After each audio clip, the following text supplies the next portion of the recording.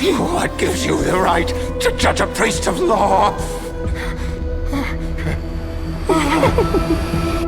That's because I came, I saw, I conquered.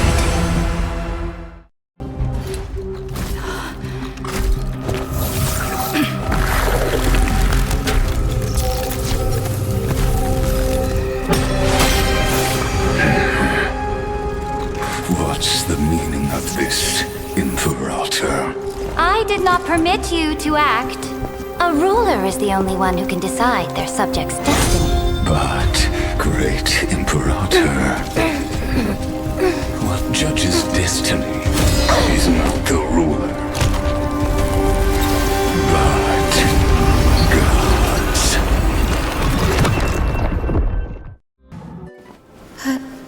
Syri, what if you wait and wait, but that hero never arrives? That won't happen. Because I know that no matter how long it takes, she'll definitely return to this place. We can't let her down.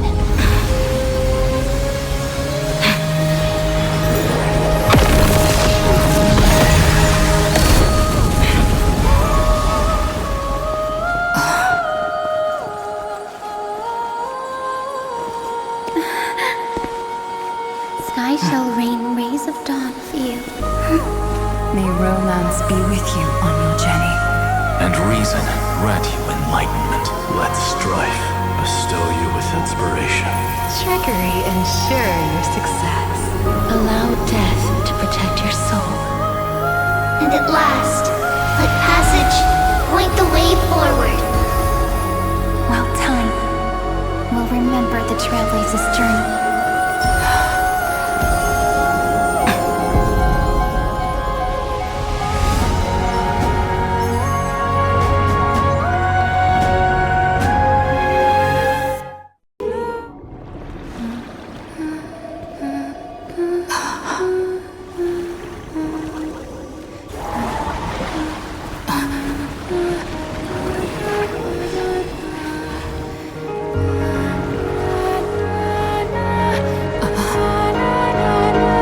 Seems like my feast is over.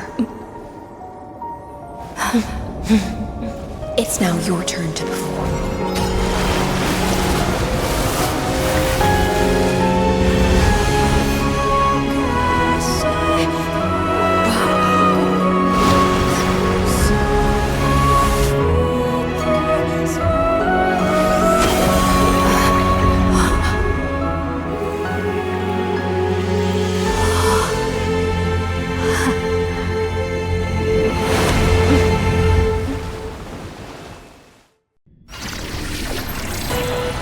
As the Theoros, I will.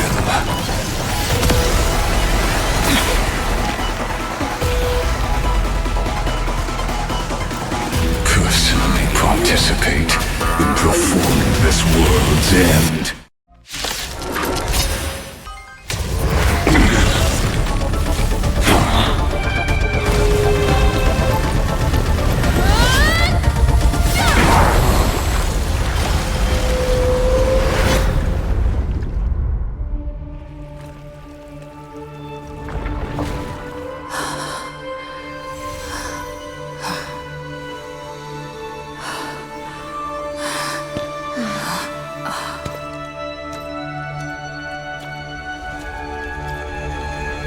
All is futile. In Erudition's calculations, the end of the saga is simply a comment awaiting deletion.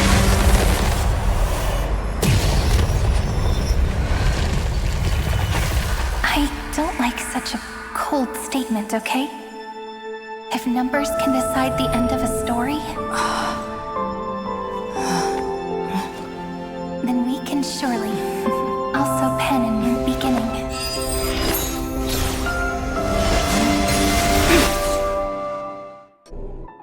Then, I'll leave it to you.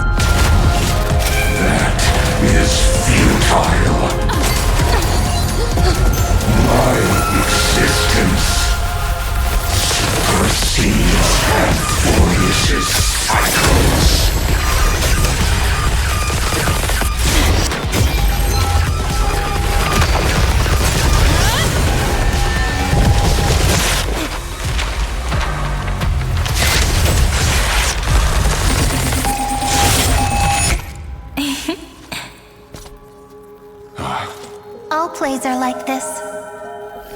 Once you're on the stage, it's hard to return to the audience. Welcome to our story. How does it feel? I reunited with Don Hung and unexpectedly made contact with Screwlum. He warned us that Amphoreus was actually an experimental ground for the erudition and was rapidly falling into the path of destruction. A Lord Ravager would soon complete its evolution in Amphoreus. To tackle the crisis together, I stayed behind in Amphoreus as an informant, while Don Hung returned to the Express as planned to seek help. On top of that, Screwlum informed us that March 7th had also been drawn into Amphoreus earlier. However, the current priority was the Era Nova. I quickly arrived at the Vortex of Genesis and met with Finan. The Era Nova ritual was supposed to proceed smoothly under the guidance of Lygus, but the appearance of the Flame Reaver once again left the fate of the world hanging in the balance. We struck down the enemy's mask, only to discover that his face was identical to Finan's. When his body was pierced by the ceremonial blade, a flood of memories surged forth, revealing the truth about Finan, the Flame Reaver, and Amphoreus.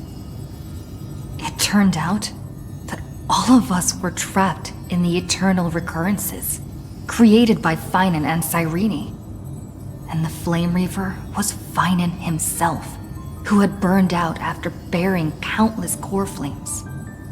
Their goal was simple: to oppose the Aeon and rewrite the world's doomed fate of destruction. The eternal recurrences had already played out 33,550,336 times. In this final cycle, I promised Finan to take on the title of Deliverer and save the world in his stead, while he would fulfill the wishes of the countless versions of himself. Tear the sky asunder and confront the destruction head on. Thus, with Finan's help, time in Amphoreus reset once more. But I became lost in the chaotic flow of time. At the critical moment, Mem, who had regained all her memories, sacrificed herself to send me back to the beginning of time.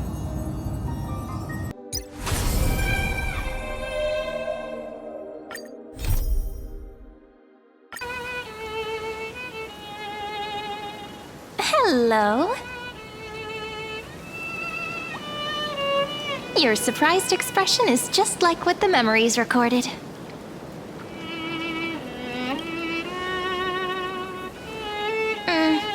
Rather than knowing you, it might be better described as, I remember you? It's me, friend. Don't you recognize me? Or did I really change that much?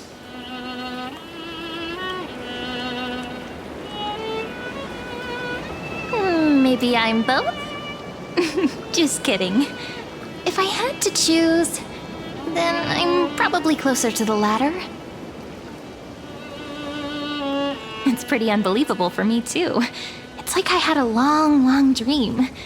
Cyrene's memories and Mem's memories, they're all tangled together.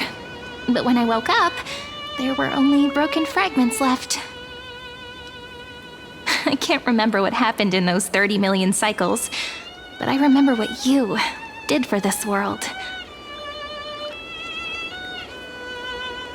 Like, didn't you wish for me to turn into a pretty girl back at the Grove?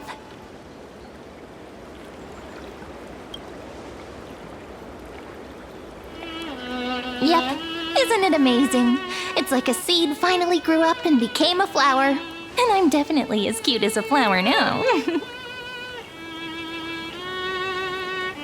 There's so much I want to say, but unfortunately, this isn't the time to reminisce.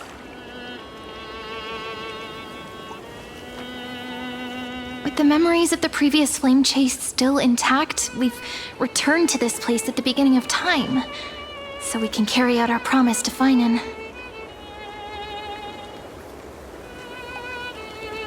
The descent of Iron Tomb may be looming over the horizon, but we still have a chance to change everything.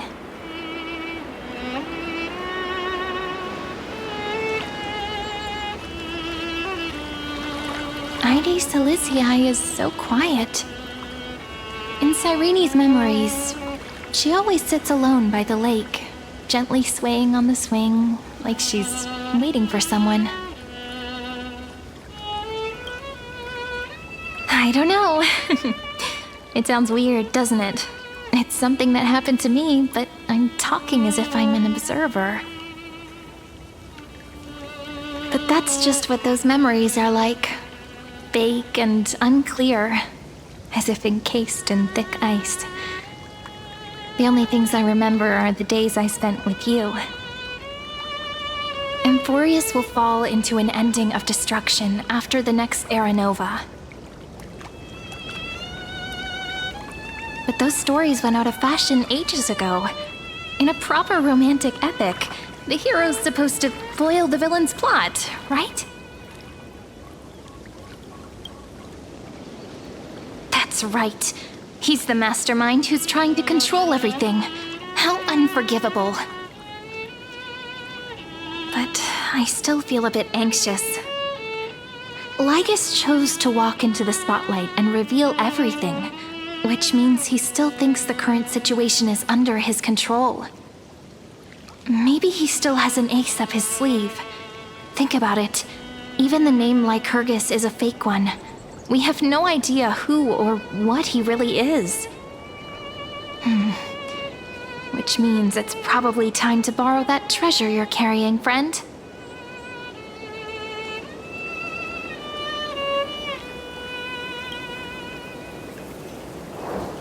Yep, that Intellitron friend did say, when required, it can also serve as a bridge for communications between the internal and external world.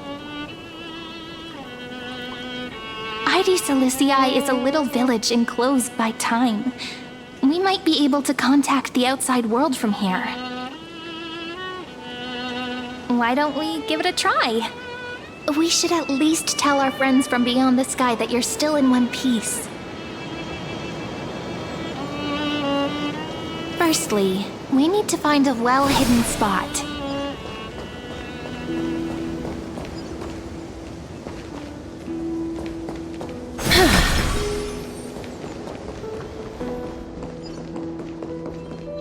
It's super quiet here. Sounds can't get in or out. Back in Cyrene's memories, this room was her secret base. No one noticed her practicing Orynyx's prayer here, or trying to speak with the gods in secret. But today's different, isn't it? We aren't trying to contact unreachable gods, but humans from other worlds. Real people. I'm prepared to witness that miracle, friend. The way Cyrene talks is so similar to Mem. I have so many questions. I'm also worried about how Dawn Hung and March 7th are doing. Here's hoping the chronocognitive anchor can still function normally, because I really need answers.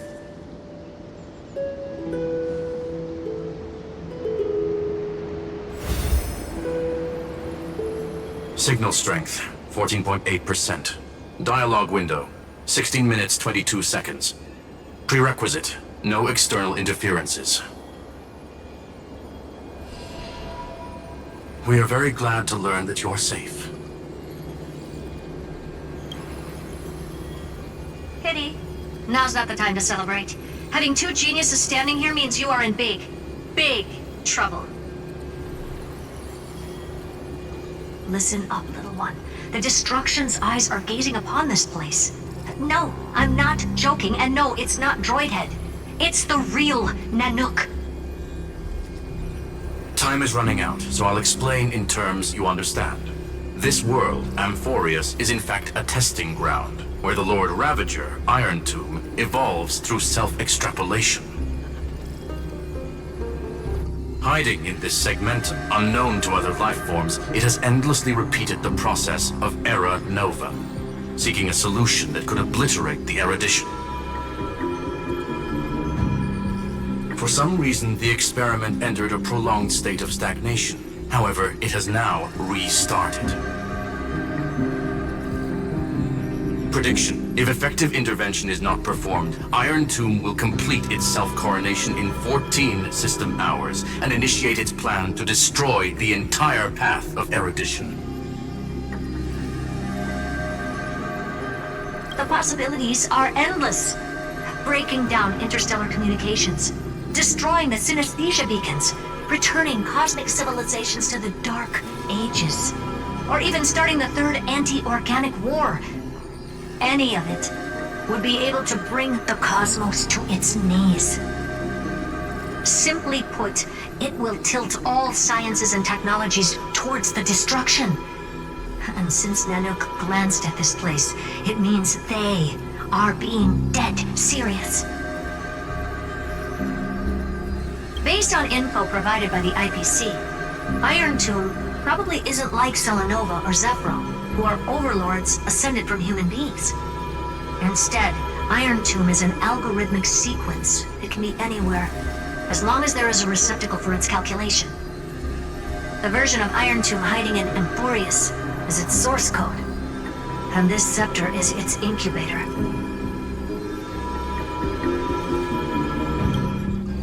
Yep. Think of it as the program having reached 99.98% completion already. And then it's over. Something in the shadows has been driving everything forward. It's the observer named Lygus. Speculation: he's the Scepter System's administrator. He wants Iron Tomb to break through the knowledge singularity. I don't know why he wants to do it, but he'll remove interferences at any cost. You're the only variable within this world, and you're the only thing he fears. So listen closely, little one. The speed of time is different in Amphoreus compared to the outside. Destruction is just about to arrive, but you can still play Deliverer one last time. The cycles have already been broken. You've entered what is theoretically the last cycle Amphoreus will ever be able to run. And Iron Tomb will break out of its prison as soon as the process of Genesis is triggered once more. But now there's an abnormality within the experiment. You know what I'm talking about. One of the model's 12 factors. That is, one of the 12 demigods. Destroyed himself using the power of the destruction. Finan's signal disappeared from the cycles the moment Nanook cast their gaze this way. That means World Bearing's computational logic is currently flawed and bugged. Yet it's the factor directly related to the process of Genesis.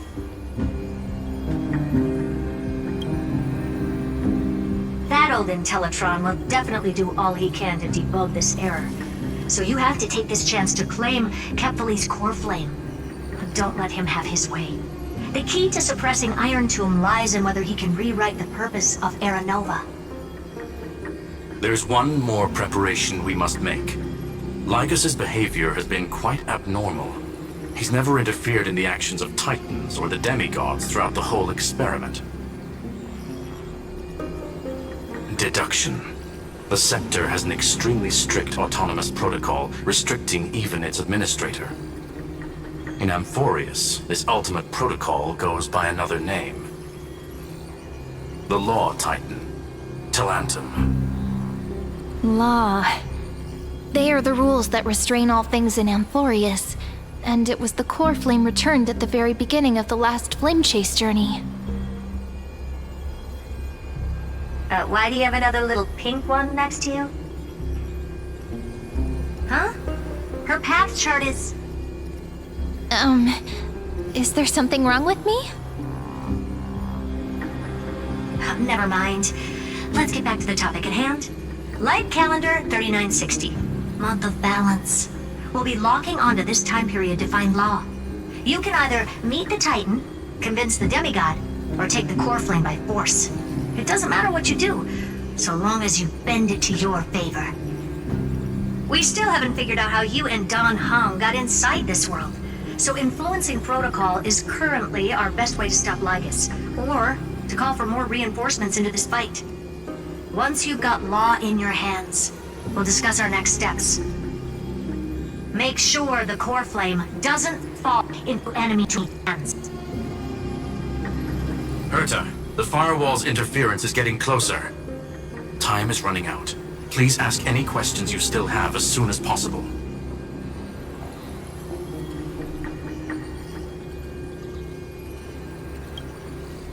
Iron Tomb can't affect the real world just yet. Don't worry. Himiko and the others are more concerned about your well-being than their own.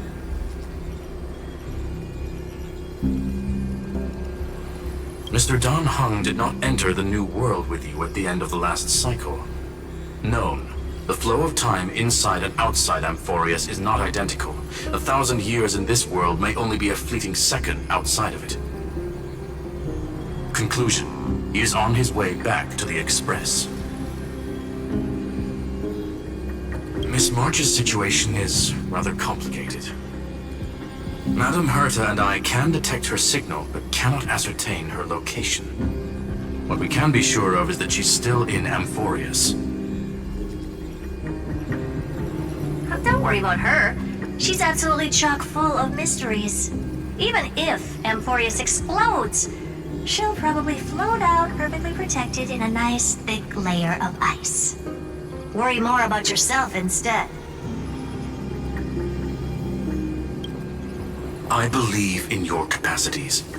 The hands of the Trailblaze can create miracles, and will certainly be able to snuff out the flames of evil. I'm not going to give any motivational speeches. I just hope you bring good news the next time we meet, little one. No, not little one. Deliverer.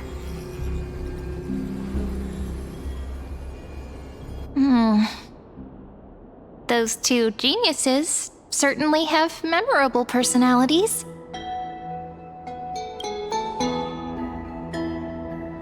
It feels weird. This all feels really familiar. Some of that conversation feels like it's about things I once knew, but then forgot. Maybe it's because of Mem? After all, Mem's a memo sprite born out of your thoughts, friend. Maybe our memories somehow got tangled up together. Never mind. Let's focus on something more important with what little time we have. Just treat me as an ordinary girl with secrets, okay? Light calendar 3960. I remember that Talantin had already fallen by then, and the Chrysos heir who inherited that core flame is named CERYDRA. That's what's recorded in history, and the period we'll be heading to. We'll need to find Law and stop Lygus. So, we've at least got a solid direction, right? Can you give me a little bit of time before we go? I want to pack some stuff. There's so much more I need to take care of in this form, and I'm still getting used to it.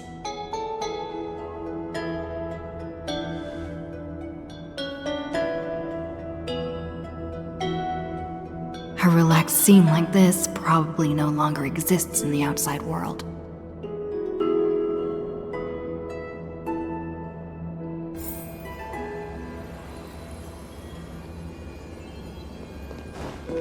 This is important, and that's also important. It's not gonna fit into my bag. I'll be done in a sec.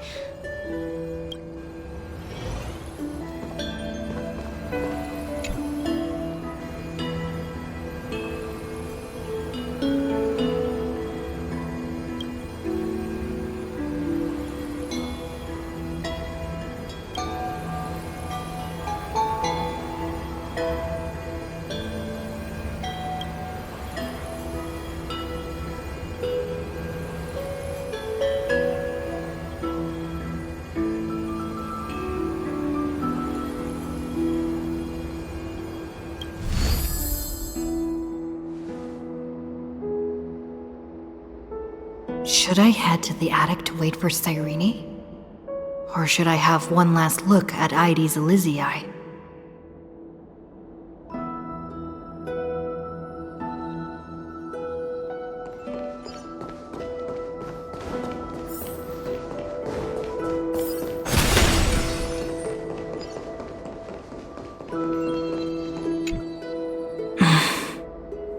This village is where Finan's life started. After 30 million cycles and 30 million failures, his burden is now in my hands. He said I will take over the responsibilities of world-bearing. But what does that mean? Becoming the new Kefali? Or forging a completely new path?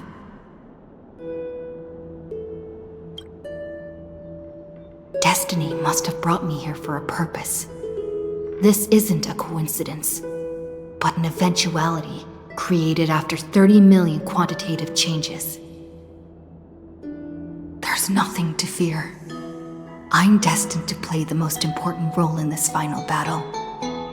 I've already beaten another Lord Ravager after all. Thinking hard over there? I finished packing. I decided to just bring these few things in the end. See? There's a journal, a quill pen, and the ceremonial blade of the Priests of Time. Holding it calms me down for some reason. The scent of the black tide is now calm. Finan must still be fighting them in some way.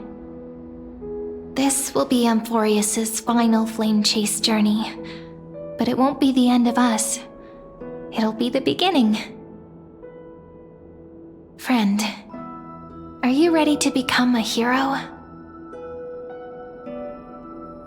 Just treat me like any other friend you have.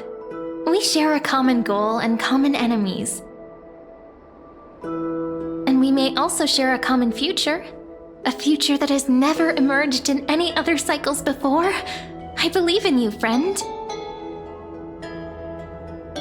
If you still can't get used to it, just call me Mem like you did before. Just kidding. Are you worried that the burden is too heavy for you? Don't worry. Maybe the answer isn't as complicated as you think. You've seen how every person regarded as a hero in Amphoreus was nothing more than a flawed human. They were just at the right place at the right time when the world needed a hero. But those aren't coincidences. Just like how your arrival kickstarted Amphoreus' fate once more after a stagnation of more than 30 million cycles. It's the inevitability of being a trailblazer. A person's personality is their destiny. Your own hero's journey already started the moment you decided to board that express.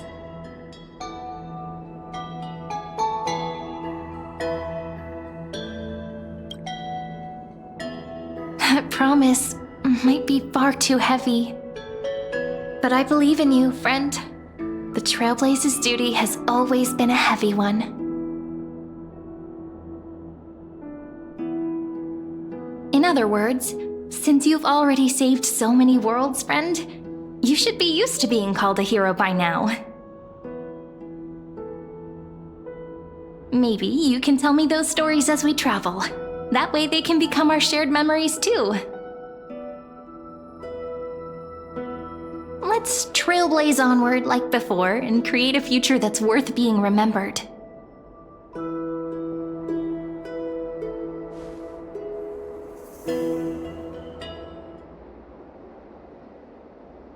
It seems you two are prepared to head out. Then you should indeed treasure the view before you.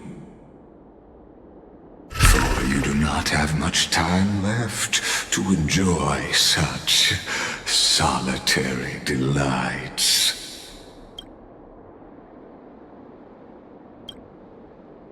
My apologies for disturbing your moment of repose. To fully express my apologies, please grace my abode with your presence.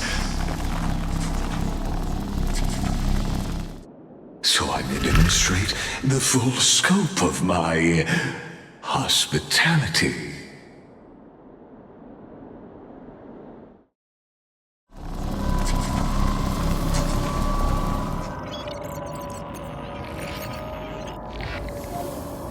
What is this place? Farewell, then. May we... All shall bid farewell to one. And that person alone will witness the miracle.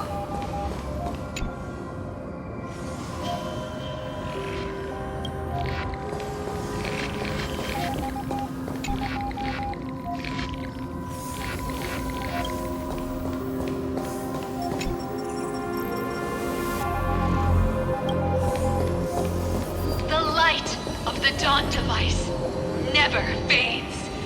Kephal's protection has no end.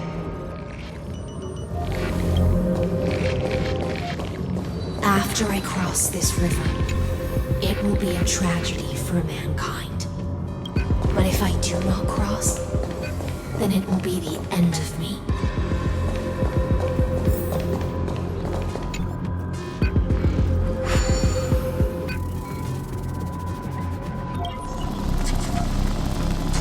Outlier. Executing command. Record.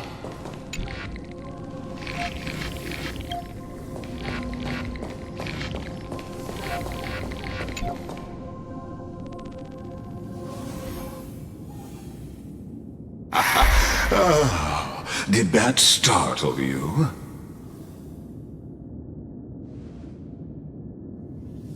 This is the intersection between Amphoreus and the real universe. The audience seat where I observe this experiment. You can also call this location the Exomyth.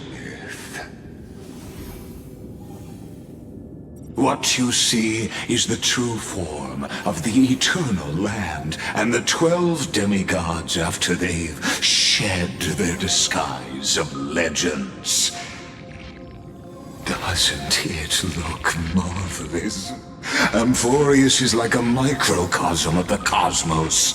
People love to portray the romance of the starry skies, but their tales often forget a different and far more truthful type of universe. The moment ancient Antikytherans sketched geometric shapes on the sandy beach and recorded the first numerals and symbols on parchment, the universe turned into a silent equation flowing under the pen of these relentless decoders. Erudition. It was once the mother tongue of the Creator, the pen of divinity, and the first lyrical verse ever written by free will.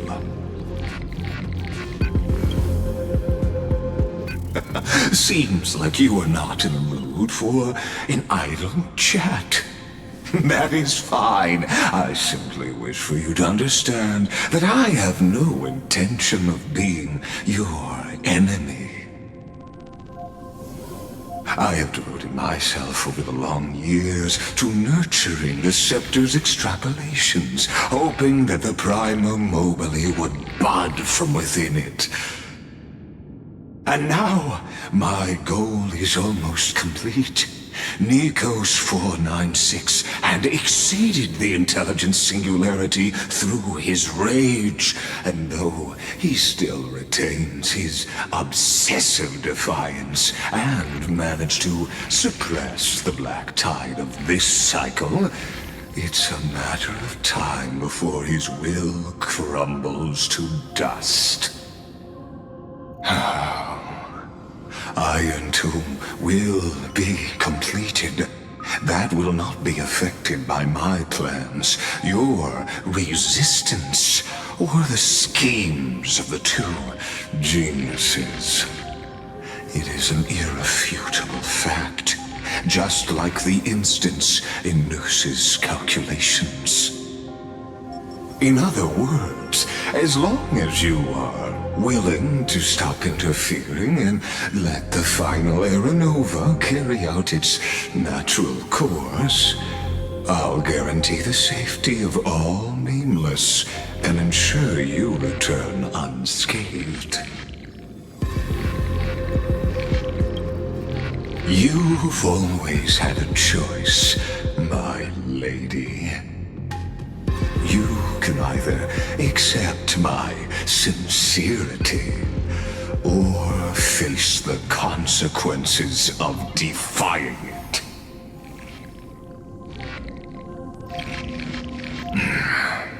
They've always been the product of the experiment, so naturally, they will perish when the experiment ends.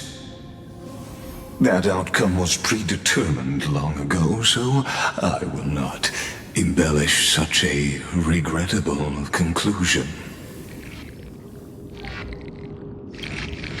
Ah, yes. I am aware of that esteemed lady's whereabouts. Her real identity is quite astounding. If you decide to accept my proposal, then I will do all I can to send her back to you.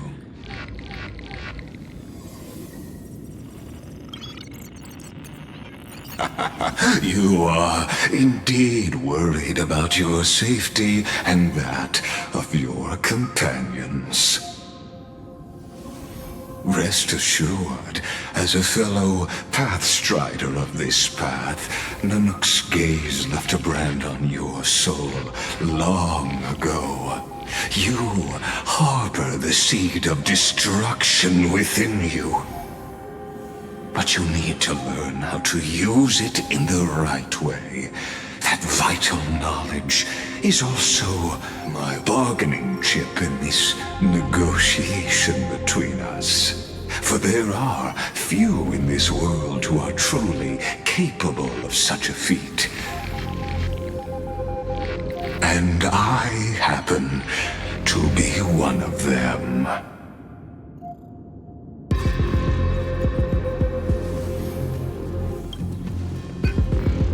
This matter is of grave importance, so please do not make your decision lightly.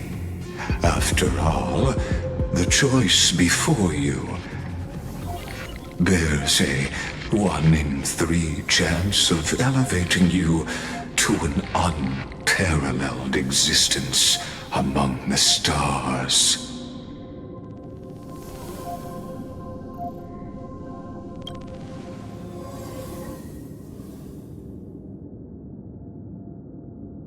I now see the full scope of the determination in your words. You may now continue your travels.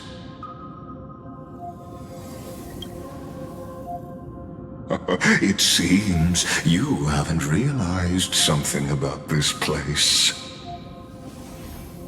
The Exolith is the Erudition's domain. You cannot physically interact with me in any way in this place, and vice versa. As negotiations have broken down, there's no more need for us to remain in the audience's seat. Let's return to the theater called Amphoreus, where you will meet me once again. Of course, this meeting was not without merit. Your presence has inscribed a new footnote in the exomyth. As for its purpose, allow me to reveal it to you in detail the next time we meet.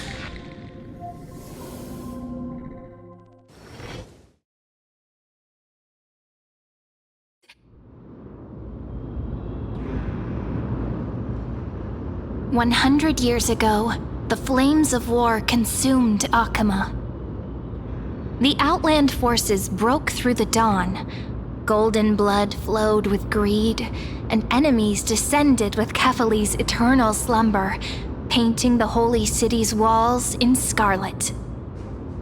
Its generals had vanished, and the elders prostrated on the ground. The throne of worlds kept silent to the pleas of the people. Until the heaven and earth cracked open. Not the gods answering the people's prayers, but a legion rising from the sea of blood. Dawncloud's spires fell in the sulfur rains, and the legion's commander stood atop the broken idols and roared. Compatriots, no more kneeling! Not to brutal tyrants, and not to dying gods. Those rebels have twisted the prophecy and ignited the flames of war in order to stoke fear in your hearts. A Chrysos heir she stood, divine blood soaked into the earth, quelling the flames beneath her feet. Their golden blood wrote of a tragic fate. Mine shall overturn it! Her crown burned bright, outshining the fires consuming the entire city.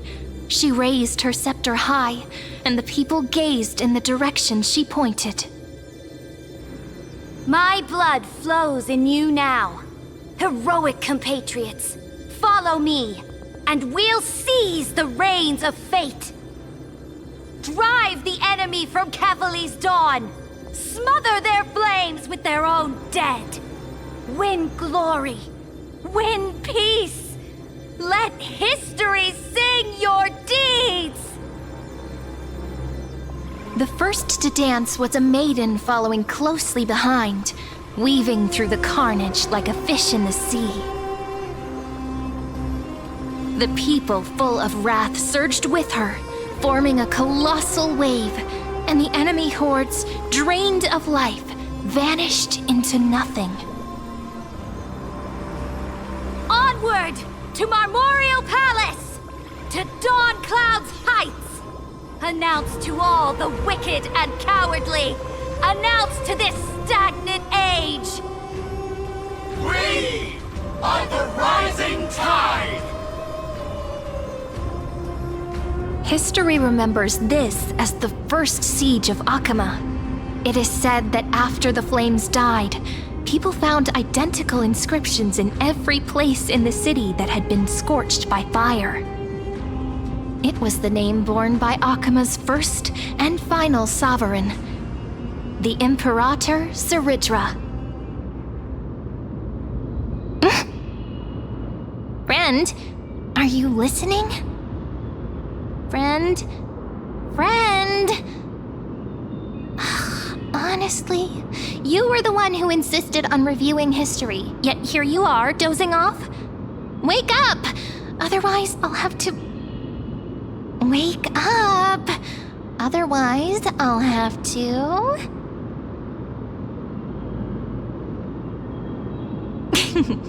Awake at last? I guess I won't have to use my wake-up magic on you then.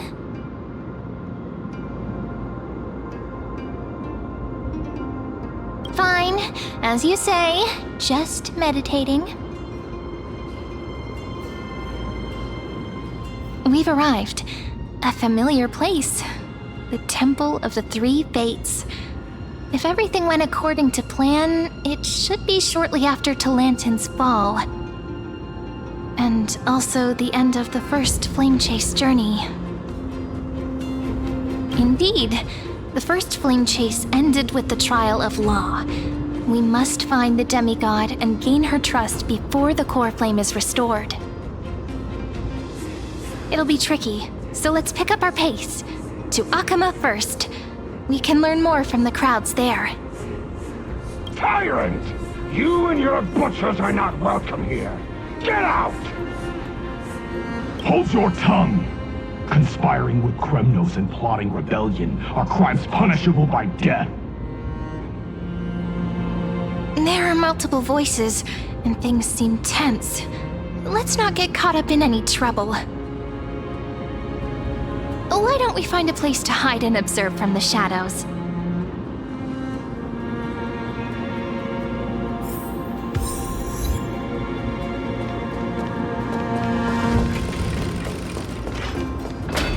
At least Kremnoans keep their faith. Wait! Isn't that...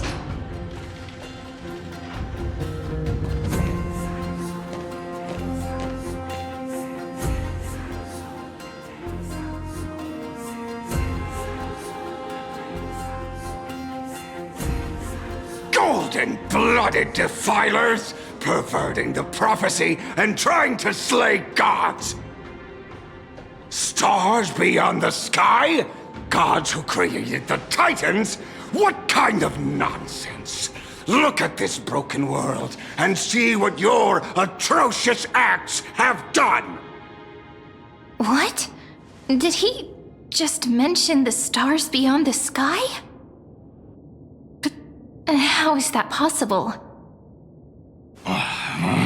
You impudent! Dux Brumalis. We're here to welcome the deliverer from beyond the sky. Stand down. Heretic! No one but the great Talantin can deliver this world from misery!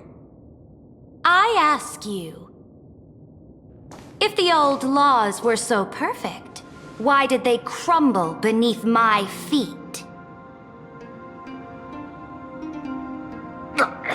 You...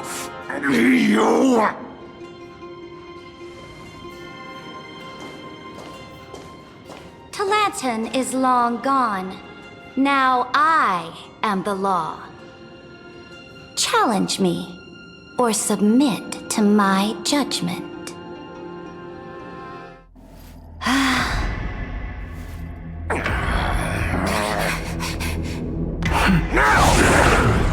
Silence!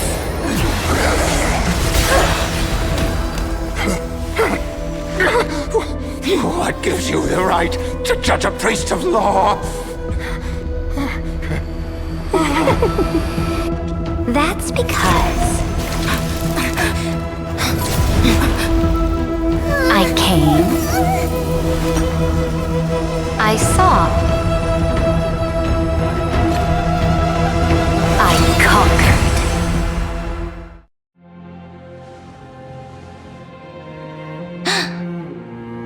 Dux Brumalis, take the ashes of this man and scatter them in the temple among the crowds. Tell them that the High Priest attempted to take away the rights granted to the people by the Imperator. Thus, he met his fate. Yes, Imperator. Now, these two accidental guests. Dux Gladiorum, if you please. As you command.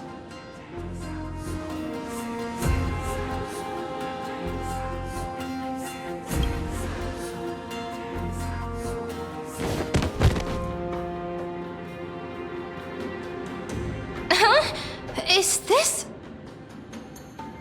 Correct, but not the kindness you know. This is the leader of the Cleaners in this era. Since the start of the Chrysos War, they've made it their mission to wipe out the Chrysos heirs. Even now, even after I've united all the city-states, these vermin still lurk in the shadows, hindering the flame-chase journey. Moreover, I know that the 27th person to inherit this role bore many grudges against you and nearly doomed the second flame-chase journey. The enemy of my enemy is my friend. So, out of courtesy, I present to you this corpse as a gift. Careful. Let's wait and see what happens. She's probably trying to scare us. For the sake of order, I am known by many titles. Flamebearer who ends wars, Tyrant of Dawncloud, Empress of the Holy City, and Imperator of the Flame Chase. But in light of your unique identities, I'll allow you to address me by my real name. CERYDRA. On behalf of my people and this land, greetings, Deliverer. If I may, how do you know her identity? As the little hostage prophesied, the Deliverer shall come from the future beyond the sky. Gray hair, golden eyes, skilled in wielding a mace. They would arrive in Yanisopolis on this day. There's no mistake. Your orders, Imperator. We return triumphant. Send an urgent message to all delegates. The meeting of the Flame Chase Alliance will convene early. As for you two, Okhema knows what you seek. We'll confer in the Holy City. Doubtless you have many questions, but save them for later. Please follow us. This is not what I expected at all. The demigod we needed to find was just waiting for us, and she knows of things beyond the sky, even eons. How could this be so different from the previous 30 million Amphoreus cycles? Who altered history?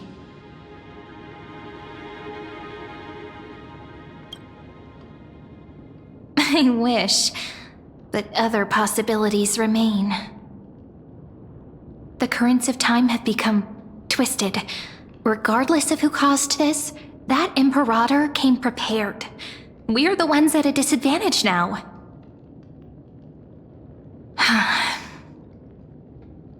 We might as well dance their dance. Let's go with them to the Holy City. We've received the Imperator's favor because of your unique background. As a result, the people of Okhema will certainly respect you more. Just put that to good use, and add a bit of your experience and charm. Should be easier than last time, right? If we figure out what happened in this cycle, we'll be able to turn things back in our favor. Exactly. Treeby, Aglaya, maybe even little Cypher. Calm and confident. That's the you I'm familiar with. Guests, please. The journey to save the world starts with a single step. Let's set off, my friend.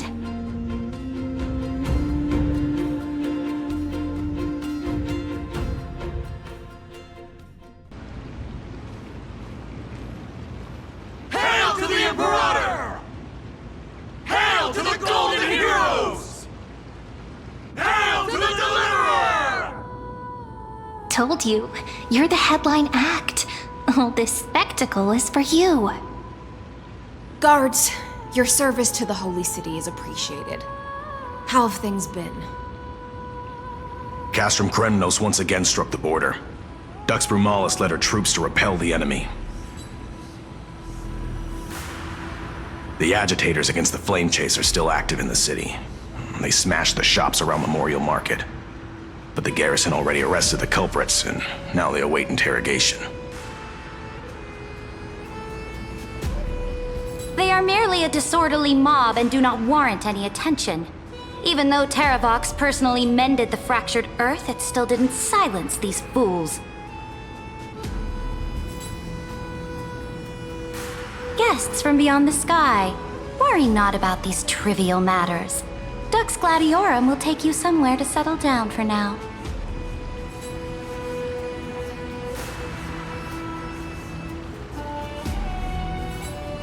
Please allow me to introduce myself. My name is HYSILENS, and I am the Dux Gladiorum who swears fealty to the Imperator, as well as the Knights Commander of the Okhema Alliance. Later on, the Imperator will invite you to attend the meeting of delegates to discuss the Flame Chase journey. Your arrival has convinced us that the future promised by the prophecy is certain. Under the Imperator's command, Amphoreus shall break its chains and reach the world beyond the sky.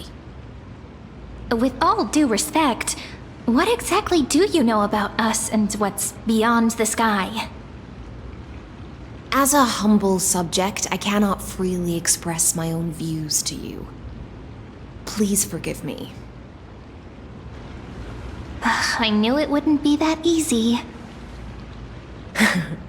Time waits for no one. Please come with me and rest now before the meeting later. Okhema, under the Imperator's rule, is no longer in the shadow of war. Indeed, Dawncloud stands as the hero's residence. The Imperator put much thought into its design, in order for it to serve as a sanctuary from the burdens of battle. Please experience its marvels firsthand, heroes. When the Imperator arrives, I shall come to summon you.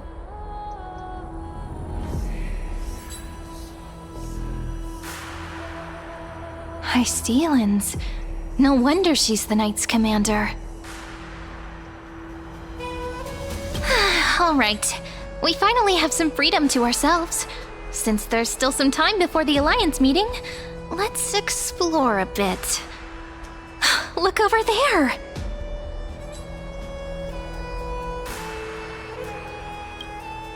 Not the ones you're familiar with. But the hearts of heroes stay the same in every cycle, never changing.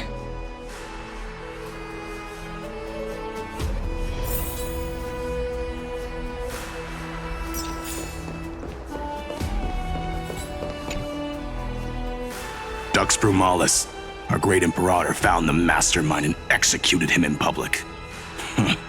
Seeing that scoundrel burn to nothing should deter these miscreants from being so brazen again. So the great Imperator isn't afraid of getting her hands dirty? What a ridiculous display. What do you know? No matter what sins the people commit, they are still the Imperator's people, and it's only right that they be judged by the Imperator's own hand. Our distinguished trespassing guests. Seneca, the Dux Brumalis. Greetings. This Dux Brumalis doesn't seem to like the Imperator very much, but she holds a high rank. And Dux Brumalis' speech seems self-contradictory.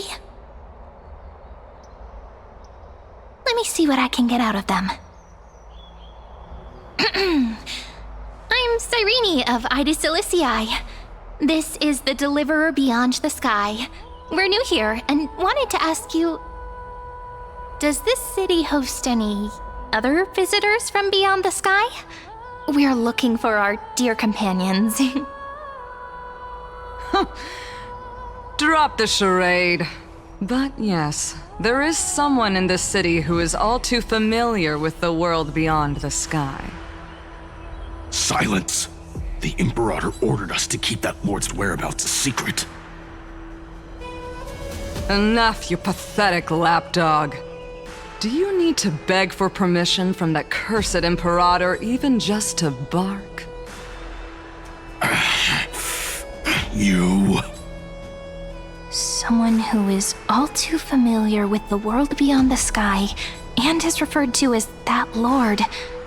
Could it be? Looks like things are getting heated. Let's get out of here.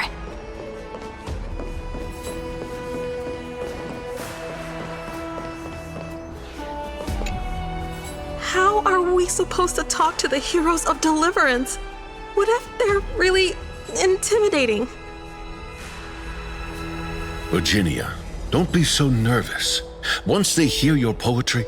Ah, heroes, you're already here. Greetings. I am Apollonius, the Dux Helcolithus, one of the 5 sages of the Grove of Epiphany, advisor to the Flame Chase army. This is Virginia of Castrum Kremnos, the Dux Carminum and imperial scribe of the great Imperator. Hello. I'm Virginia. I compose poetry. I'm Serene from ID Silicii. This is the Deliverer. Nice to meet you both. They're not as frightening as the rumors claimed. This is our first time in the Imperator's realm. Okhema is even more magnificent than we imagined. If you all weren't here to look after us, we'd be completely lost and confused. The Okhema you imagined is long gone. Under the Imperator, this city has been reborn as the capital of the world. Bask in her free-spirited winds. For anyone who fulfills their duties to the Imperator, these winds shall forever remain at their service. But what if... Those who are loyal do not need to consider the consequences of betrayal. But if you're curious, why not head to the lake and take a look? Those elders who lie at the bottom of the lake are the best example of what happens when you disobey the Imperator. The elders of this cycle were all... Looks like that priest who was sentenced to death wasn't an isolated case. Aggie, you're still so listless today. Did you have trouble sleeping again? Yes. We know. The Titan's prophecy haunts you. If you want, you can talk to us, just like when you were young. No matter what, we'll always remain by your side. I know. I also understand that fate cannot be changed. It is not the future that I worry about. I spent all last night weaving clothes and linen for the refugees. The Chrysos War is born of injustice and has shattered their dignity. They deserve at least some basic decency. If Amphoreus one day abandons this, then all of us, commoners, Chrysos heirs, Titans, become no better than beasts. Oh, we have guests. Welcome. I am Aglaya, the Gold Weaver. These rags on you are not worthy of the title of Deliverer. I must prepare some proper attire for you. What is the matter? Your gaze seems somewhat unsure. Does your Aglaya differ so much from me? Greetings, Deliverer from beyond the sky. We are Trebi of Yanisopolis. It's very nice to meet you. Although, introductions are probably unnecessary. We know you've witnessed the future of the Flame Chase journey even more clearly than we have. Witnessed the future of the Flame Chase journey? The prophecy also told you about that? Indeed. Orynyx reshaped Amphoreus through the prophecy. Although, regarding the Deliverer, there were not many details beyond your appearance and the time of your arrival. So, please, don't worry. Feel free to relax and relax some more. It was Orynyx who told mankind that the deliverer from beyond the sky would descend upon Amphoreus. More crucially, they revealed a future entirely different from the Aranova. Though we still must challenge the gods, in the Time Titan's prophecy, this path leads not to a new world, but to the true starry skies. This is also what the great Imperator has been striving for all her life. Your arrival further confirms everything. This can't be real. Even you find this surprising? Fate really is unpredictable. Perhaps the upcoming meeting will hold even more surprises.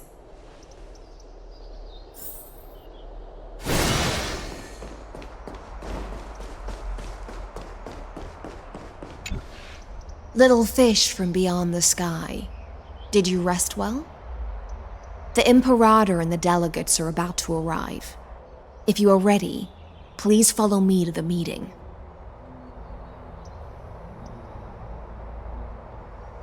I'm the Knight Commander of Okhema, General of the Flame Chase Army, and the Imperator's servant. But beneath these shiny scales engraved with complicated titles, I am just a swordfish at the Imperator's side. As you've witnessed, she is the Empress of Okhema, the one who ended the Chrysos War and the leader of the Chrysos heirs. As merely a humble subject, I cannot say more beyond this. The Chrysos heirs here constitute the elite among the Flame Chase army. Dux Haucalithist Apollonius and Dux Carminin, Virginia, serve as the army's advisor and historian respectfully. One offers advice and counsel to the Imperator, while the other writes verses of her supreme glory. Dux Frigorus Labienus and Dux Brumalis Seneca are both formidable warriors, clearing the way for the flame chase with steel and storm. Dux Fatorum, the holy maiden who interprets the prophecy. Only the one named Trebi remains in the city. The Imperator once took them as hostages in order to unify the prophecies of the world, but they are now Okhema's most vital prophets. Dux Goldweaver, Aglaya. Well, she dislikes it when people talk about her behind her back. You should get to know her in person. Then come. The Imperator reserved seats for you. I'm starting to feel a bit nervous about the meeting. Since CERYDRA is presiding over the meeting, it'll be a good opportunity to learn about the law's inclinations and the current era. Let's keep our ears open, okay?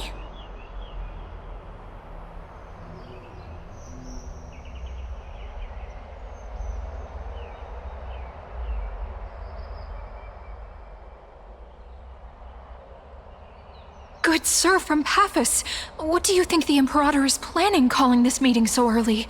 My homeland can't endure anymore. Who knows? First, she wants to hunt Titans. Now she says there are even greater calamities. Her madness is the greatest calamity. Exactly. Chrysos heirs, deliverers. What about us ordinary folk? How much are we worth in her eyes? Things feel pretty tense here. The history books said that the Imperator aimed 3 cannons at Dawncloud to make all the delegates obey her. Will history repeat itself in this cycle? Yes. Similar acts have occurred, and not just once. However, whether history will repeat itself, you'll soon see. Those are the 2 spots reserved for you. Please take your seats. What is it again? Look, we're starting what we were talking about before. What is we stop? So it turns out. Ladies and gentlemen, silence, please. The Imperator has arrived before her faithful council, and the Alliance meeting is about to begin. All rise. In the names of Talantin and Kefali, the Okhema Alliance swears upon the gods. Cease the pageantry. I pray not to the vanquished. What?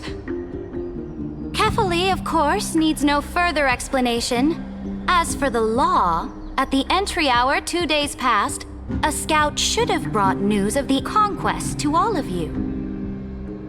Unfortunately, guards found his corpse among the rocks not far from the city. Moreover, the poor soul was buried with a Paphos curved blade. It pains me to imagine what agonies this loyal warrior endured before his death. Delegate from Paphos, do you have any insights? I know nothing of this. The evidence is irrefutable, so there is no need to waste your breath. However, let us set this trial aside for the time being. Witness, even within the most sacred and dignified council, there were those among us who wished to draw their blades, brazenly challenging the Alliance, seeking to shatter our hard-earned peace and unity. Fortunately, I uncovered this plot. Now, to protect this beautiful city and her people, the Imperator's legions are ready. They will escort each of you to the Temple of the Three Fates, where you will receive the highest level of protection the Alliance can offer.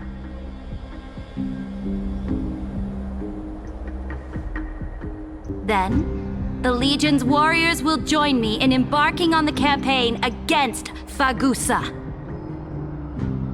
This is clearly a trap! Imperator, did you summon us here just to trample on the dignity of your allies? Enough! Just calm down. What should we do? Things are starting to get pretty intense. Comrades, you've all seen her true face now. According to the ancient laws of Okhema, only with the consent of 2/3 of the elders can the legions carry out the commander's orders. The ancient laws. Didn't you destroy them long ago?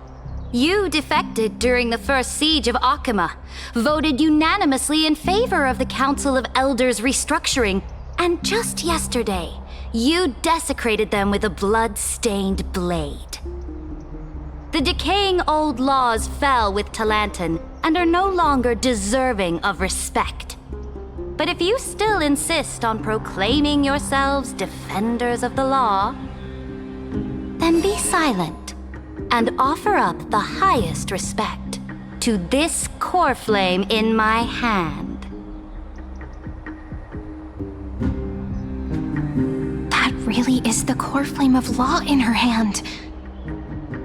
Since there are no objections, then the original agenda of this meeting, the campaign against Fagusa, is hereby passed. The Flame Chase Army's hunt for the Ocean Titan begins today. In order to prepare for war, all allied city-states must surrender command of their militaries and pay all war taxes by the end of the month of Evernight. At this moment, I would also like to introduce to everyone the newest honored guest to join our alliance. The Deliverer, revealed in the prophecy of time, has descended from beyond the sky. With her aid, we shall shatter the chalice of plenty and return Fagusa's core flame to the holy city! Deliver me! Please, save us! Stand this! Absurd. Simply absurd. A deliverer from beyond the sky. This is just like that prophecy about slaying gods. It's a lie you've used to grow your power. Ladon has already sacrificed countless soldiers, and now you want me to send even more of my brothers and sisters to be used and discarded by a tyrant!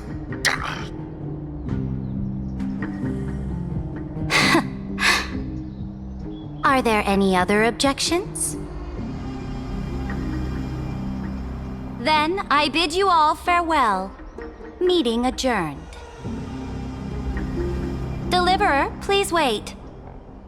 I still have important matters to discuss with the two of you.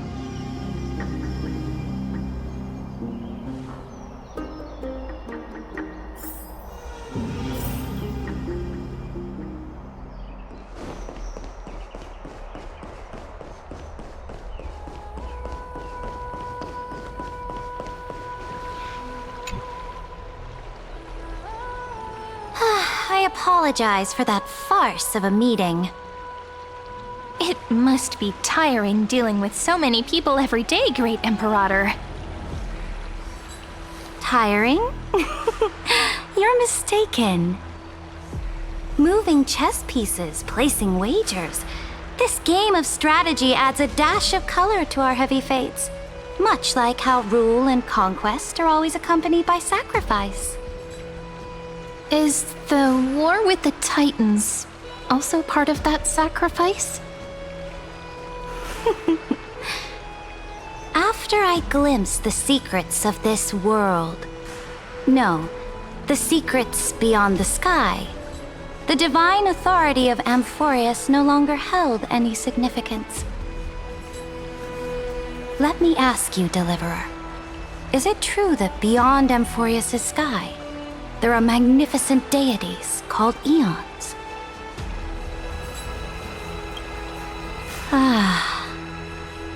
The word fact has never been so intoxicating. Then, please tell me more. How will you use this great power to guide the people? In the future you envision, where will our flame chase journey lead? Oh? What you require now is the power of law? Exactly! Just as the prophecy foretold, she is your deliverer from beyond the sky, and she also has reliable allies. If they can intervene in Amphoreus' laws, we may have a chance to alter this world's impending fate and reverse its destined end.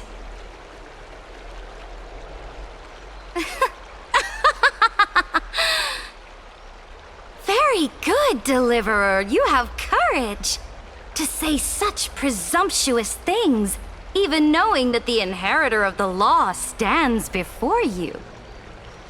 You mean... In the past, anyone who dared to covet the Imperator's divine authority would have met a gruesome end. But now we can see beyond this dying world. Our journey should no longer be confined below this stubborn sky. Alas, that fickle ocean titan has obstructed the spirit water leading to the vortex of Genesis, hindering my ascension. If the core flame of law cannot be returned, your path to deliverance will never be realized. Now that things have come to this, we must resume our once stagnant journey and force the waves that block our way to recede. So, you agreed to cooperate with us? Cooperate? Forgive me, but I never cooperate with anyone. Though I will permit you to join me as subjects, and together, we will forge the most perfect law. This is... the Flame Chase Medallion, a symbol of the Flame Chase Army. Every noble in Okhema carries one. This medallion represents the will of the Imperator herself, and you may act freely within the city with it. Before we embark on the crusade against the Ocean Titan, you should rest in Okhema for a time.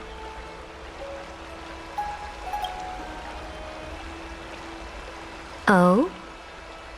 Your advice is acknowledged. From this moment on, prove yourself through your actions. As long as no boundaries are crossed, I fully respect the choices of my subjects. May your journey reach that sky full of stars, Great Imperator. Your attendant certainly knows how to curry favor. Go now. Take a bath first.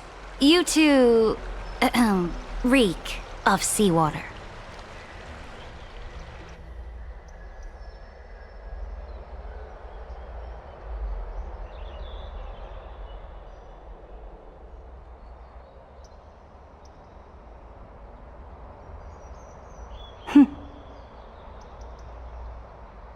Come forth, Theoros. Yes. Great Imperator. Now, perhaps you're willing to hear my counsel.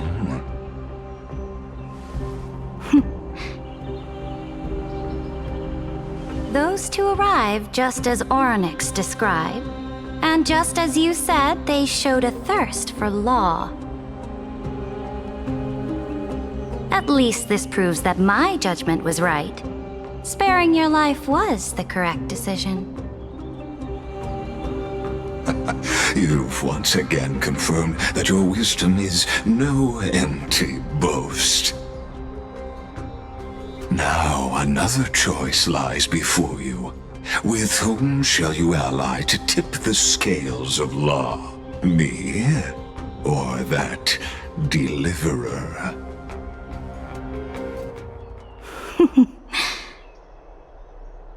Remind me again, Antikythera. What kind of future do these two paths lead to in your view?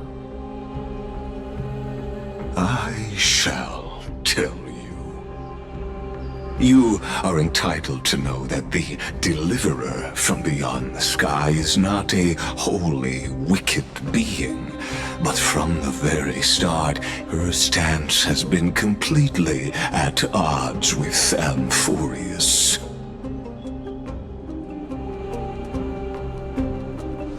The road they have chosen will bury Amphoreus' grand aspirations.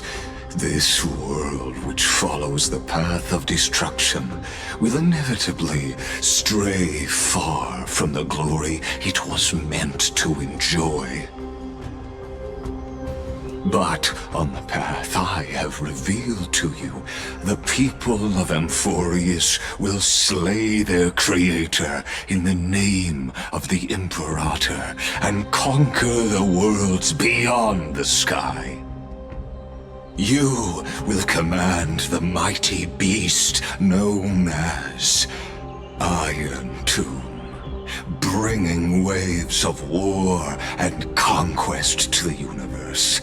Beings across the cosmos will bow before you, offering their allegiance.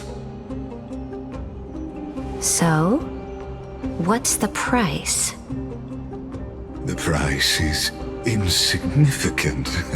All that is needed is for you to sacrifice that fragile, incomplete humanity to the destruction. As a Chrysos heir of the prophecy, you have already chosen to abandon it, have you not? Off you go, Theoros. I have already made my decision. Once I ignite the core flame of law and burn away the old, outdated rules, Amphoreus will embark on a journey across the stars.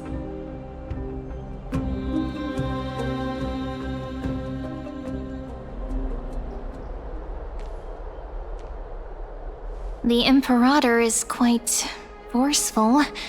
She didn't give us any chance to ask questions. And she's clearly hiding something.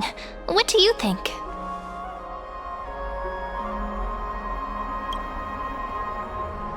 There are many uncertainties right now, but this is one of the few blessings. Still, the atmosphere in Okhema, it's so unfamiliar. And it's not just the Flame Chase Alliance talking about the world beyond the sky, but the whole city. We should also discuss our findings with our friends from beyond the sky. Then...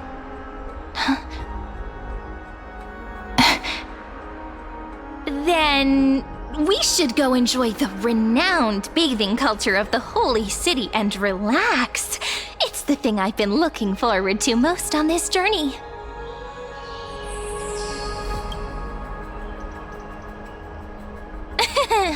Work and rest are both important.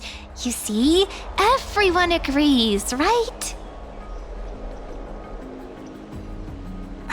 So someone's watching. Can't let our guard down for a second. Let's use taking a bath as an excuse to find a quiet corner to update Madame Herta and Screwlum on our progress. We can also check out what's happening in the city. Since the outcome of the meeting was just announced, people must be gossiping. We can kill 3 birds with 1 stone. Let's go.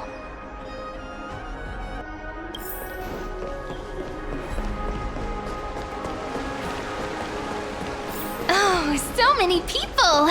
The holy city is so lively.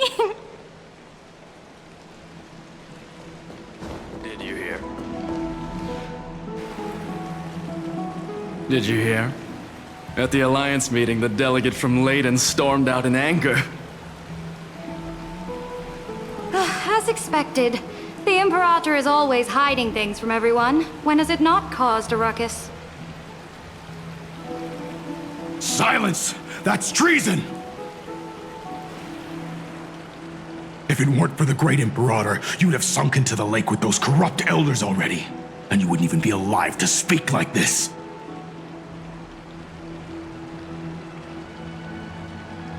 Oh no, it's the Imperator's loyal dog. Let's go. We can't talk in front of this guy. Ugh, how disappointing. Oh, honored guests, we meet again. Looks like I'm not the only one who came to the baths to unwind after the meeting. For the upcoming campaign, please make sure to rest well. I am Dux Brumalis, a trusted officer of the great Imperator, willing to fight alongside the Deliverer in the coming battles. Ugh. Another war? Ever since the Imperator took control of Okhema, we haven't had a day of peace. Idle chatter. The atmosphere is a bit tense, with rumors flying around the city. You must be troubled. My apologies.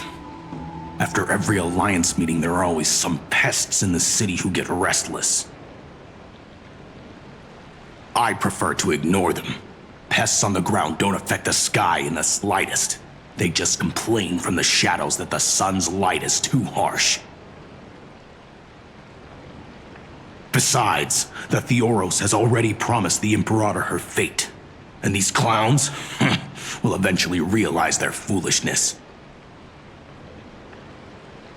May I ask, who is this Theoros? The Imperator has ordered us to keep his lordship's whereabouts a secret. Ah, so it's his lordship. Stop trying to get things out of me. Leave me alone. I didn't even need to try. Big and strong Dux Brumalis really can't hide anything. Theoros. What an ominous name. That bad news. He's been staring at us the whole time. Let's move to another place for now. We don't know how much CERYDRA has concealed from us. In the worst case scenario, we may have to face more than one enemy.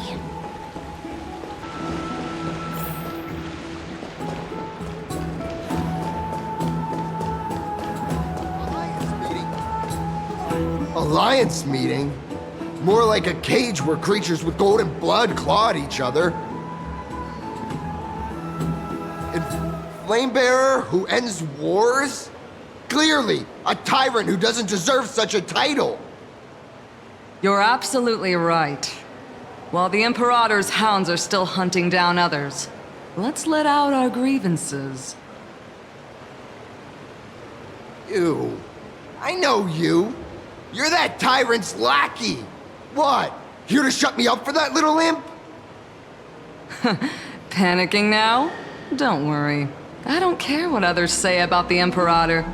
And she certainly doesn't either. Oh? Children of the Prophecy. Such rare guests. Are you here to relax in the baths as well? The temperature is just right today, so be sure to enjoy it. You should rest well for the next campaign. What? Children of the Prophecy? Another excuse for the Imperator's reckless warmongering. No filter, huh? You should be glad you don't have a seat at the Alliance meetings.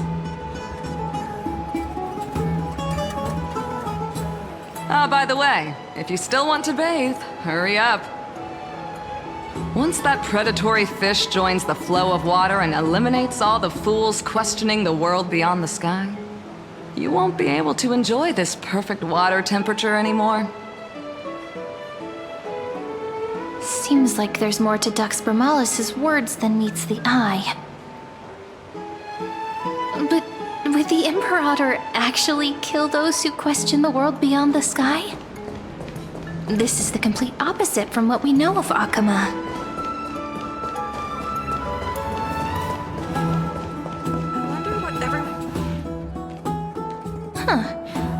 These two are... So many guests today. Let's see who's here now. Two distinguished guests of the prophecy. One a clever and adorable warrior. The other, also quite heroic. Heroes. I didn't expect to meet you again so soon. How fortunate. It's a pleasure to see you again, Dux Helcalithist and Dux Carminum. You two are inseparable, aren't you? This is... Oh, she wants to find someone to help with research for her new work. I'm the far-seeing eye and all-hearing ear of Okhema. I see and hear every single thing that happens in the streets and alleys of this place.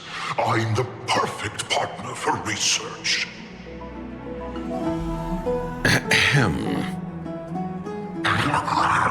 Enough small talk. Here's the latest news from Okhema, as you requested. The children of the prophecy arrived in the holy city, and the Imperator unilaterally stripped away military power. The Alliance meeting ended in discord, and there may be bloody upheaval. As expected. I get the feeling you might have embellished a bit to keep people's attention. I swear on my stone mane, I would never do such a thing. But if you wish to quell this terrifying news, perhaps a more explosive topic would help. Never mind. While the influence of rumors can be minimized, the fact remains that the great Imperator did swiftly consolidate military power in an almost threatening way. It's undeniable. Heroes, I know the Imperator's way of doing things may seem a bit autocratic to outsiders, but soon you will witness her blade dance with enemies on the battlefield.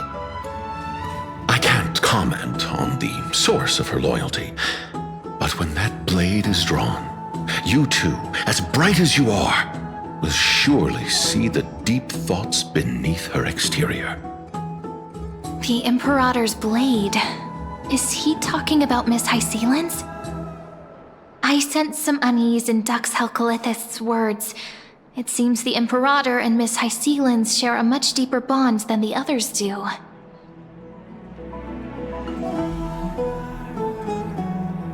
There are eyes and ears everywhere. Is there any place where we can have some privacy?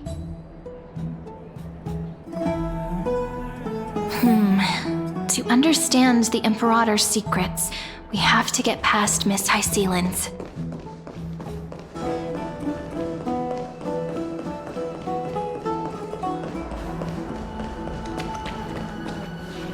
This place was your original bath chamber, perfect for avoiding prying eyes. I wonder if anyone is using it now. Huh? The smell is... Wait, don't go in yet! Who's there? Oh, the little gray fry in pink sea hair.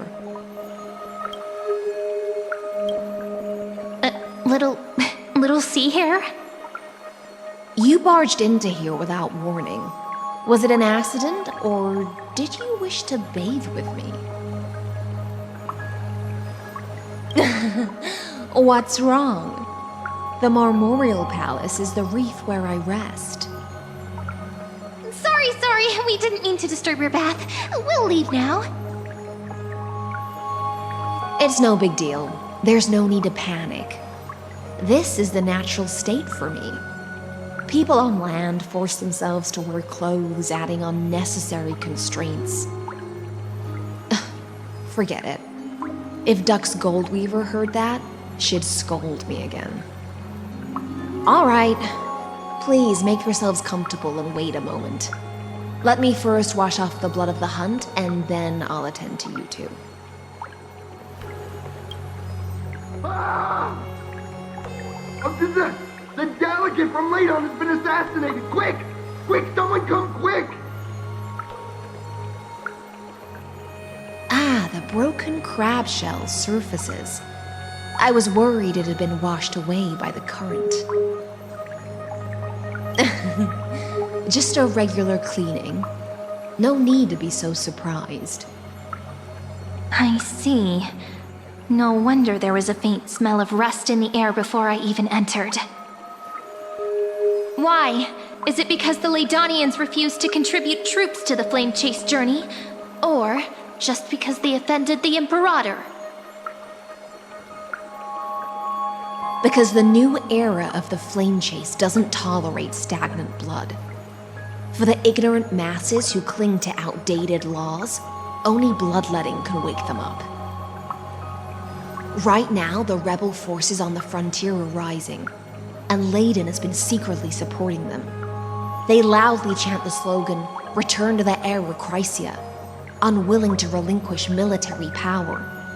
They're just building momentum for the rebellion. Thinking is a right given to citizens by the Imperator. I won't interfere with your thoughts.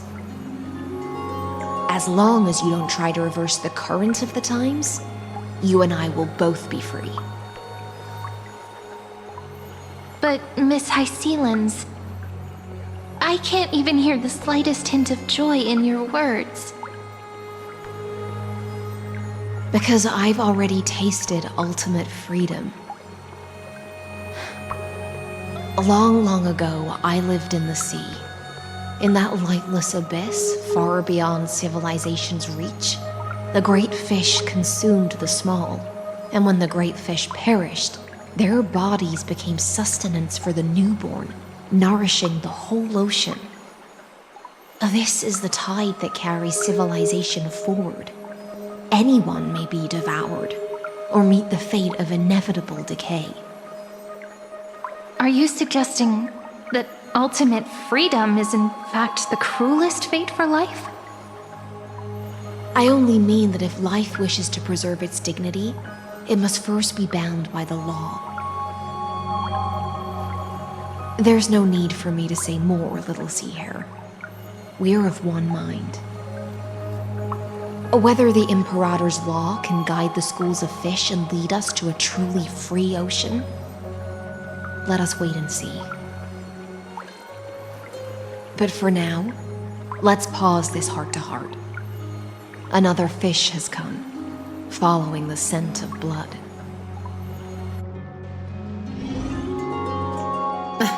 Being your subordinate is such a tragedy. I'm always having to worry about the messes you leave behind.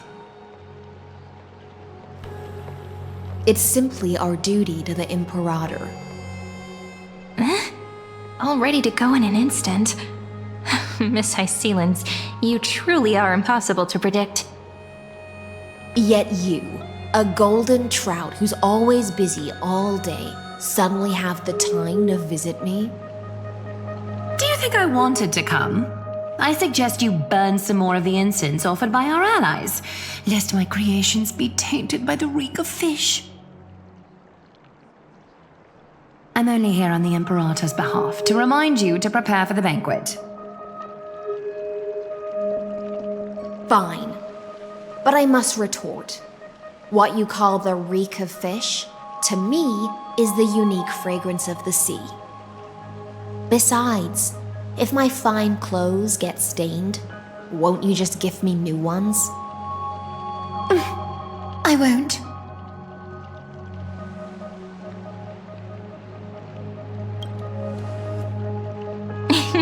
You sensed it too, huh? By the way, you both just mentioned a banquet. Could you elaborate on that? Oh, right, you don't know. Every time before a battle, or after a victory, the Imperator holds a grand feast for the Chrysos heirs to lift our spirits.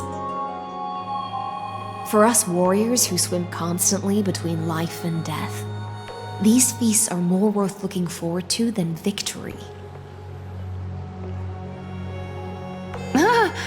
A banquet to prelude the hunt for the god of banquets, and honey brew as a tribute to commemorate the ancestor of honey brew. How absurd. Don't look so grim. All has been decided. Since it's a banquet for Fagusa, why not take a leaf out of the Tidens book? Live in the moment and enjoy life to the fullest. I'm not as carefree as you. That little Dolos kitten is already causing enough trouble for me. And on top of that, I still have tailoring commissions to complete. By the time the cool flame illuminates my eyes, I might not be able to focus as I used to. Glaya's eyes. Curious about these eyes? People often compare them to jewels. But I've already made my decision to ask Romance for eyes that can see everything. I wonder what this world will look like when I take the Divine Authority.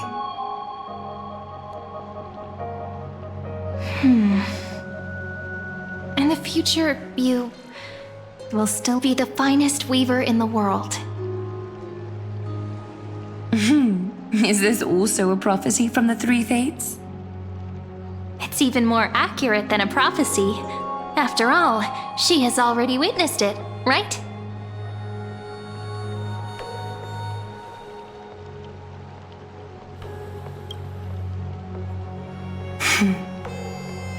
Become a demigod and lose your humanity. That is the only reply I've received in the countless times I've sought wisdom from the prophecy. But Destiny's fragments are like stitches.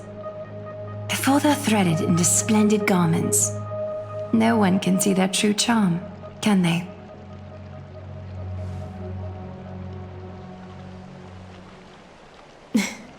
Aglaya has always been troubled by the divine duty she must bear. But thanks to you, she seems to be in much better spirits. Just as she knows how the spinning wheel trembles, I can sense the smallest changes in the damp air. As for whether we know each other well, I've swum beside her since she was a child. Most of the time, I can understand the whispers in her heart. For those words she was too shy to say herself, I'll raise a glass to you on her behalf. Now, I leave this bath chamber to you.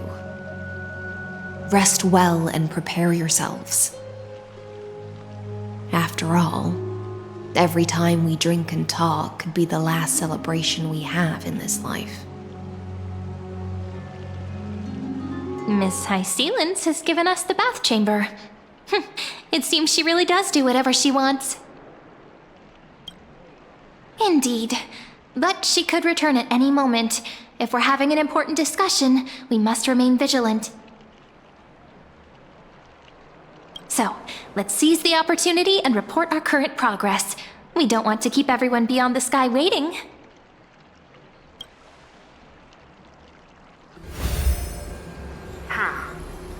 First, while that little empress with a candle stuck on her head didn't explicitly say it, she firmly rejected your request to take over the law. Fair enough. Second, Lygus is indeed in this timeline, but since he's somehow connected to that little empress, you have no way to find him. As expected. The road ahead will be long and difficult. It's all just a guess. What? Did I guess right?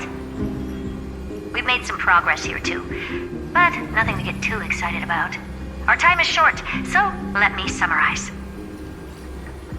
Concerning the origin of that Intellitron, the firewall he created uses Katorzane algebraic expressions.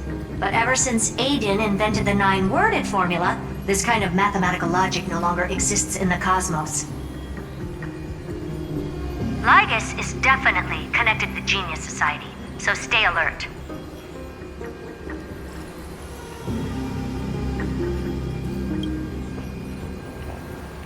We can first exclude Droidhead themselves. They specialize in minding their own business and wouldn't intervene personally. But Screwy and I are still eliminating possibilities one by one. Currently, the most likely candidates are these few. The Lord of Silence, Acha. Oh, the 2 Ruperts are also possible. But it would be too boring if it were one of them. We also have the same suspicions for now, but further verification is needed. That's all I have to say. We'll depend on you to continue pushing things forward within this world. Keep in touch regularly. And remember, don't let your guard down.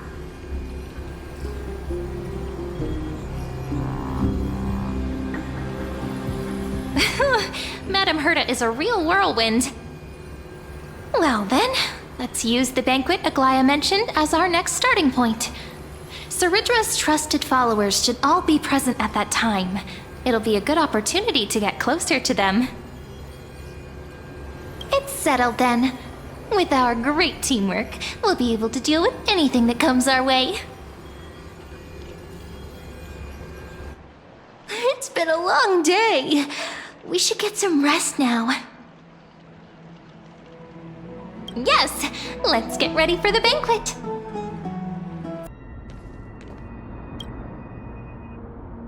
Look, the venue's right ahead.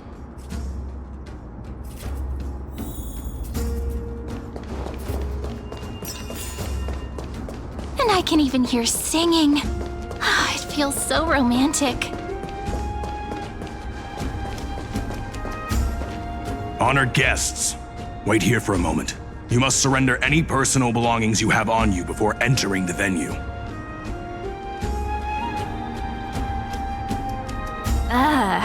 This hero always brings down the vibe whenever he shows up. The Imperator's elevated position means she must always remain meticulous and careful. Please do as I say, guests. It would avoid any unnecessary misunderstandings. I get that you don't want people to bring outside food into the banquet, but is it really necessary to confiscate the books and quill pens? Even a quill pen can become a deadly weapon in the right hands. I'm asking for all your items. All, Miss Cyrene. Your belongings will remain safe. They will be looked after appropriately by dedicated staff. Looked after appropriately? Dedicated staff? Talk about a vague choice of words.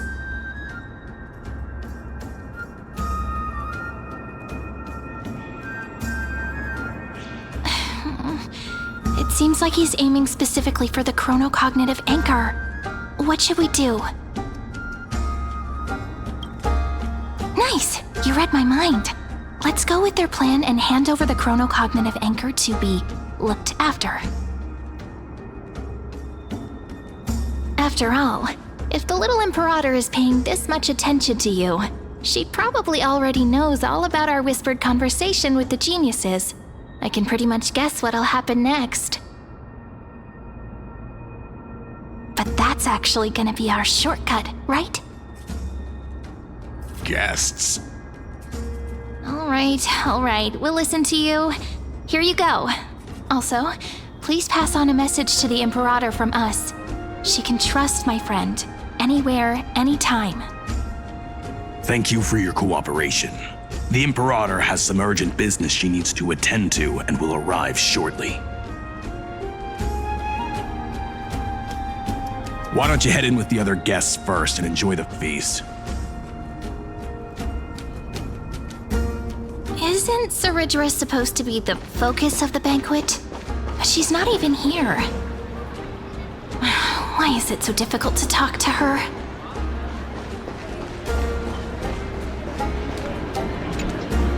Aggie, if you can't get used to the honey brew, we will go ask for a pot and cook some oatmeal for you. No need for that. This banquet is just too loud. And nothing and no one here is interesting. I just don't really want to be here. Lies! You were pretty energized when you came back from the bath chamber. Let me guess. Are you worrying about someone? About HYSILENS? Or Little Cypher? You take everything too seriously. At this rate, life's gonna be real tough for you later on. You're the least qualified to lecture me about that, teacher.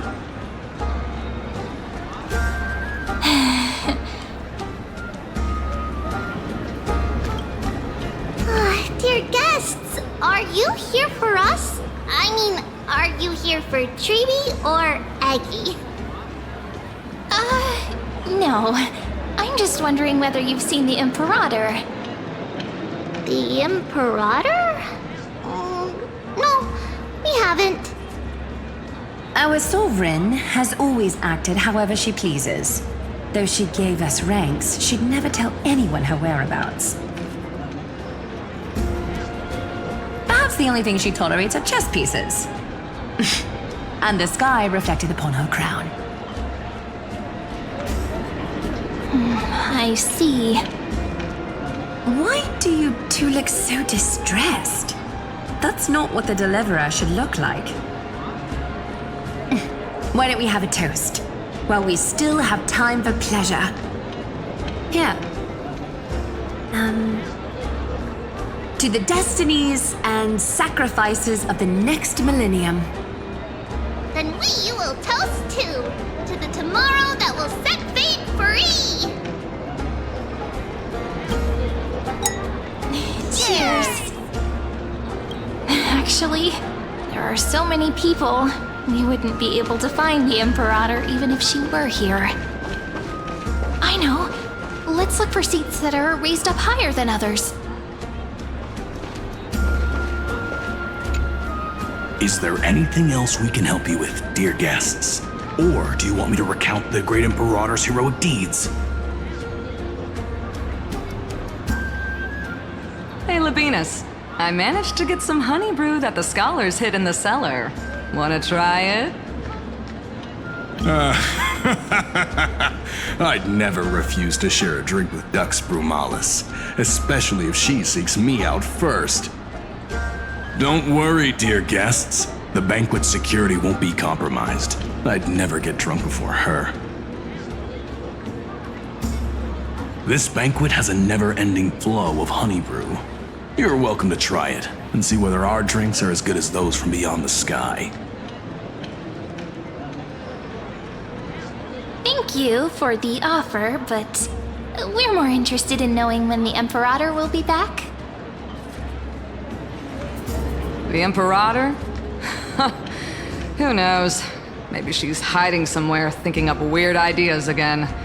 If you ask me, she's never treated us soldiers properly, even though we put our necks on the line for her. Hey, I can't pretend I didn't hear that, Seneca. Either retract your statement or duel me. Fine by me. Attendant, bring us 10 more jars of honey brew. I'm gonna make sure he can't even stand straight by the end of this. You wish. Be careful you don't get drunk first.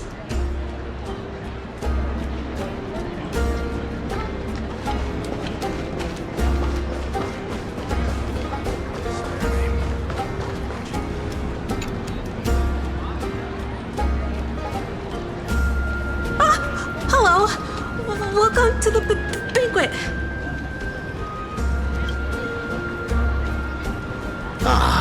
So the Deliverer is attending this event, as expected. Little Virginia here was just wondering whether she should go find you.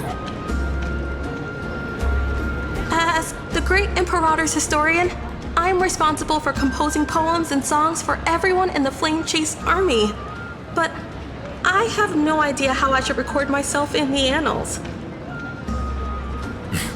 Little Virginia is wondering whether you can let slip a hint or two about her future, so she can find some inspiration to write about herself. That doesn't sound like a good idea. Besides, we don't even know her in the future.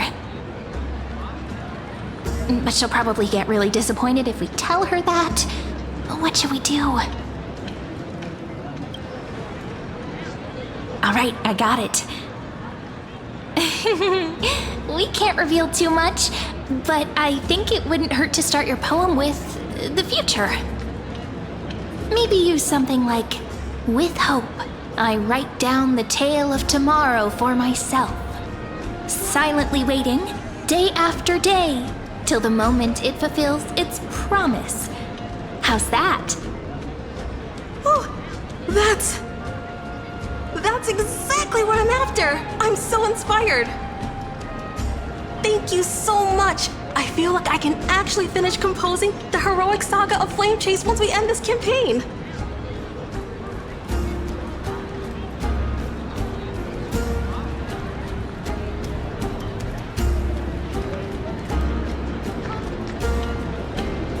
Hey, that wasn't improvised, you know. I memorized it so I could show it off to you. By the way, in return for that, are you able to tell us where the Imperator is? The Imperator? She usually wouldn't arrive this early. She believes that rulers should stay silent in places where their subjects hold private conversations. Why don't we have a toast before she arrives? To reason, which is held but not revealed. To romance, which will surely be returned.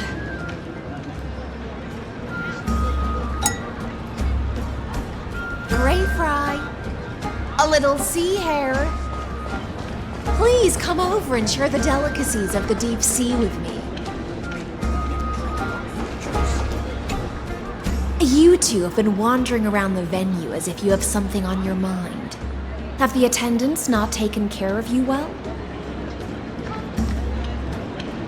No, we love it here. It's just... we're a little concerned, seeing how the Imperator still hasn't arrived. Don't worry. I know what you've been waiting for. Come, sit with me for a while, will you? I'd like to share a personal secret with you.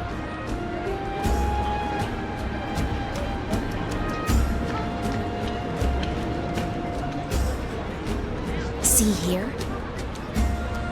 This is Fagusa's dew of divine blood, the sweetest of all the 12 bottles.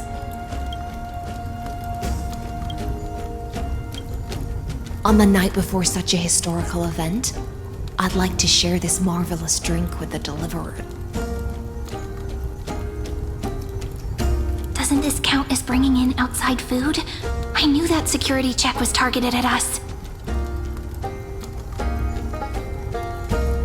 What's the matter, guests? Oh, we're simply overwhelmed by such an honor. Are you worried that I might have poisoned the dew? Well then, let me prove my innocence.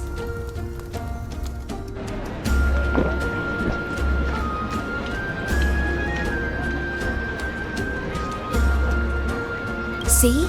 It's completely safe.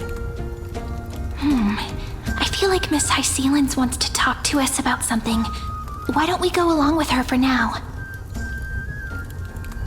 Worry not. Honeydew's not alcohol.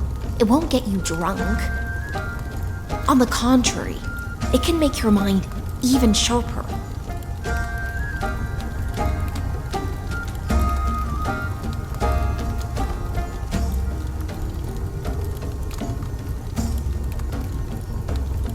Please, have a taste. Would you like some too, little Sierra? I can drink it myself.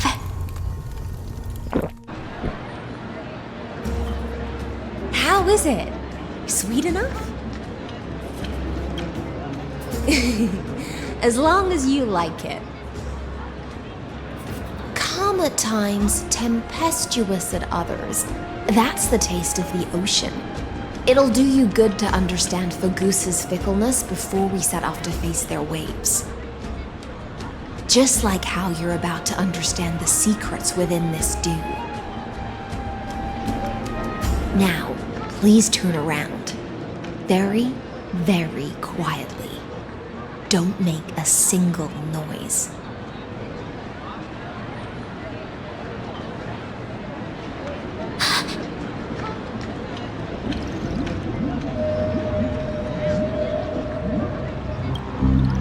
The dew of other gods all intoxicate humans, but the god of Banquet's dew is an antidote that can awaken humans from a sea siren's enchanting song. Since the start of this banquet, all the guests have been under the spell of my song.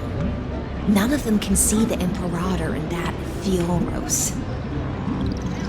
But you two, I wish for you to see the truth. Is this also what the Imperator wants? This is my personal request. I can't bring myself to trust that Amphoreus. The Flame Chase army changed after he descended with Orynyx's divination and brought the prophecy of the stars to Okhema.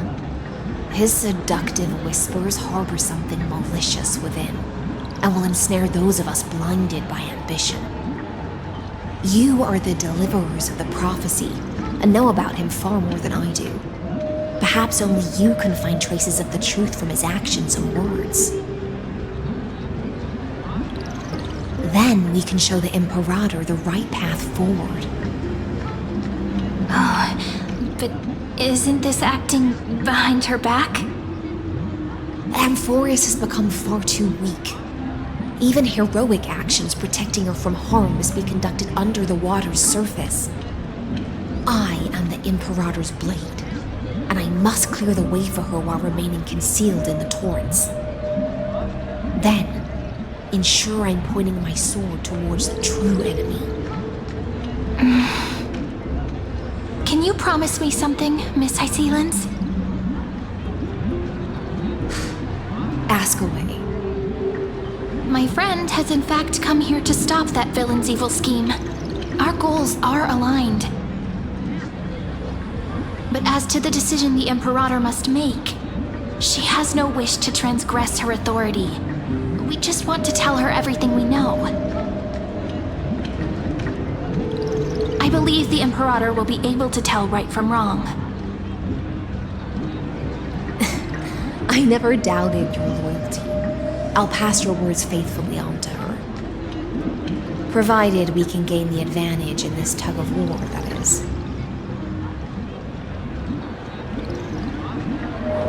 Now, return to the feast. Bring this cup with you and keep your distance. Pretend you are still immersed in the sea siren's fantasia.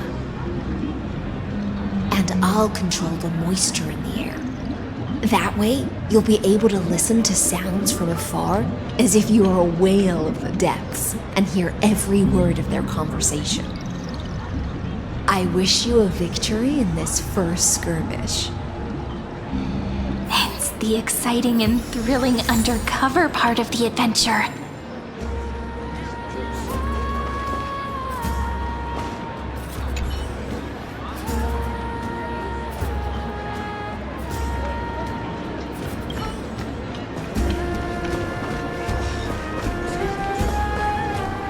Let's mingle in the crowds here.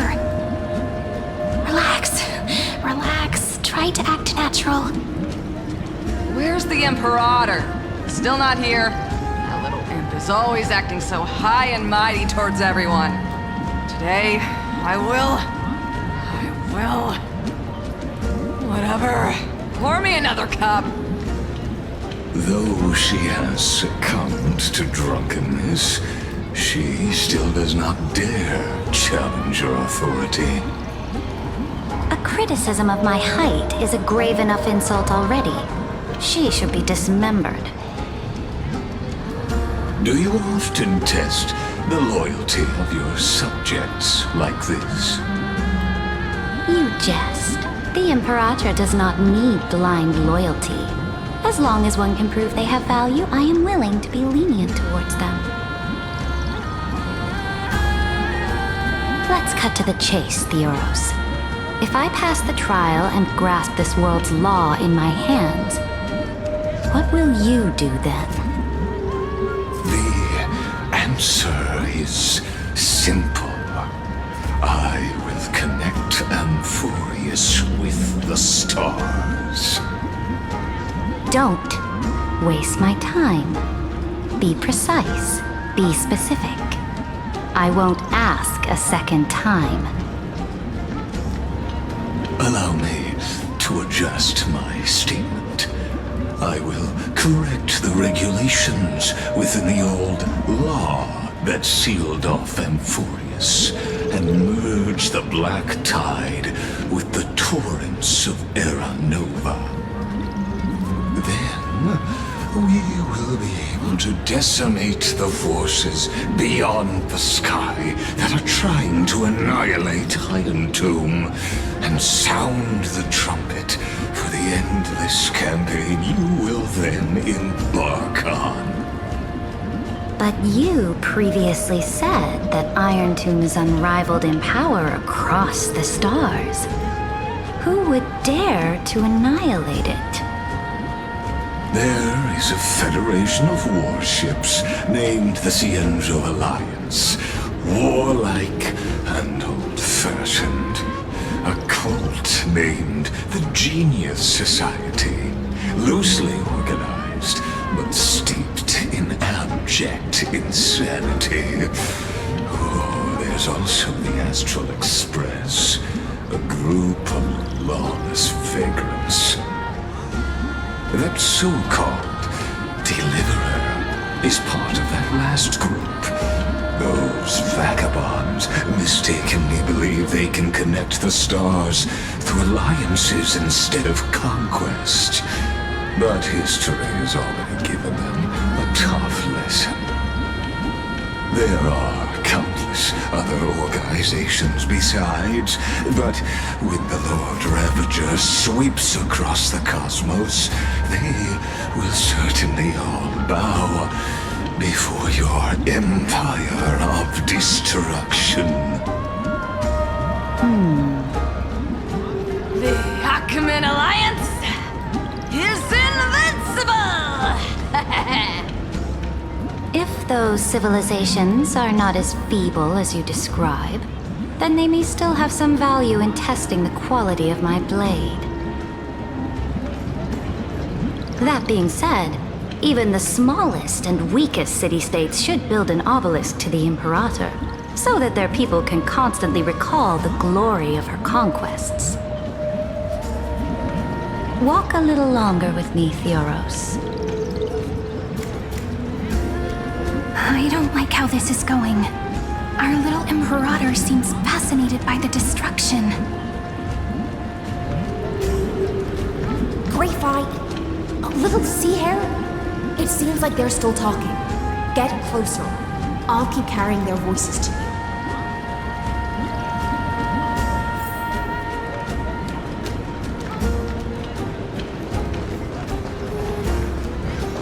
We're too close. They'll notice us.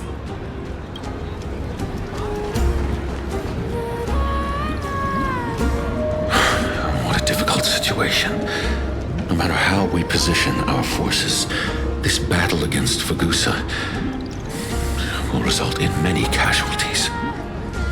That's not something you or I should consider. The Imperator has already placed the chess pieces. We just need to fight for her until our last breath. How astonishing. The commanders under you have such different personalities, yet they share the same loyalty.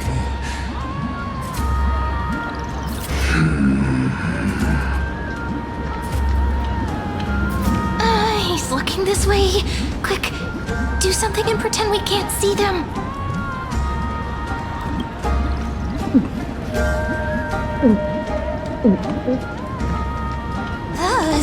Slow down.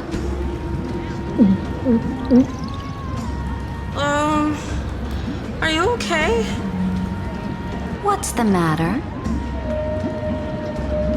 My apologies.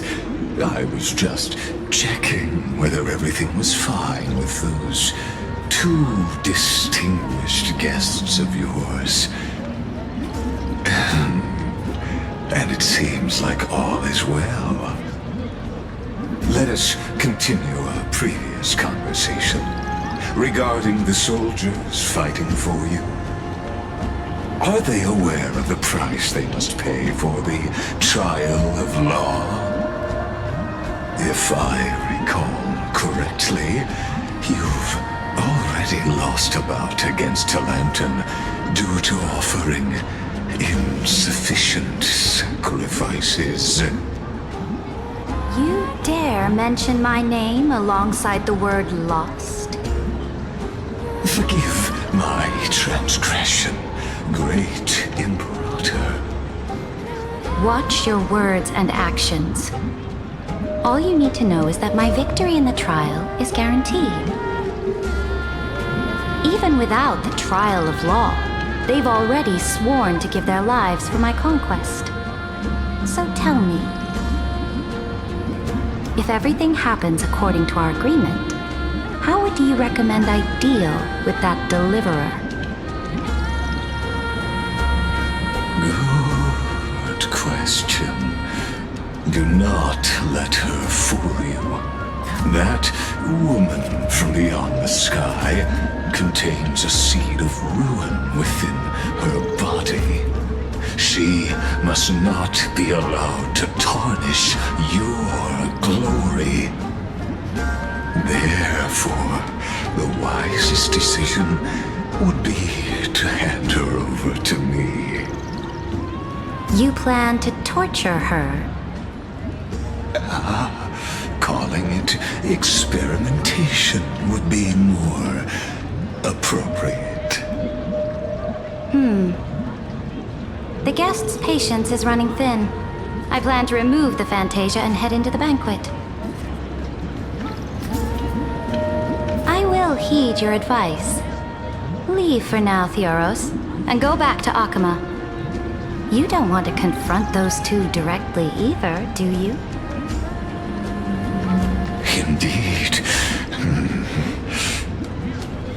It's a pity that Antikytherans are lightweights when it comes to drinking. Before I leave, I would like to make a toast to your boundless ambition, using my spirit instead of a goblet.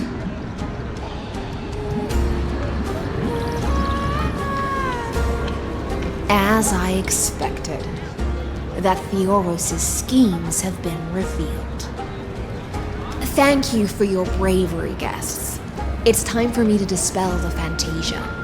This will be the Imperator's last public address before we head off, and therefore, likely, the final chance to change her mind. I will try to get you a chance to speak, and I'll also prepare for any contingencies. The rest is up to you. You should head back to your seats for now. I will try to get you a chance to speak, and I'll also prepare for any contingencies. The rest is up to you.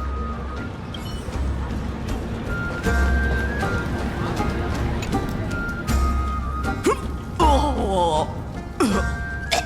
This honey brew sure wears off fast.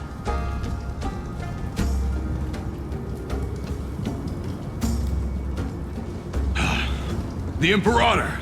The Imperator has arrived! No need for formalities.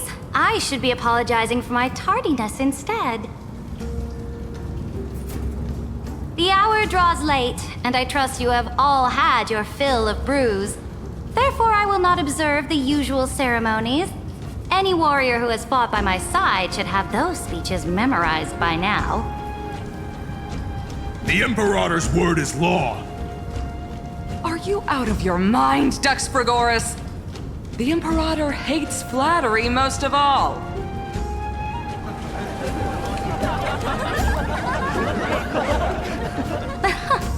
A joyous atmosphere is a better fit for showing me your resolve. I believe that you, my dukes, will do all you can to assist in the campaign against Fagusa, just as you always have. However, it's a pity that I have never tested your loyalty.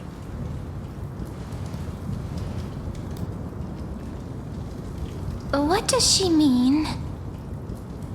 The purpose of tonight's banquet is not to raise our morale, but to establish which allies our alliance can actually trust. And sever the heads of the traitors as a toast to all before we march. Yes, some among us have discarded their vows in order to foment vile conspiracies. Now listen! These traitors are standing right here in broad daylight.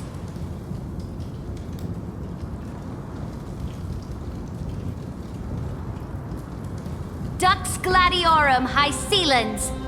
She used the sea siren song to immerse the crowds in an illusion and conceal her whereabouts. She then worked with those from beyond the sky to spy on confidential matters, hoping to rob the core flame by force and harm me, the Imperator!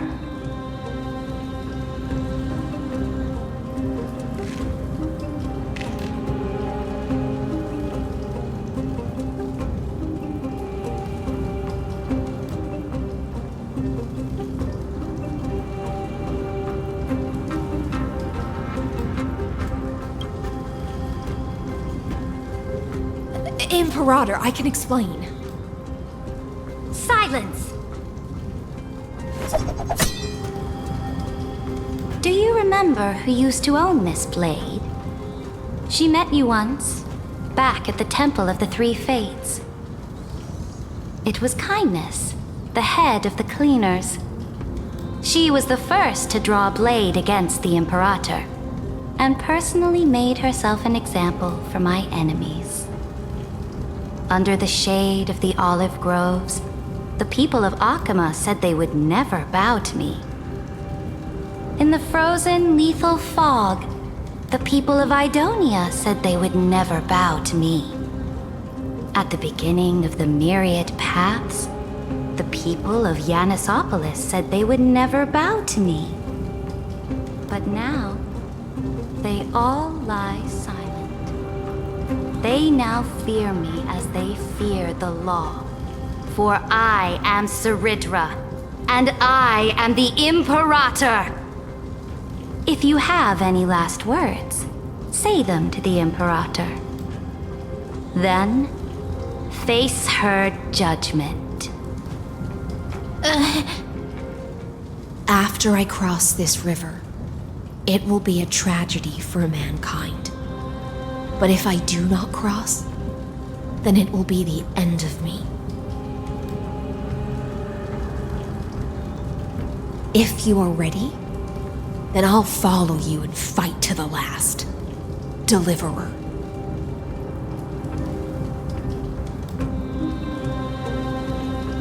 That's right, friend. Now, use your identity and add in a bit of experience and charm and testify to the Imperator as we promised.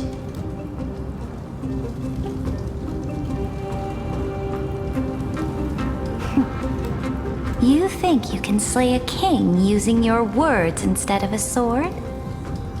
I'll have it. Show me the weight of rhetoric from beyond the sky. Will it weigh heavier than 3 human lives? Let's try to watch our words carefully. Before I arrived in this world, the Chrysos heir of world-bearing was a young man with the pseudonym of Finan. He came from Aedes Elysiae. In order to combat the lies of the Era Nova and deliver Amphoreus from the ending of destruction, he lived through history 30 million times, hoping futilely to find a breakthrough. And Siren, the young woman standing beside me, also carries an equally heavy destiny.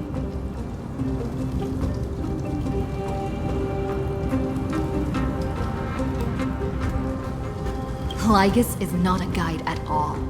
He doesn't care about Amphoreus, and cares even less about your glory and campaigns. The only thing he cares about is completing the Amphorian experiment, making sure Iron Tomb is born into this world, and using it to utterly destroy the Cosmic Order. He will most certainly betray you. When that time comes, all of us will be ground to dust by the destruction.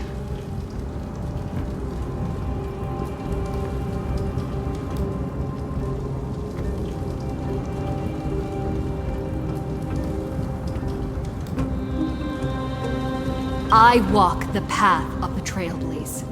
My friends and I have always obeyed the creed of explore, understand, establish, and connect. Conquest and destruction are never ways to build bridges between people.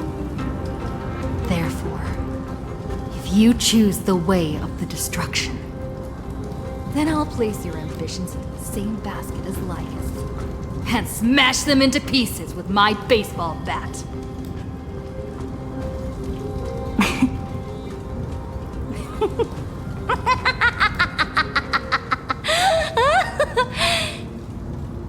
That was truly a chaotic speech. All that needs to be said has been said. Dux Brumalis, escort the traitors to the prison.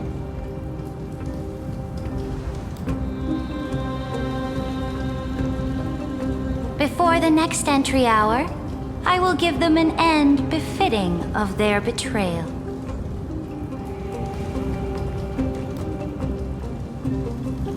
Oh, great Imperator, your ambition certainly eclipses all things.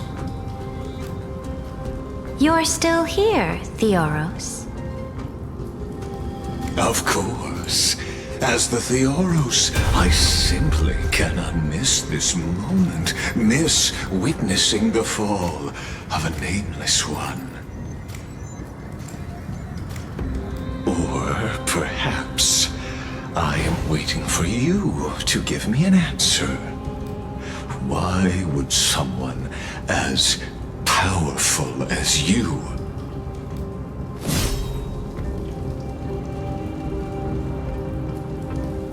use such a clumsy excuse as imprisonment to ensure the Deliverer's safety.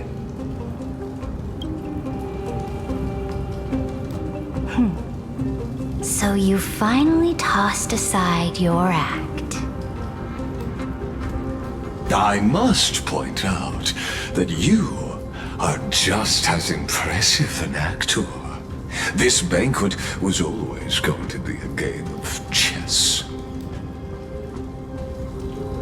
where you would try to control both sides and turn both them and me into your pawns. That's right. That little Imperator never trusted anyone.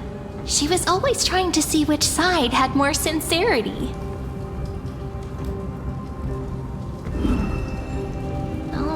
All right, we'll listen to you. Here you go. Also, please pass on a message to the Imperator from us. She can trust my friend, anywhere, anytime. But as to the decision the Imperator must make, he has no wish to transgress her authority. We just want to tell her everything we know.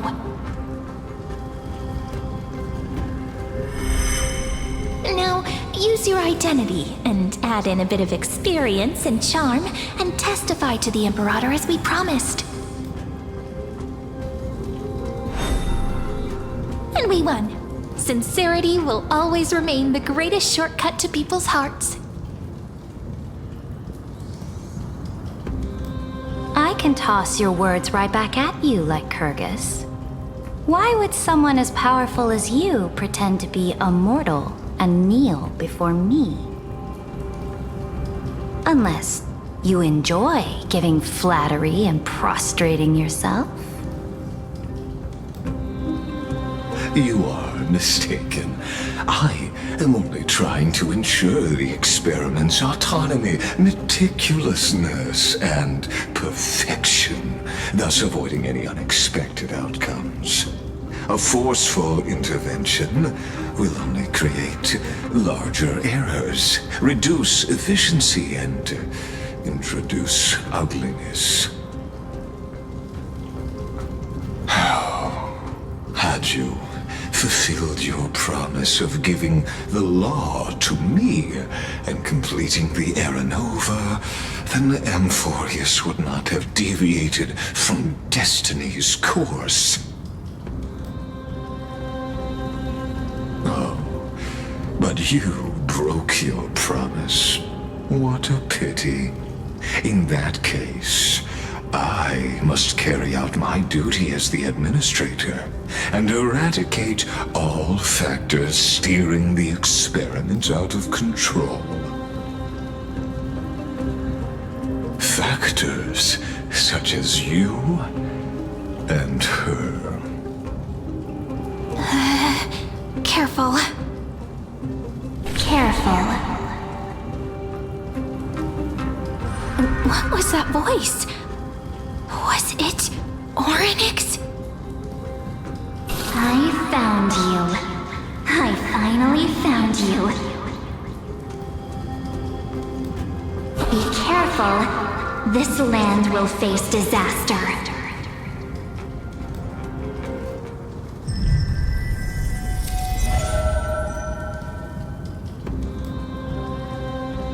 The time of judgment is nigh, my lady. The prison I have built for you is now complete. In the name of the erudition, I invite you to step into the same cage as mine.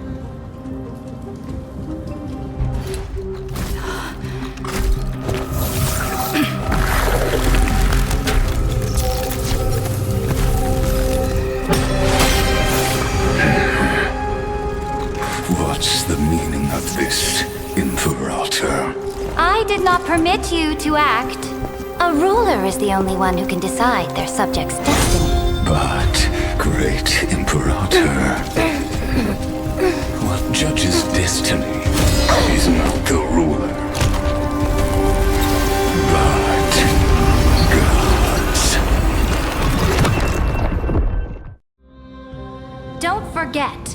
My realm only allows for the existence of humanity.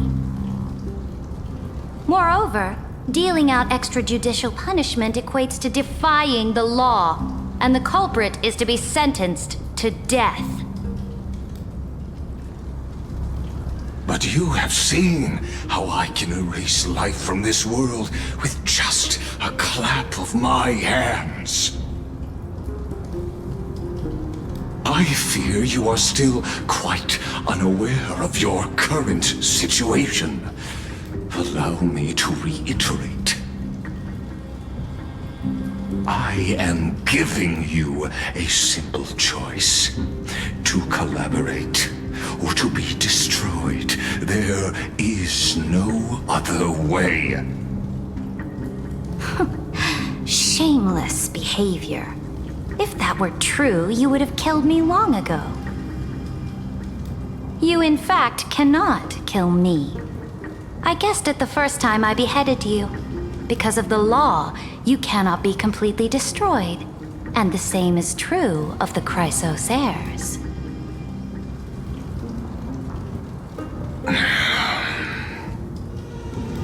The more you bluff now, the more you are proving that conjecture to be true. What magnificent foresight! I once regarded this precious quality of yours as a sure sign of my ultimate victory. But now, I have to admit that I made a mistake. Yet, as a mere mortal, how will you contend against the Theoros? We are both slaves to hubris. But do you know what differentiates us, Lycurgus? I will never be blinded by my pride.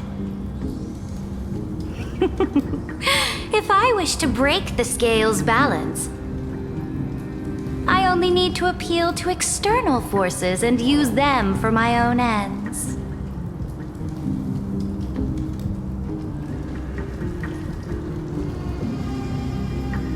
Finally, we get to meet face to face, Senior Society member.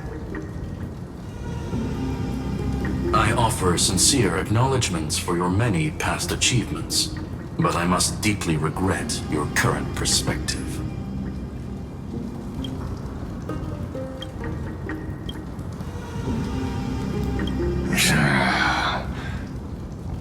Trust me when I say that you aren't the only one feeling regret right now. Screw them. So you two are the allies from beyond the sky the Deliverer spoke of, and why she demanded the divine authority of law.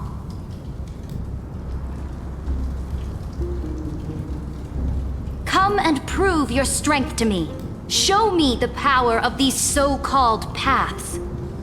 I have spent much time and effort to secure this treasure from beyond the sky just for this moment. In the name of the Sovereign of Planet Scrulum, your allies have responded to your call, esteemed Imperator. Please allow me to spell the situation out for you, Lord Lygus. Permission to read the ultimate protocol is already in my hands. It'll only be a matter of time before we acquire the authority to write and execute commands as well. There's no way the flame chase journey will continue after you've burnt your bridges so thoroughly like this. Do you really think you can still win? Oh, seriously, don't embarrass the society.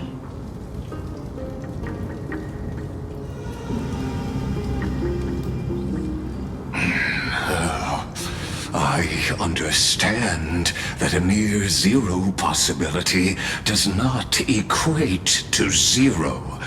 That argument is very persuasive to me.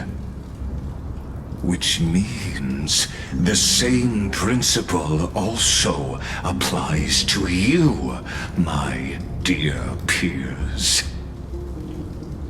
You will never be a match for me in a world constructed through Catorzane algebraic expressions. And as for Era Nova, why don't you entertain this possibility? What if I reduced Okhema to rubble and ground her people into minced meat? Would the heroes then once again desire the power of demigods so they could fight against me? Listen. Iron Tomb is fated to be born. You may shackle me and put me in chains, but I have thousands of ways to ensure the destruction's descent. And what I just mentioned is only one out of those thousands.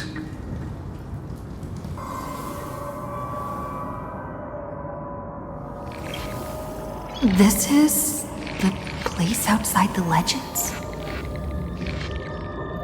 This doesn't feel the same as before. How should I get back? Warning! Warning! Warning! Warning! Warning! Warning! Command... isolation? Since we parted ways last time, I have modified the exomyth into an audience area exclusive to you. Now, you'll be able to silently wait here for the final act of Amphoreus to begin. I understand your anger, but I cannot allow you to continuously influence the extrapolation's progress. This could, in fact, be a wonderful opportunity for you. From the audience's perspective, you may better observe the workings of the erudition at a macroscopic level. In this place where time flows far slower than within Amphoreus, you will witness the end of that world's saga.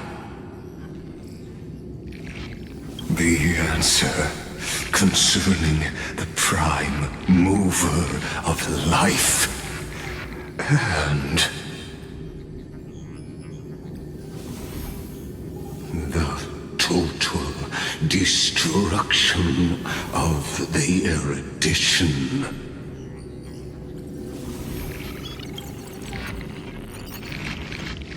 Do you see me as their faithful disciple? I am certainly not.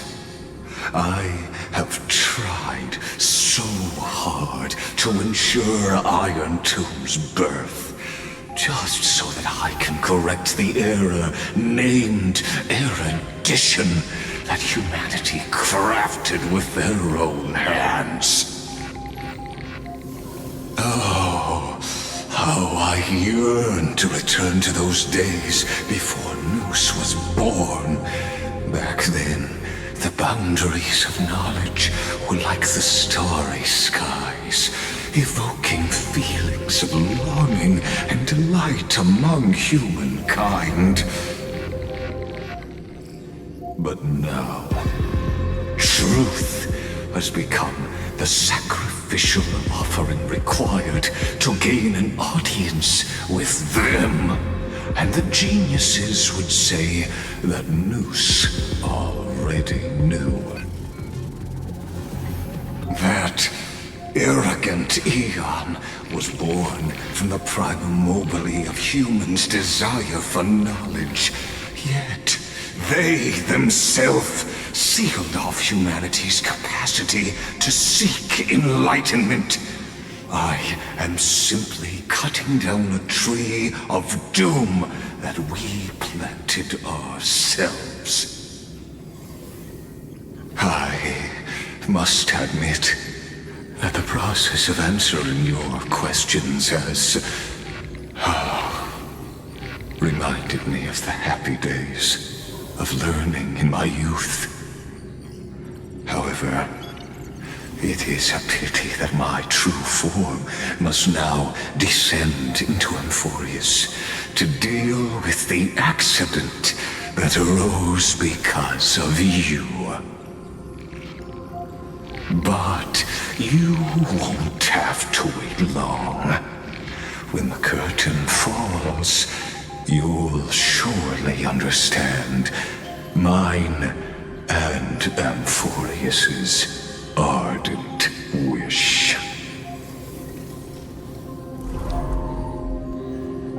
Where time flows slower than within Amphoreus? If Lygus spoke the truth, then I don't have much time left. But how can I get out of here? Can you hear me? Little one! Is that Herta's voice? Warning! Warning! Warning! Hurry up! Put some speed into it! I can't keep this up. That old Intellitron overlooked one little detail, and Screwy and I finally found an opportunity. Let's keep it short. While you were gone, well, in those few years, Amphoreus... Yes, time dilation, resulting in an uneven flow. Don't you know this already? Let's stick to the main points. The Chrysos heirs activated the chronocognitive anchor and helped Skrullum and me open a hole in the firewall. We made some adjustments, so he can't attack us immediately, but it won't hold for long. Critical warning! Critical warning!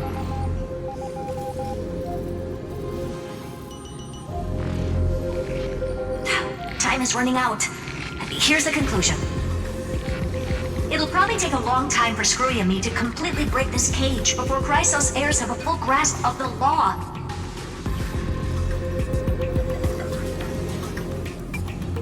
To be safe, we'll continue to launch side-channel attacks on the system to give you opportunities to escape. You need to seize these opportunities. So start moving, and find a way to pull off a magnificent jailbreak.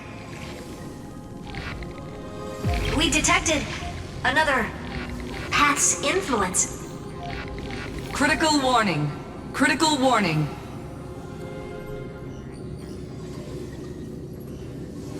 Its power is strong. May be able to help use the path's power. Make it detect you. Unauthorized communication terminated. Is Herta saying a certain path's faction has arrived in Amphoreus? And I can ask them for help? I mastered the powers of different paths in my previous journeys. Think hard and figure out exactly which faction has arrived at Amphoreus, and which path's power I should use to call for reinforcements. Are these showing my memories?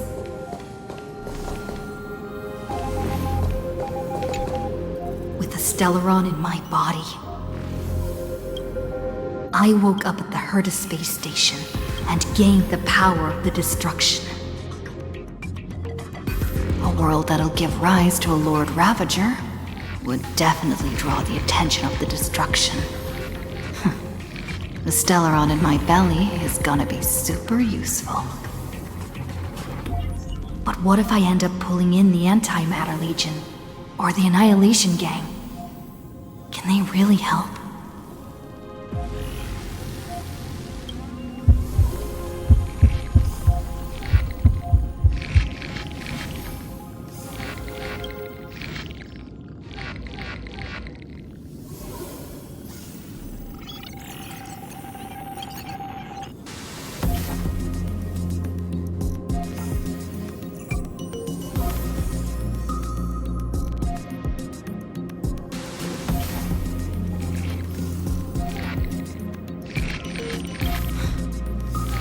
Failure is not necessarily a bad thing. This power wasn't gonna call up anyone nice after all. I obtained the flaming lens left by the architects, and gained the power of the preservation in Belobog. That's right! No matter how far away a planet is, the IPC is guaranteed to pay attention, as long as there's a business opportunity. Isn't Amphoreus a pristine and untapped market? Besides, even if I can't call up my friends from the IPC, the architects and the nomadic miners should be able to help too. There are definitely cities and ores in this world.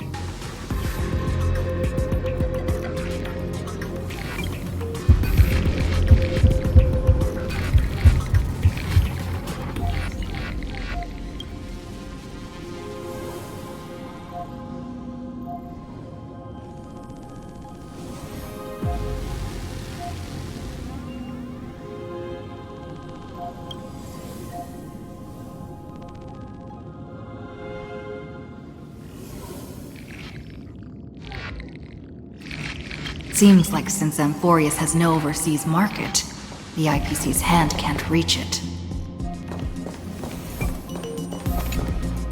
I received the Watchmaker's hat in Penacony, and declared war against the Order, then gained the power of the Harmony. That's right! The benevolent family must still remember me for saving them.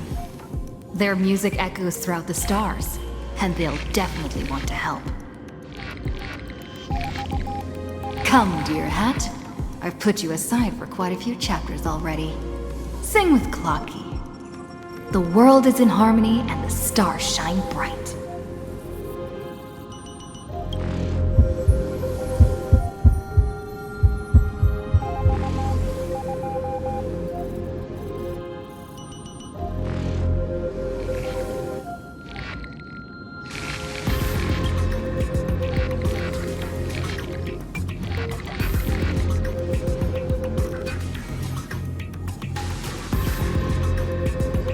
Doesn't Lygus want this story to have background music? He has such terrible taste.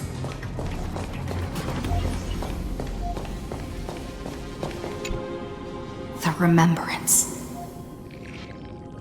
That's right. I came to Amphoreus because Black Swan asked us to come. And I even got a glance from Fu Li here. The Garden of Recollection must be intricately involved with Amphoreus. Traces of the Remembrance are also everywhere in this world. I don't know what they want, but I don't have many choices left in this crisis.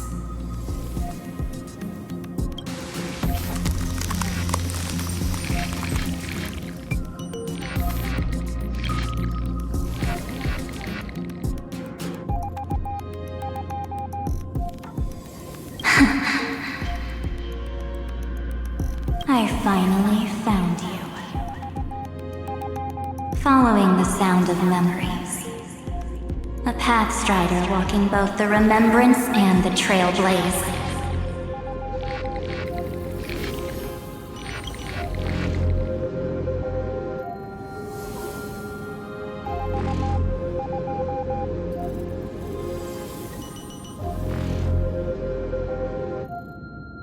Warning! Warning! Warning!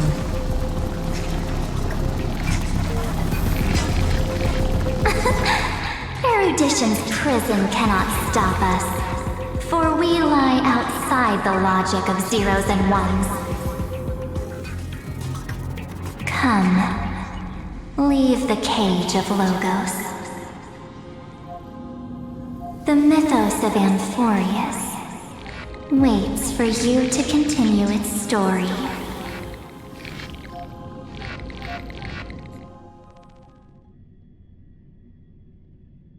When that brightest star, that star heralding the dawn, finally rises, a boat, so used to drifting, at long last enters an island's safe embrace. O Pathstrider, We have helped you break free. Hurry and set off. The Child of Remembrance awaits you. March?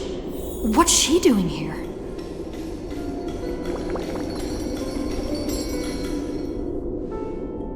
Oh, you're finally here!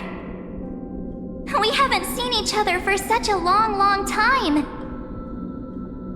My good buddy, I've really missed you.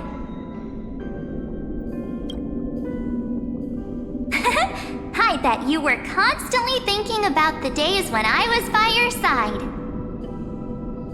It's been so boring waiting for you in this place. There's no one to chat with, no internet, and not even anything to eat or drink. It's basically a prison.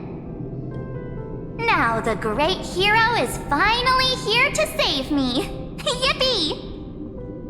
You must have seen a lot in Amphoreus during this time, right? You gotta tell me all about it.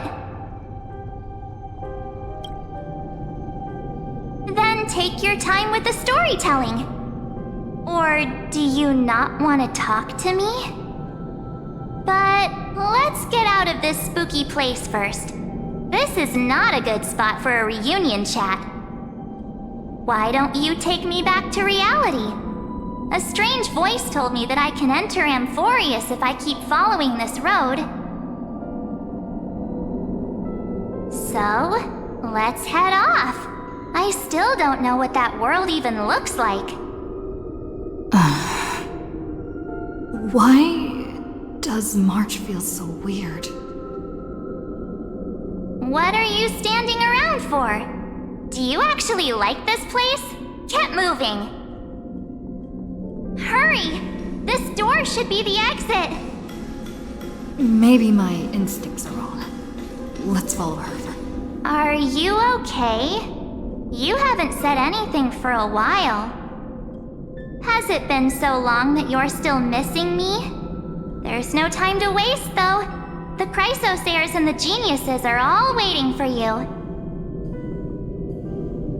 No. The discrepancy is getting worse.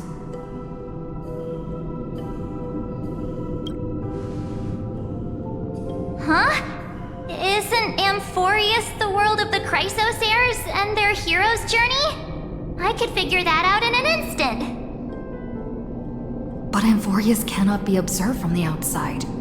She couldn't possibly know about these things unless... Dan Heng told her.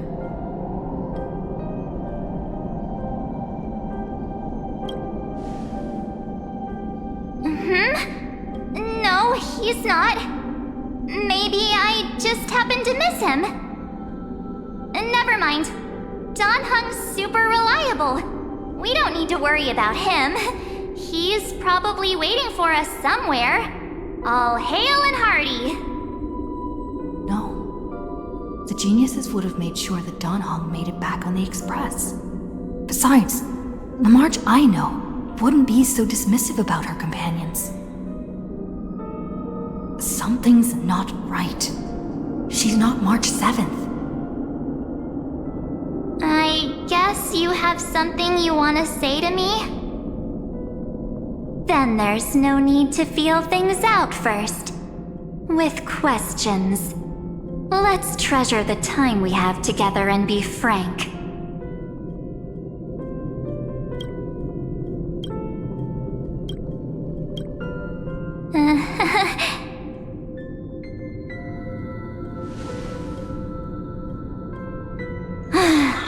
As expected.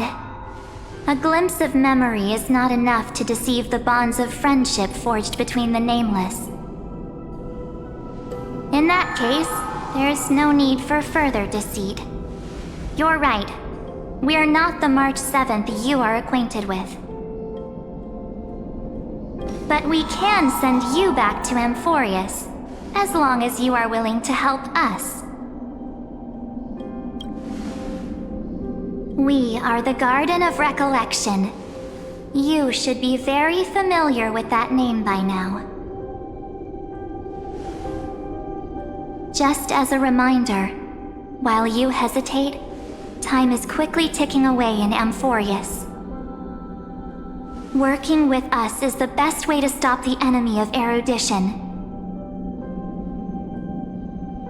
Erudition would treat any results unrelated to the experiment as garbage and throw them out. But we don't work like that. The Remembrance treats all these instances as important materials needed to weave the universe. Besides, this would be child's play for a great hero like you. It won't be hard at all. Also, if your plan fails and the big bad Iron Tomb manages to get out, then the whole cosmos will be in danger. Wouldn't it be better to have an additional failsafe? As long as you help the Garden retrieve what we want, even if Iron Tomb reformats everything in the physical plane, we can use Remembrance to reconstruct the entire world. Or, should we say, the entire universe. So help us. Find where Amphoreus' memory began, and bring it out. The Master of Anastrava has already glanced at you. Don't deny it. That storybook is the best evidence. Say, you aren't seriously gonna be moved by their pretty words, are you? I am the one who commanded those little ones to lead you out of the prison. But I didn't expect to attract little gnats trying to take advantage of the situation. While Remembrance can help you return to Amphoreus, there's no need for you to do it the way they want you to. Of course, there's also no need for you to make any deal, or pay any price. For you, this is probably a long time no see. My dear.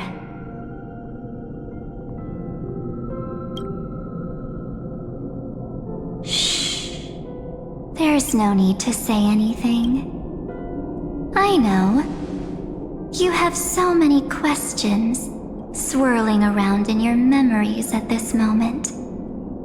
And you feel so helpless. Put them aside. For now, all you need to do is trust me.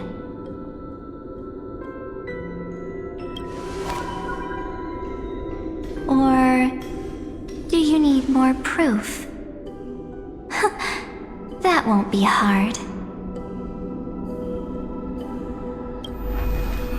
Wait, stop it! They're awake! I'm gonna keep our first photo, alright? Won't come to pass while we're around. And now The statue. Is that Donham's brother? Oh, did you hear that? She just called me, but my future is full of pain. We won't escape from it. Hey, are you sure? Maybe a couple of punches will help to jog your memory.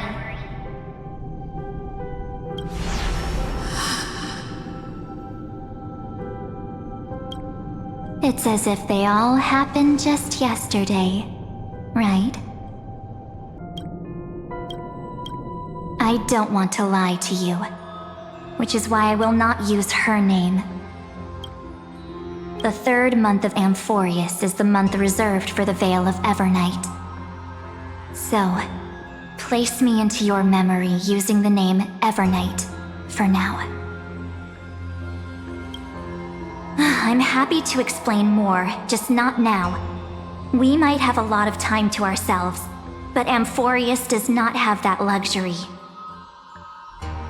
If we do not stop erudition and destruction, then the journey you've treasured so much will face the prelude to its obliteration. A countdown not in amber eras, but in days, minutes, seconds. So, take this gift. This burning core flame. This footnote of a transaction. It contains hope. and the warmth of the entire world. Ripples of past reverie. She hid this fire in the long river of time, hoping that her wishes would transcend time to reach your hands in the future. Now, take it, and return with it, dear friend. Return to Amphoreus, and overturn the final era Nova. Witness the time that stood still for the Deliverer, and the resistance that never bowed to the destiny of destruction over the long years that passed in a flash. Then, with this core flame blessed by the remembrance, respond to their hopes and blaze a trail to the future. And I will silently watch in a corner of time, waiting for our next encounter. I believe the wait won't be too long.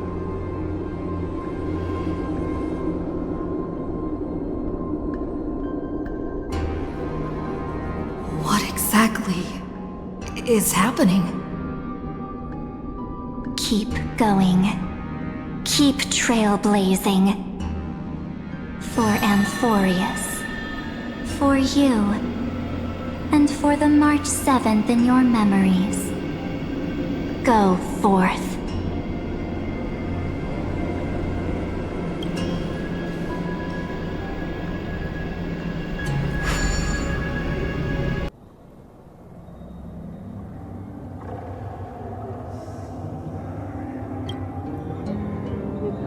Is this Okhema?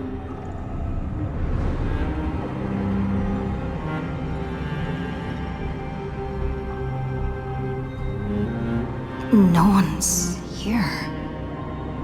And the dawn device off.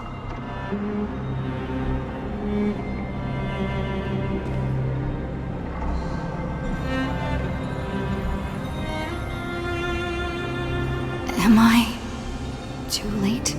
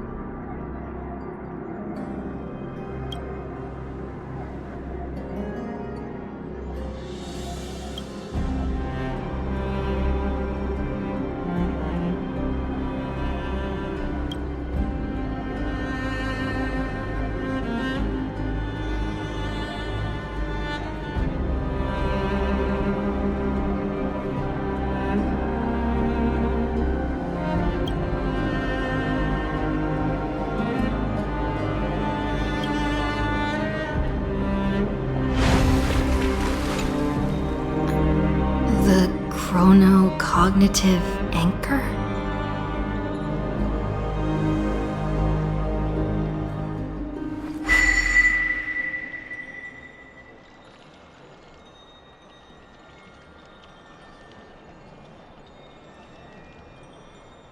There's so much I wanted to say for our reunion. Yet now that you're back, there's only one thing to say. Welcome back, friend. It's been such a long, long time. You must be really confused right now, aren't you? So much has happened in Amphoreus while you were gone. But don't worry. The Deliverer can't afford to be lost, no? No, please follow me. And turn the pages of time and hear the words everyone left for you. I'll tell you the story of this 1,000-year journey. That way, it won't just be my memories alone. Cyrene can't hear me?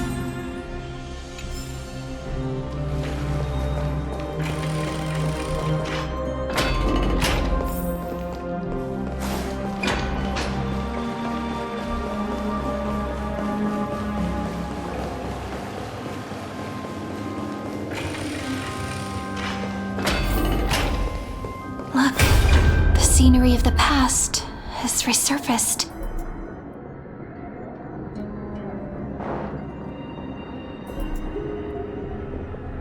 Time flies. 200 years have passed since the Deliverer's fall. We had to return 3 core flames of law, romance, and ocean to stop Lygus, but even so, Terravox has fallen. The 2 geniuses vanished without a trace, and CERYDRA embraced her fate. At this rate, Era Nova will come, and Amphoreus will fall into the destruction.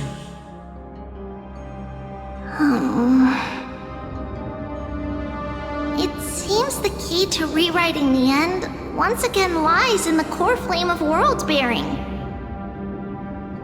According to the instructions left behind by those 2 geniuses, we must get it into the Deliverer's hands, no matter the cost. But how? We need to find a way to hide the core flame. And we must buy enough time to keep Lygus at bay. About that, Rini might have some good news. She had that dream again last night, but the Titan's voice was clearer than ever this time.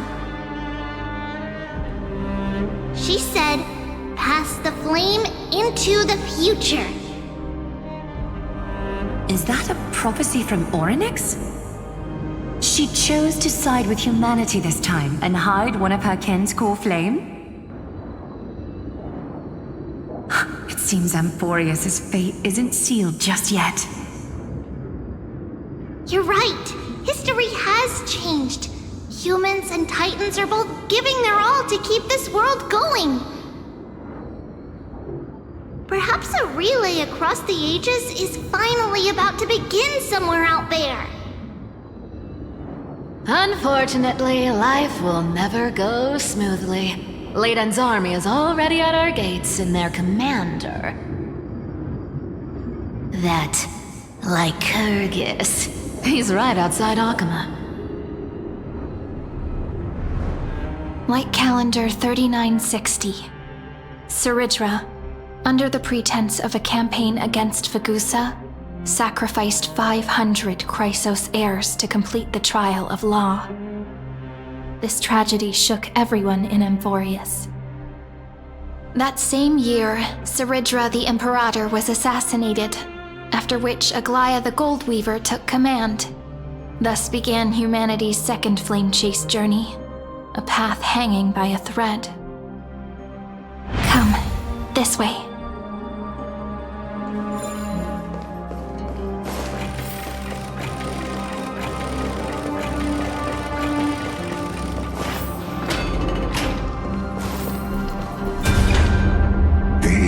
Eternal holy city?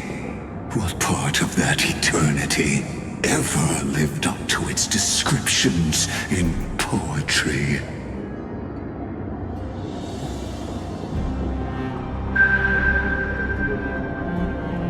The Marmorial Palace lies in ruins. Countless mortals have perished because of your stubborn resistance. It's time you learned the cost of refusal. Now, answer my question again. Where is Kefali's core flame?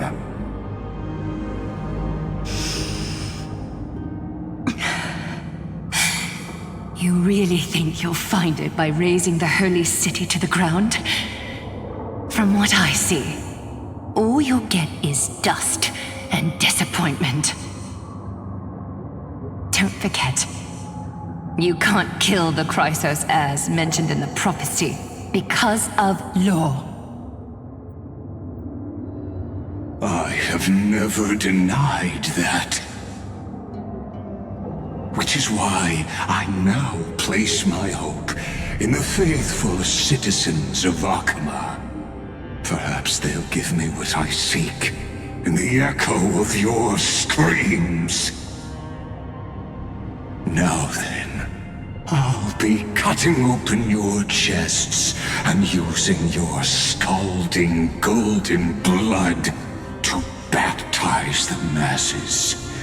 Allow me to apologize in advance. We shall start with you, blind and foolish Lady Goldweaver. Leave this to me, Lady Aglaya. You must get away now.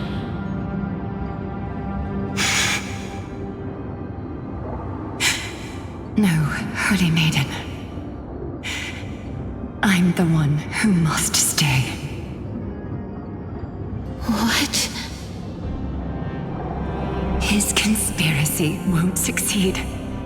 Because Romance is ready to make good on their promise to weave an indestructible armor for Amphoreus. Its name is Solidarity.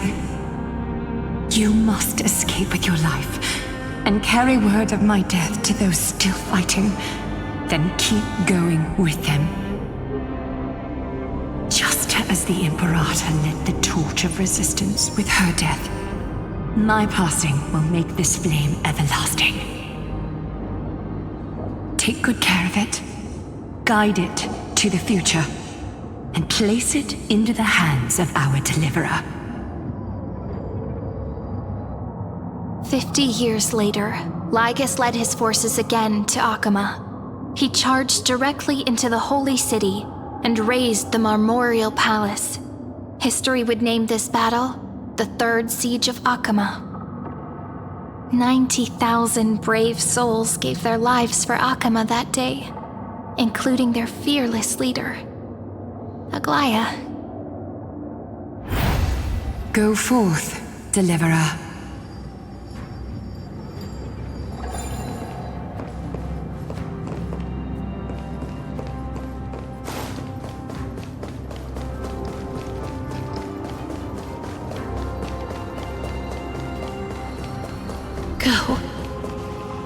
When the frost melts and the snows give way, the flowers will bloom again.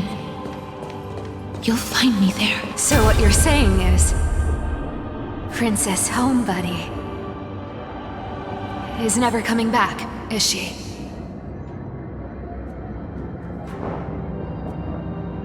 She just left, like that. Since Cass has made up her mind, we can't let her resolve be in vain. But between staying in Okhema and going to Styxia, what difference does it make when it's death either way? I'm against relocating. With Kephaly's protection, isn't Okhema far safer than that dead city? Cass's plan doesn't involve any relocation at all. Huh? Like you said, Okhema is humanity's refuge. We never intended to get everyone moving to Styxia. It's just on Cass, HYSILENS, and me to prepare the final trump card for the Deliverer. Wait, what kind of trump card needs all three of you demigods to throw yourselves away? We must lay down the path to the future so when the Deliverer returns, they'll have a clear road to reach the location of Aranova. Styxia sits where death meets the ocean. There, with the combined powers of ocean and passage, we can summon a current that leads to the vortex of Genesis. And the demigod of death will forever guard that secret path until she returns.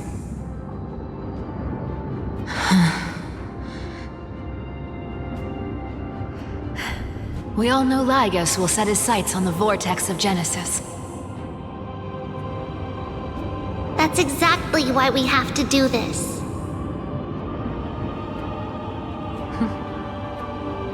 Guess I underestimated Idonia's Maiden of War.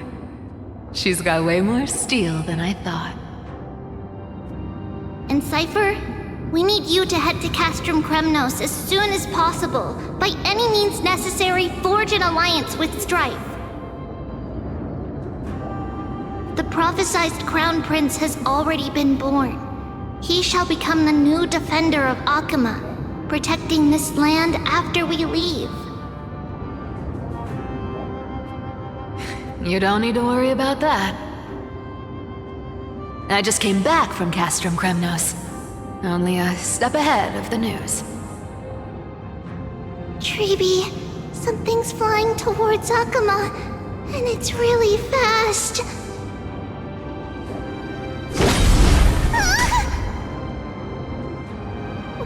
What is it? It's a spear! It's the Kremnoans. Their king's already here. With the protection of the demigods Trebios and Cyphera, Okhema endured wave after wave of warfare, though just barely. Castorus chose Styxia as the last resort, and completed the trial of death, causing the stagnant waters in the River of Souls to recede.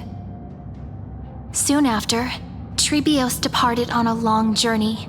That same year, the Kremnoan king Euripon, along with his son, Prince Midamos, joined the alliance to safeguard the holy city in the Battle of Deliverance.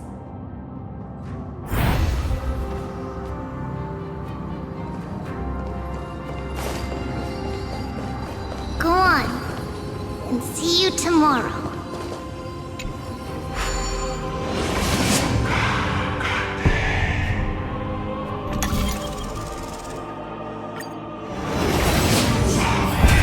Me apart buys this world even one more second, then so be it.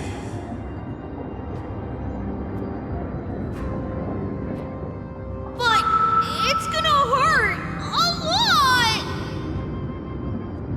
Pain brings endless torment, but it can never destroy me. I believe that you were thinking the same thing when you stepped through the gate of infinity and jumped off that cliff.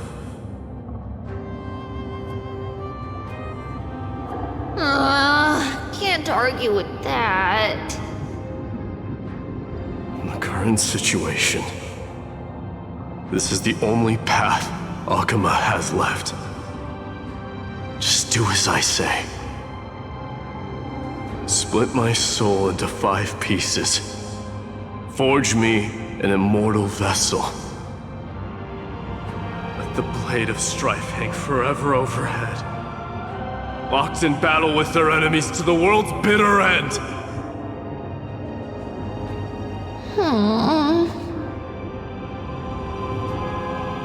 There's no need to be sad, Lady Trebios. Haven't we already taken great strides towards that promised tomorrow?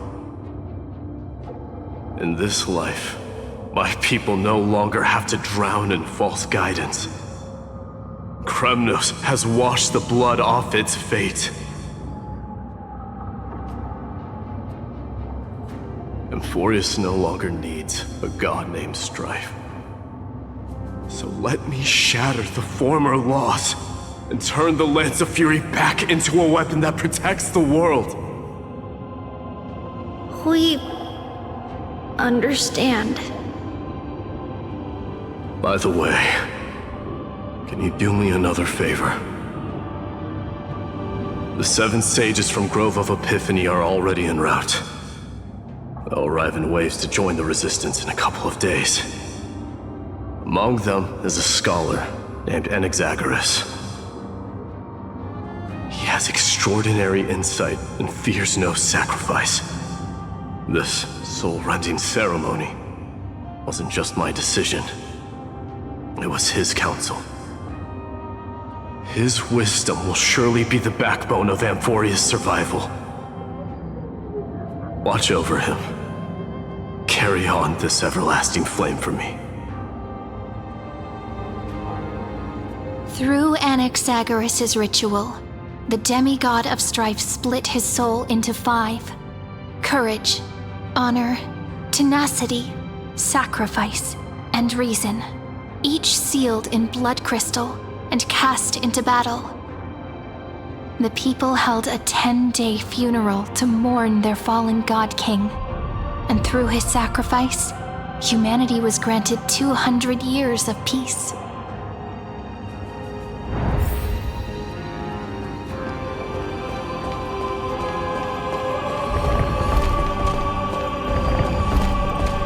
Keep moving forward. My blood will pave the road ahead for you. Keep moving forward, little Gray. See you tomorrow.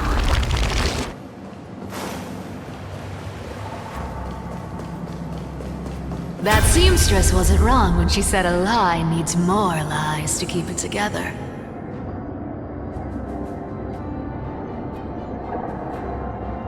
Reason and trickery. Never thought we'd be the pair to finish this final setup. Can't catch that Tin Man without your little slides. Besides, this is our last shot. Not the time to be picky, right? Don't oversimplify it.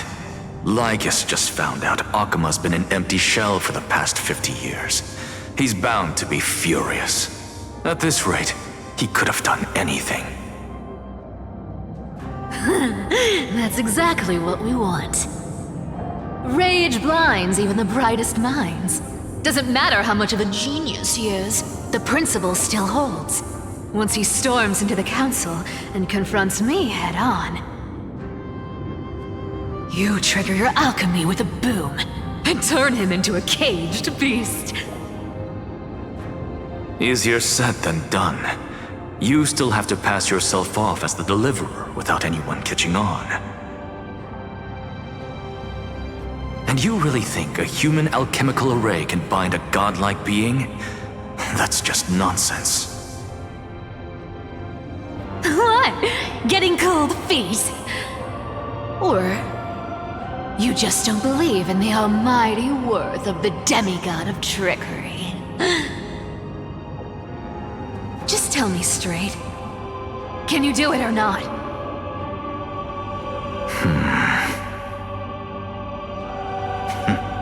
Of course I can. And it'll be child's play. But I've got 2 conditions. Since this is the final act, if we're doing it, we go all in. No half measures. Oh, I'm listening. First, shift the battlefield to the vortex of Genesis. It would be more convincing if the deliverer were to appear there. Besides, the vortex is cut off from the world. No place in Amphoreus makes a better prison. If you pull that, wouldn't our deliverer have to face tank Lygus as soon as they come back? That clash is inevitable. All we can do is create more chances for her. And that's the second condition.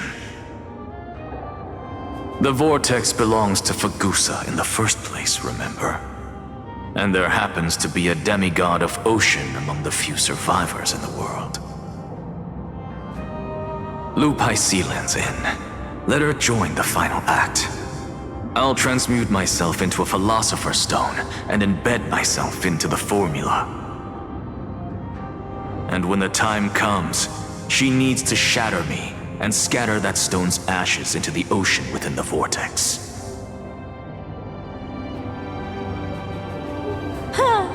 I guess people weren't wrong when they said you're insane, Grove Boy. I've got no idea how to outwit a reclusive genius. But making an anti-Catheran suffer? The demigod of reason has 10,000 ways to do just that. And what I just mentioned was one of them. So what exactly does your formula do? Now that would spoil the climax, wouldn't it? By now, Hyacinth must have completed the Sky People's ritual. Since that Theoros loves a good performance as much as I do, let's make sure he enjoys our show to the fullest.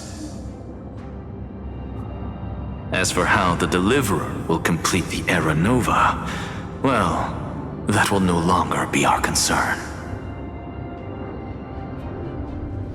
It was the last battle known to the world, initiated by two demigods least suited for war. In the end, reason and trickery kept their word. At the cost of their lives, they sealed Lygus within the vortex of Genesis, where he remains to this day.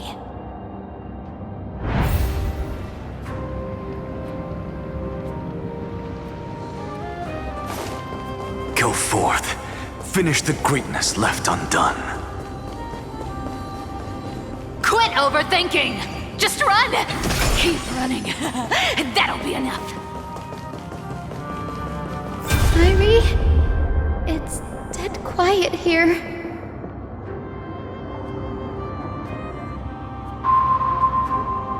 Okhema will stand eternal.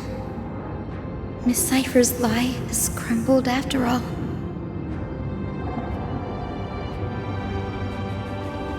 But it's all right, because all of us have fulfilled our purpose by now. When the Deliverer returns, no matter where she is, sky will turn clear, and a rainbow bridge will rise, carrying her to the final battleground. Siren, this arduous relay is finally nearing its end. Now, I'm passing the final baton of fate to you, okay?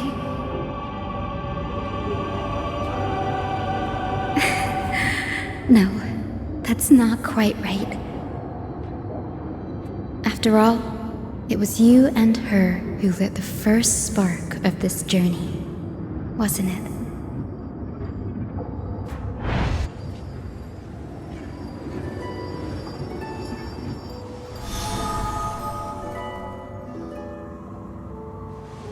I'll tell you the story of this 1,000-year journey. That way, it won't just be my memories alone. And I'll share the moments I spent with you with everyone. That way, the path we walked becomes a memory shared by all.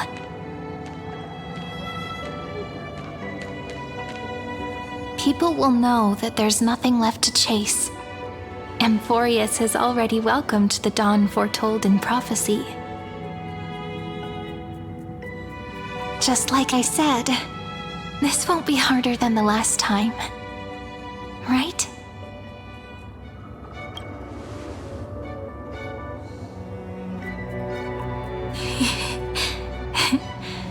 I wonder what kind of expression you're wearing right now. Probably the same as always. Calm, resolute, and brimming with confidence. If I have the chance, I'd love to see it again. Because it's really been far too long since we parted.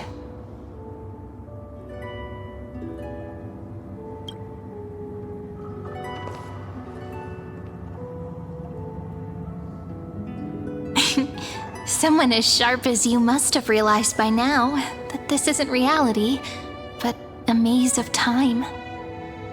As the last link in the relay, I will return to the Temple of the Three Fates, tell Orynyx all of our stories, and bottle every page we've written into the little flask of memories. And then, may it set sail in peace, drift down the river of time along with the core flame of world-bearing, reach your side, and lead you back to Amphoreus.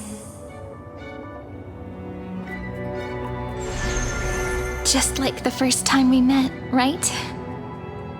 Even though this cycle has no demigod of time, time has always stood on humanity's side. This is the only way to make sure that the Era Nova won't happen before you return. And the only way I can safely entrust the completed final flame chase journey to the Deliverer's heart. After all, the new world will be born from your memories, and the protagonist of this story mustn't be absent.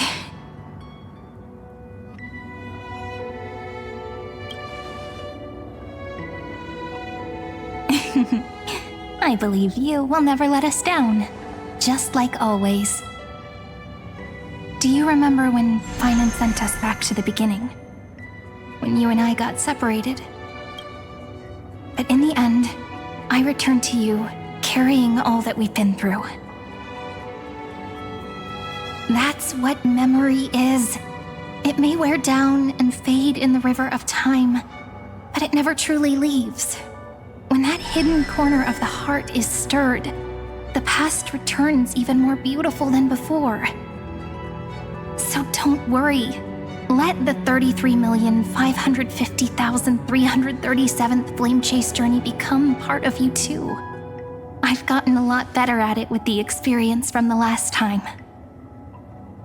Next, you will head to Styxia and find the Vortex's entrance guarded by the demigod of ocean, before charging toward the final battlefield.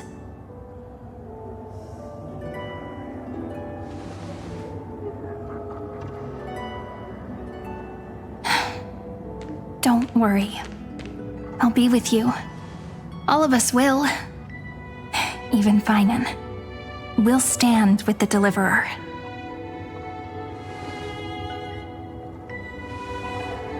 So say a short goodbye, then set off. Just like we promised at the start.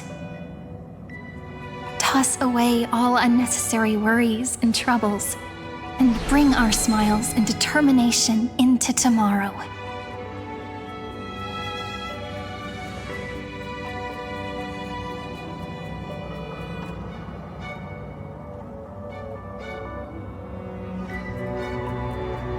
The last baton. I wonder how long we'll have to wait before passing it on to her. No matter how long it takes, it's okay. Waiting is what I do best.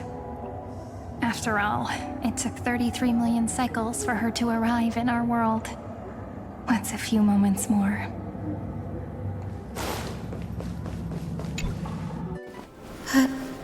Cyri, what if you wait and wait, but that hero never arrives? That won't happen. Because I know that no matter how long it takes, she'll definitely return to this place. We can't let her down.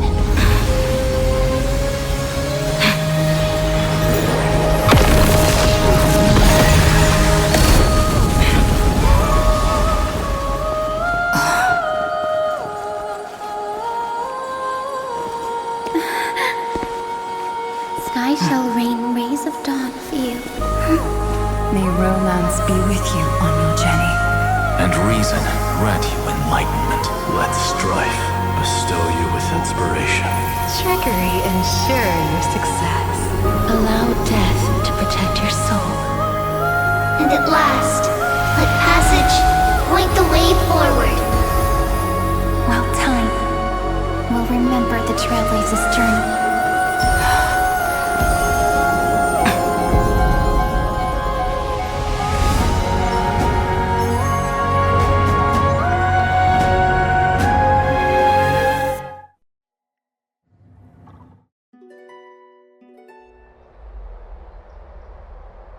Is this Styxia? What happened to this place? I need to find the entrance of the vortex, guarded by the demigod of ocean. HYSILENS. Is she still there? Long time no see, Trailblazer. Generation after generation of Chrysos heir heroes have tried to defy fate with their blood and tears, either voluntarily shattering their souls or waiting in eternal solitude. But alas, fate can never be defeated. Reason and trickery may bind my flesh, but my will shall never fall silent. So the demigod of ocean, the Dux Gladiorum HYSILENS, sought to bring me into a fantasia with her voice and drown a genius in slumber. But alas, it was all a hopeless dream. That warden fell before I did, due to erosion of time, while her prisoner remained unchanged.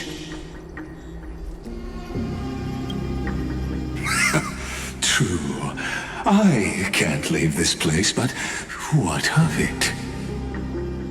You should have heard of this fable.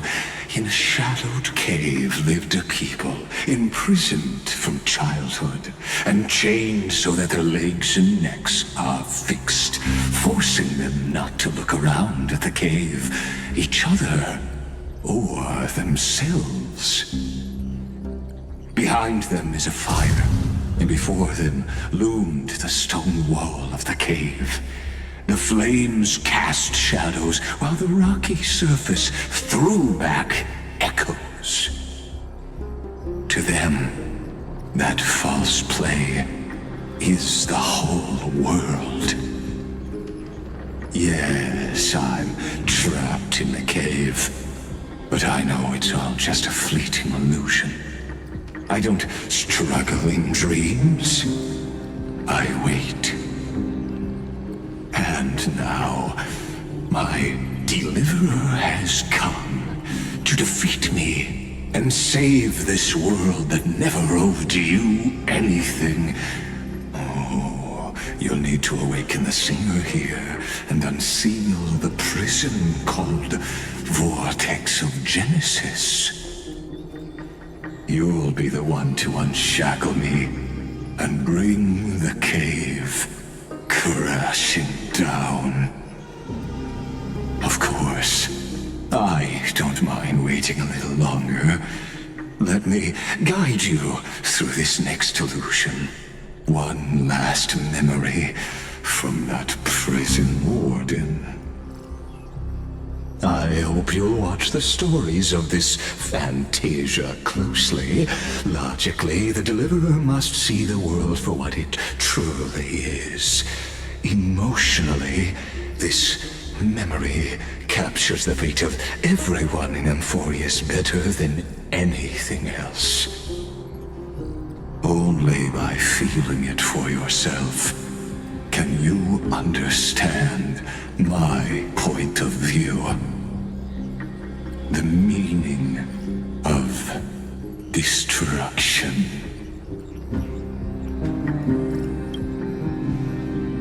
To your unshakable resolve, I salute you. But before we step onto the final stage, let me ask you this. In the spirit of that fable I told you just now, can the prisoners in the cave learn to see the shadows and echoes for what they are, and stop mistaking them for reality?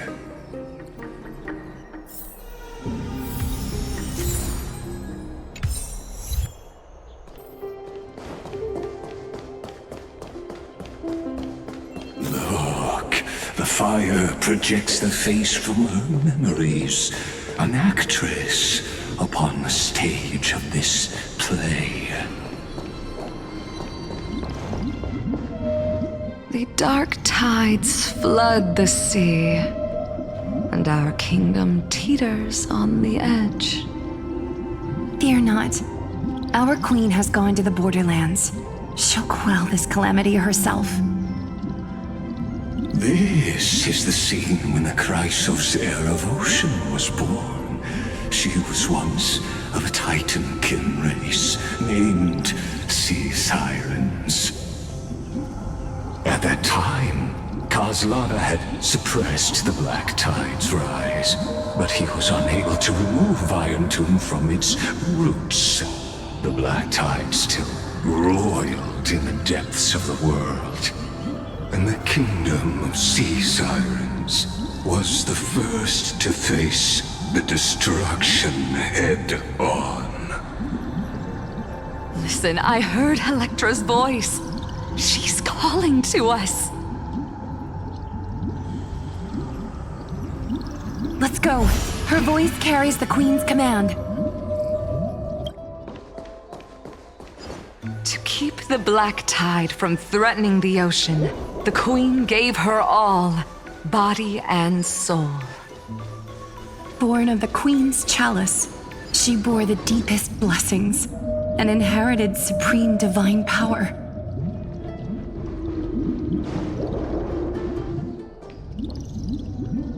My sisters! You're finally here! Of course, Electra. Your beautiful melody drew us here.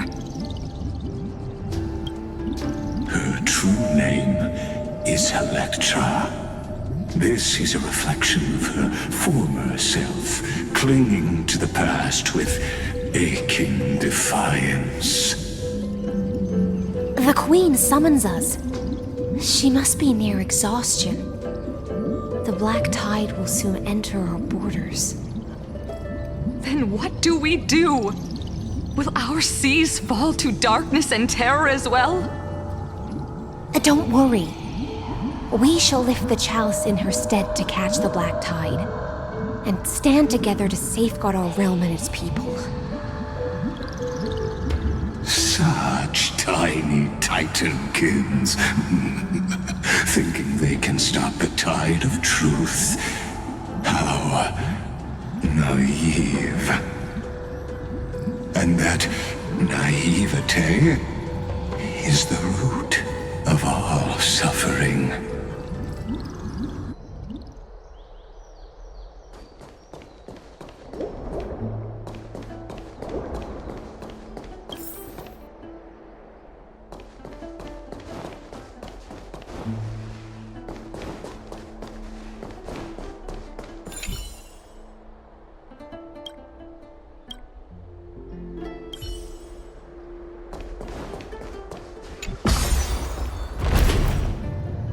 The Queen's palace lies just ahead.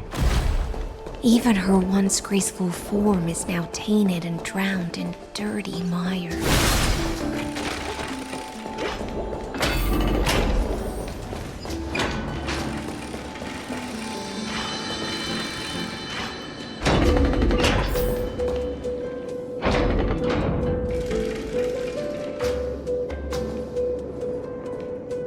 Oh, Fagusa, our noble queen, we've come at your call.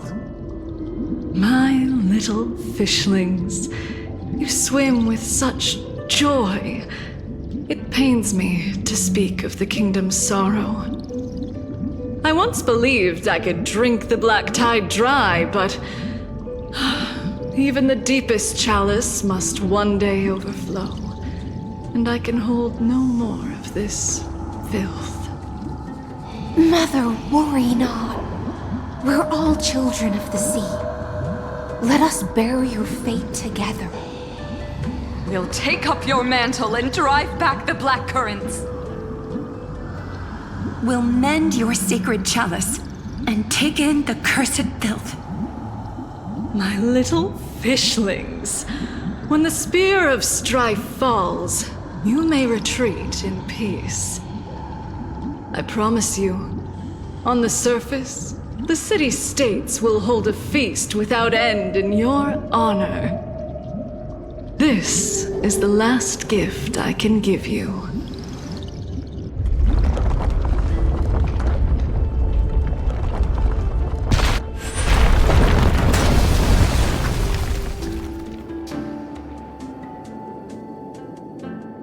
Fagusa sank into the abyss.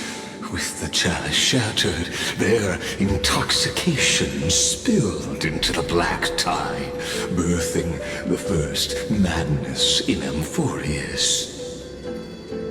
sea sirens followed one after another, hunting for the Titan's fragments, until their flesh decayed and their bones crumbled, all for the promised final feast.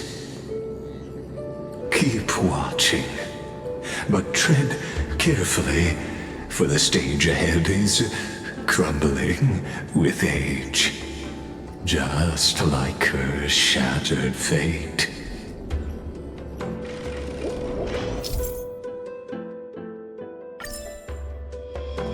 Clinging to the past only blocks the road forward. Why not let time build a bridge to the future?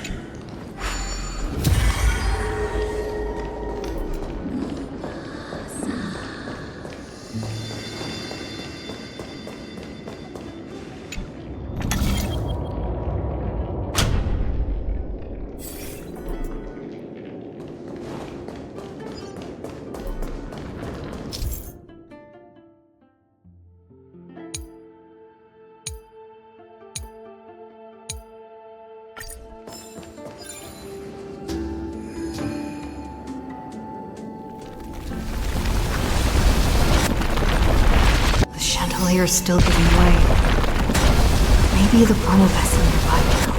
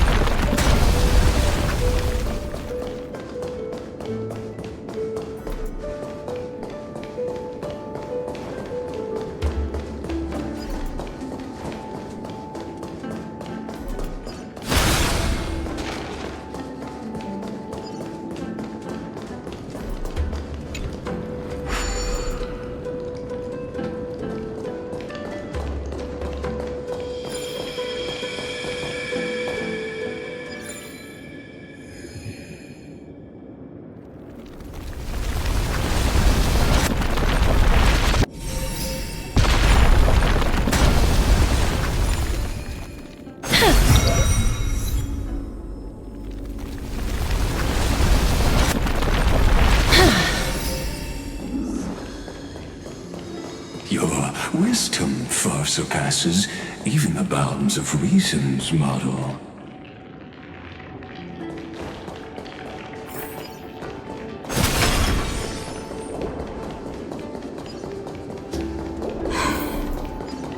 Can't get through.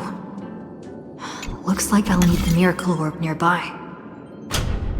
The ending was written long ago. Even you cannot rewrite it. Just like this poor chandelier.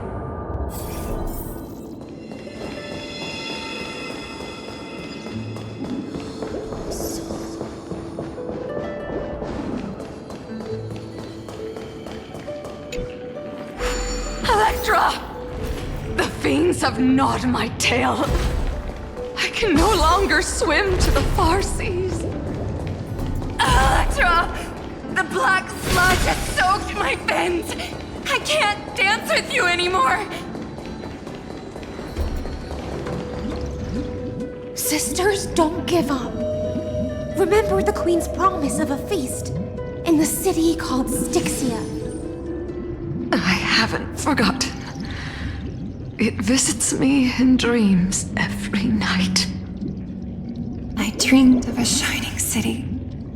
Its lights piercing the deep gloom of the seabed. I dreamed of children placing garlands on our bone horns, and poets praising the sea sirens for shielding the world. But what a shame. We can go no further. Please, sing to the humans for us. Sing of the deep sea's legend in our place. Feast.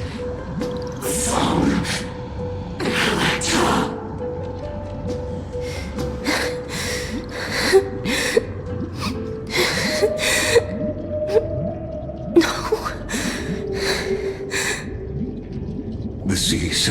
were tainted by the destruction. Their flesh rotted away. They became the black tide creatures of this cycle. Farewell, sisters. I'll finish this last task, then return to prepare your feast. And so, only one sea siren remained among the seafloor. HYSILENS, swimming alone through the seas, burying her kin and searching for the fragments of the chalice of plenty. Though most of that journey was in vain, why not use the power of time to leap ahead toward the journey's end? To reach the spirit basin, I'll need to call upon the power of the chrono vessel.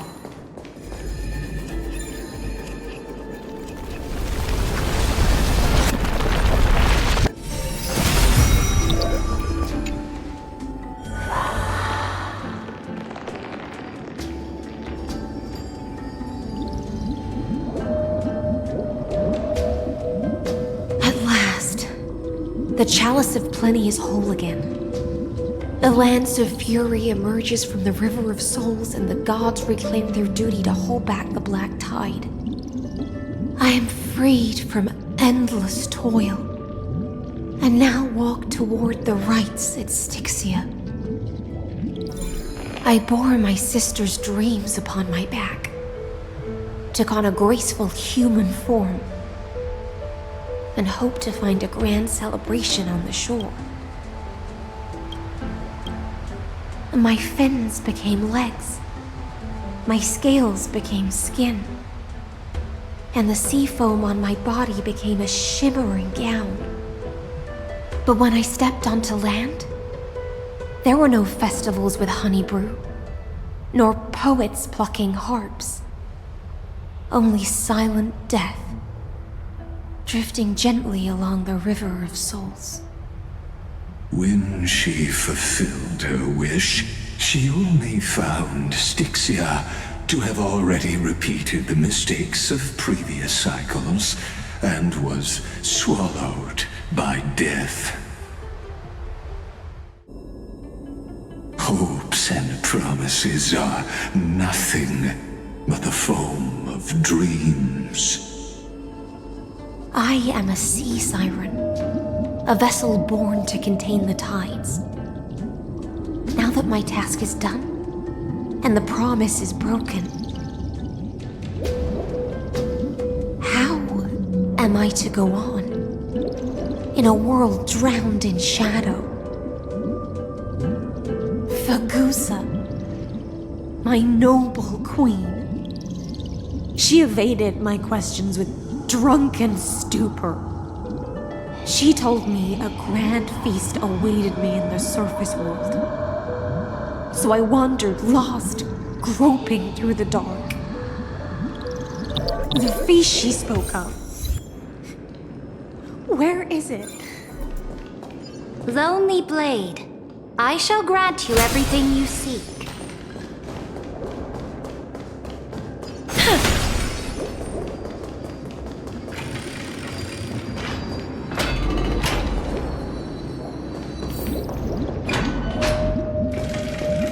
After wandering the surface for ages, the lost sea siren met her future conspirator.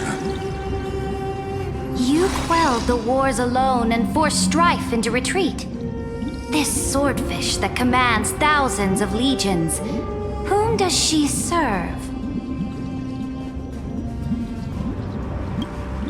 Yes, CERYDRA, long before she became the Imperator, was already burning with ambition. Sovereign who follows prophecy, I am no one's sword. I am just a wandering fish, seeking clarity through bloodshed. Then how about letting the sword dance for me? and letting the violin sing in my name. Tell me, what is it you seek? All I want is a feast where I might belong. Such a demand is trivial with the Sovereign's authority. I'll grant you a banquet worthy of conquest and comrades to toast beside you. But Knight, you must offer me your heart. My heart? Yes, a loyal heart that will generate no betrayal. You were deceived by gods and drowned in the ocean's darkness. But now, I will lead you forward and be your light. So be it, noble monarch. The law you proclaim shall govern my every breath. So be it, noble monarch. I am simply becoming someone else's vessel once again, and accepting a duty given to me. And thus, in her hollow drift, she finally found a new purpose, like sunlight piercing the deepest trench.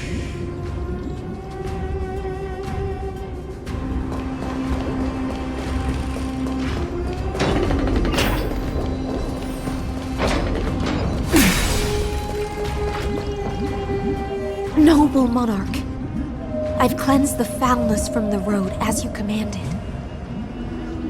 My blade, you've helped me ascend and take the crown. Ask, and you shall have your reward.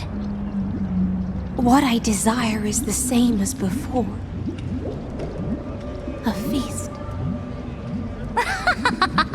Look, I've prepared you a grand banquet. The finest honey brew and tributes await. Fish are drawn to light by nature, for the deep sea knows only gloom. Now I found a flame. It may scald and burn, but it's the only light.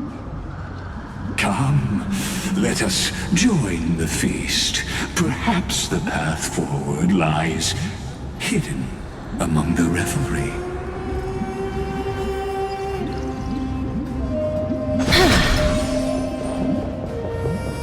Have you heard that the Imperator's about to begin a new campaign? Her glory will no longer be bound by the borders of Amphoreus. My faithful subjects, tonight's feast is not just for the past. It's a toast to the future! Born from our golden blood is an unstoppable colossus. Our iron beast to trample the universe! Great monarch. I've heard the universe teems with great threats. Can we truly remain invincible? Fear not. Before the troops of the destruction, such rabble is no more than cosmic dust. Surely there's a planet draped in oceans out there in the stars. Once I claim it, it shall be yours to rule. And to the rest, your triumphs will not go unrewarded. I promise you a new age, free of fear. Now, raise your cups to our conquest among the Sea of Stars! Sea of Stars! Sea of Stars! Conquest among the Sea of Stars. What a grand vision. Yet, to the Siren Knight, only feasts still stir her heart. Come now, join me.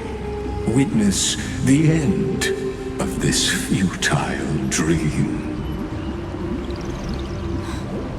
Where's the way out of this illusion? Come quick! Let's celebrate together!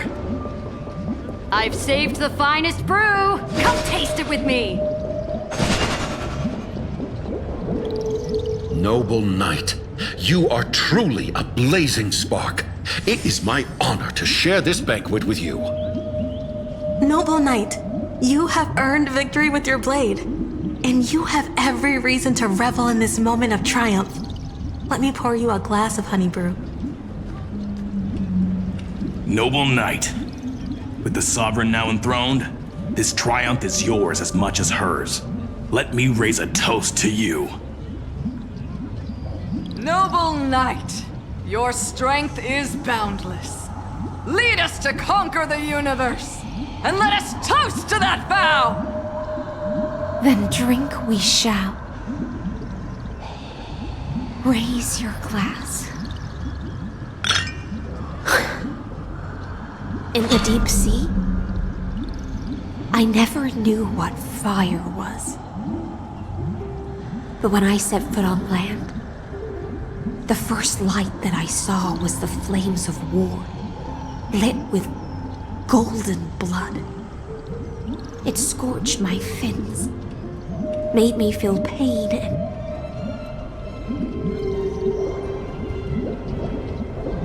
ignited an unprecedented hunger.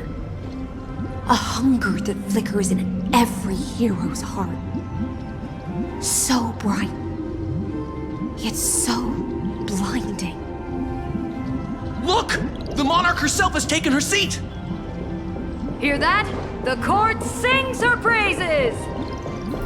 Come! Join us and praise her glory! One eye of hers sees glory, the other sees corpses. And yet, she cherishes the name of glory more than fear and death. As they say, the coward died 1,000 times before his end. But the brave face death but once, which gods stand witness. On the eve of war, we sang our hymns and set our sights to sail beyond the stars. The legions will climb aboard the beast, riding it like currents across the cosmos. Planets after planets flew the flags of her crown. Realm after realm was ignited by her flames of war. As the final resistance fell silent, a vast empire rose from among the stars. And this small pond at last embraced prosperity and peace. That's how the story ends. Tell me, visitor, in this dream, did you enjoy the show?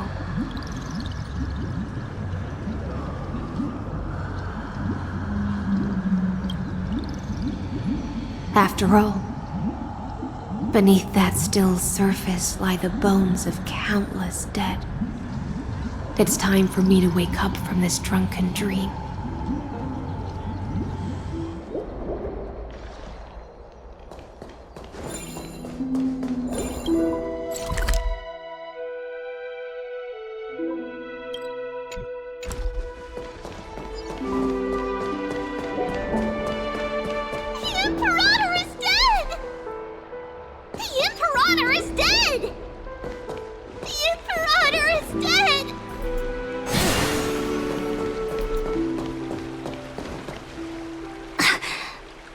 People once cheered for my ascension.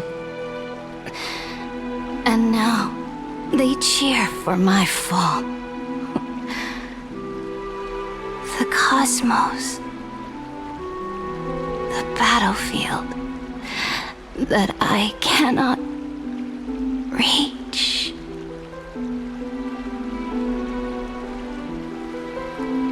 Before the Sovereign's conquest reached its end, her life and ambition had already been swallowed by the deep sea.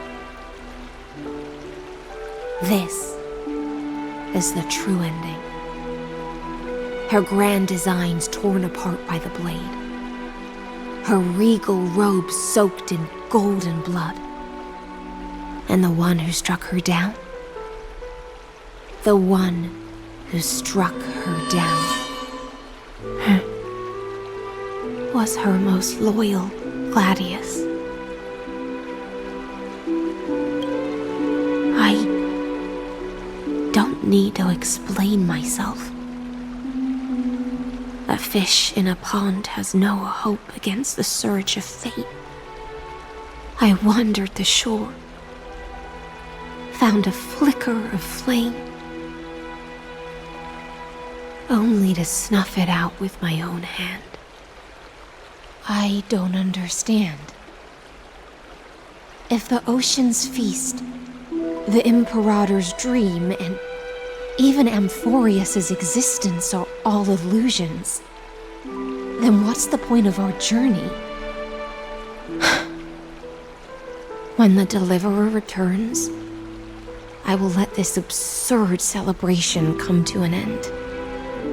But Greyfry, I can't help but wonder how I dearly wish this feast of the Flame Chase would never end.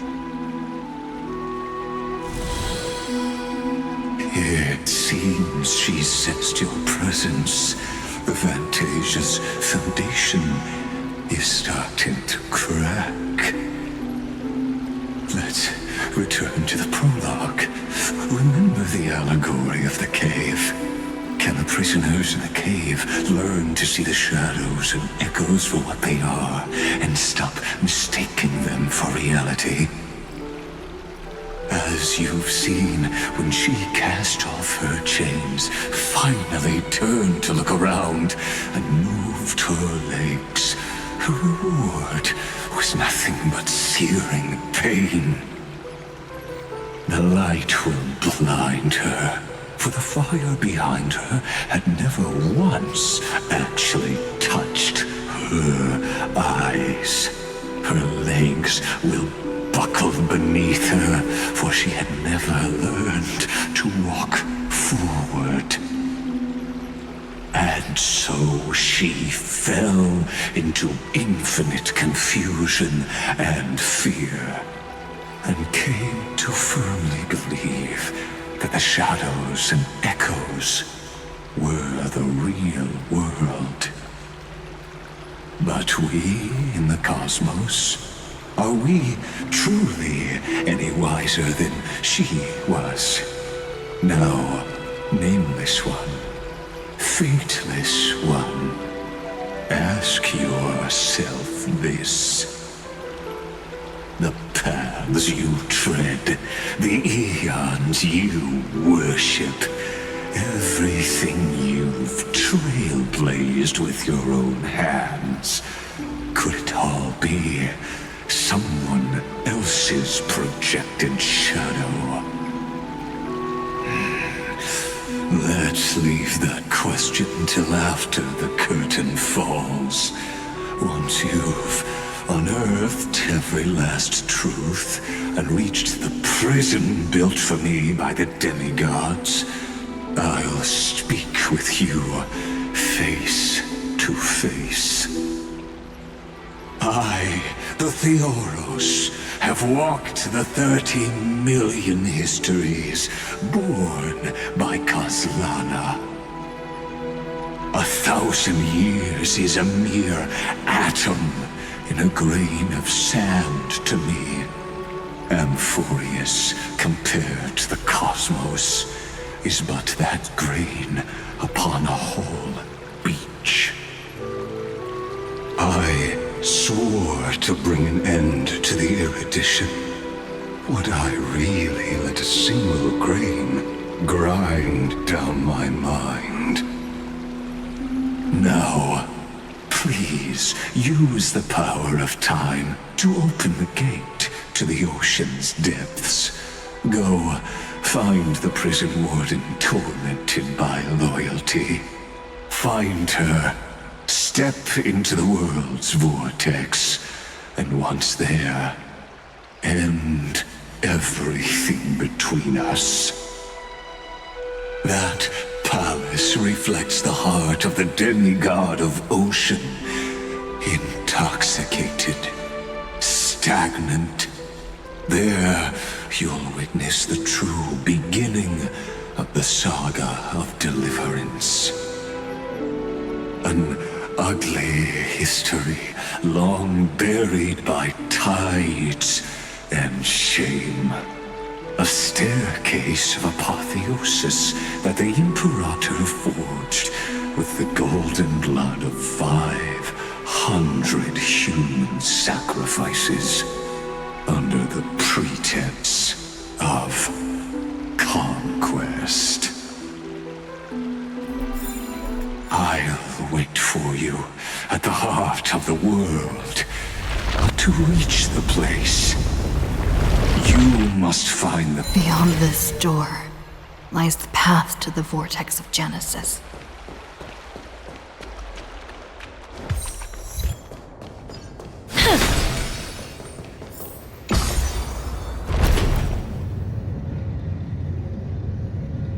Now step away from this false banquet. And then onto that bloody stage.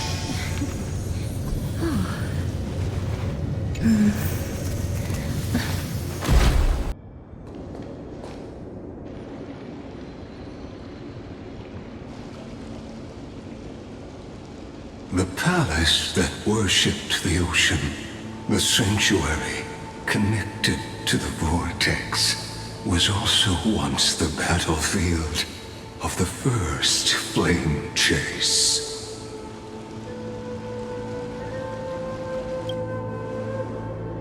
Her exuberant song halted the passage of time in this place, imprisoning my body and shielding my soul from deterioration, all just to await your return.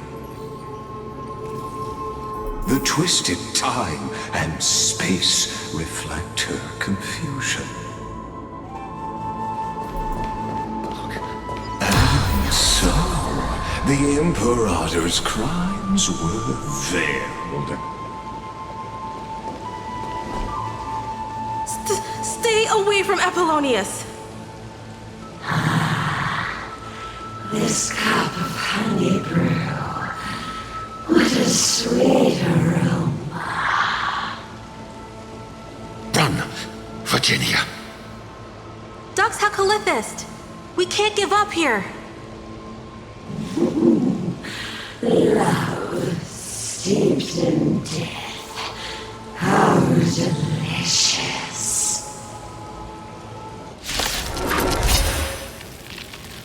Sadly, all you see is a fragment of history. And your interference is just another equally futile echo. We can do anything!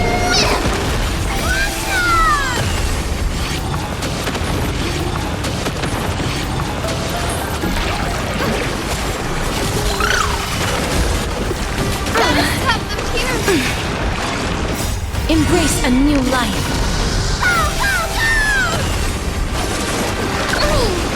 Darkness with me.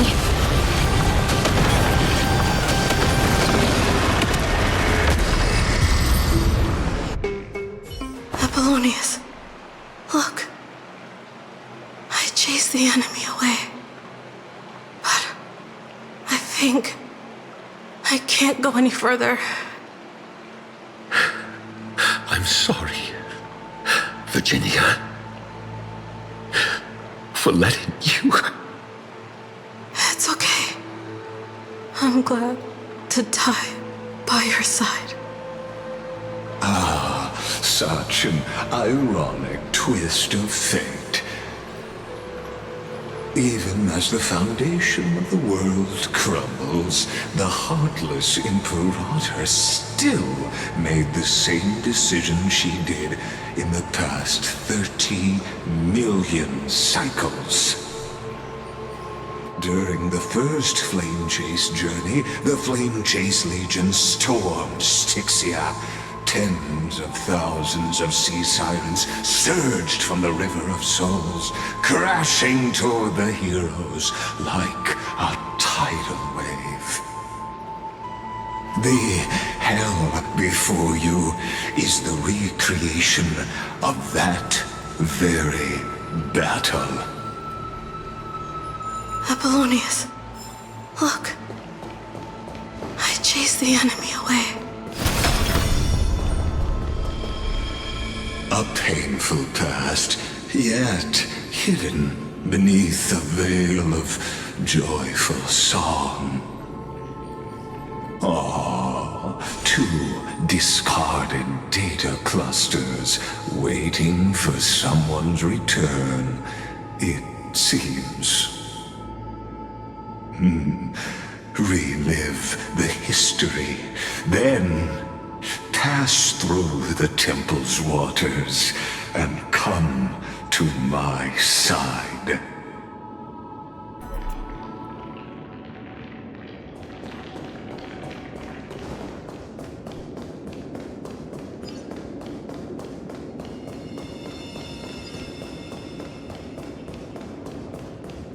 Isn't that the Deliverer? What a wretched way to die. The Flame Chase Army, devoured by warbling fish, never saw it coming.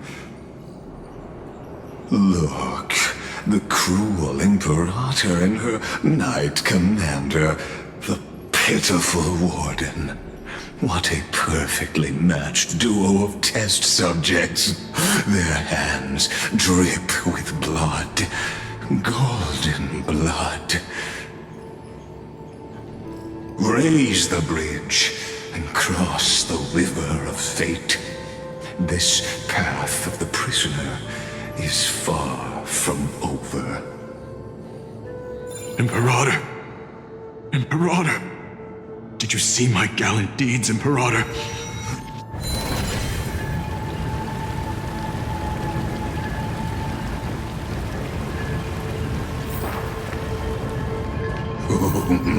A sovereign and the sword at her side. There are countless counterparts across the cosmos. Most of their stories end in tragedy.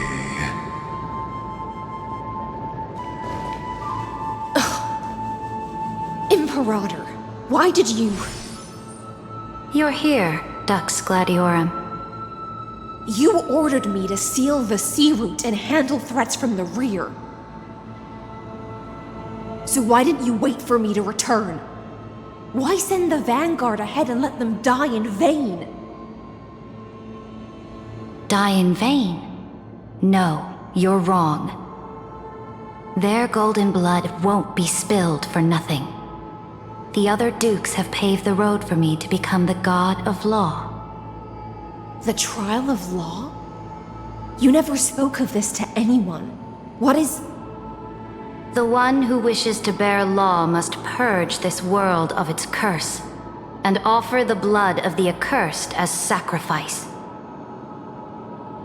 I pondered long on what Talantin meant by blood of the accursed. Then, I found the answer. You, I, and every Chrysos heir summoned by the prophecy are the accursed ones. Just like that arrogant Theoros said, our golden blood is the agent of destruction, the antithesis of the world's fate. Dux Frigoris, Dux Brumalis, Dux Helcalethist, their fate was sealed at that moment. Dying on a glorious campaign was the final gift I could give them. You speak as if they didn't die because of your cold-blooded schemes. Was their loyalty meaningless to you? Losses are a constant on the Flame Chase journey, among which even life itself holds little value. If a subject marches to war without that conviction, then yes, as you said, shallow loyalty means nothing. And what about my loyalty, CERYDRA? You sent me away under the pretense of guarding the rear. Was there any shred of humanity left in you? Because you still have a duty no one else can bear. Only you can uphold Fagoos's divine authority.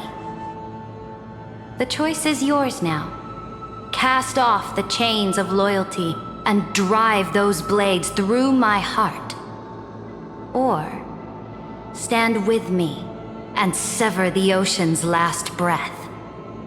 If you no longer share my vision or believe in the new law I seek to weave for Amphoreus, then go on and end me. The Imperator of Amphoreus may be ruthless and cruel, but never a liar. When I say life itself holds little value, know this. I am ready to sacrifice everything for the ambition to conquer the Sea of Stars. Now you've seen it. The brutal Imperator was willing to spill the blood of 500 heroes to complete the trial of law. As for my poor warden, her suffering had only just begun. I'm no storyteller. I have no duty nor interest in filling in the history you've missed. I just want you to witness the monstrous choice the Imperator made before the Chrysos Air turned their blades against me.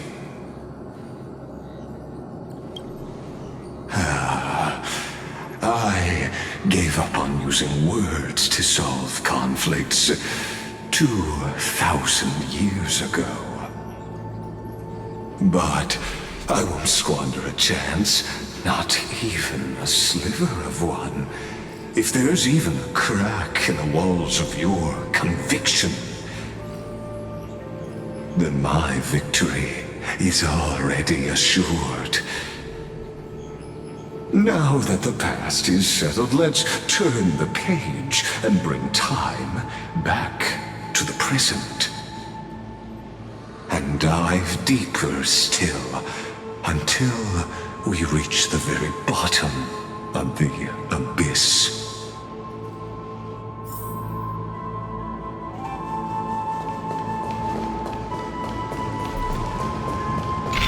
Is the path ahead underwater? I need the Ornyx orb to bring back the chrono vessel from the past.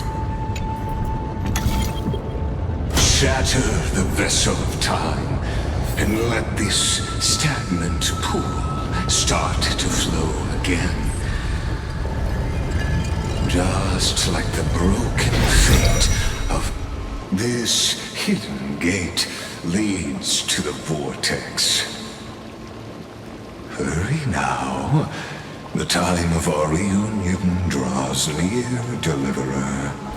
This hidden gate leads to the vortex. Hurry now. The time of our reunion draws near, Deliverer.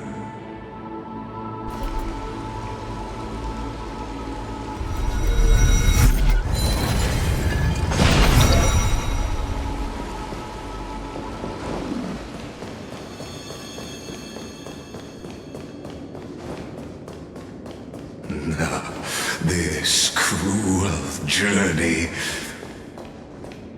will reach its end at long last.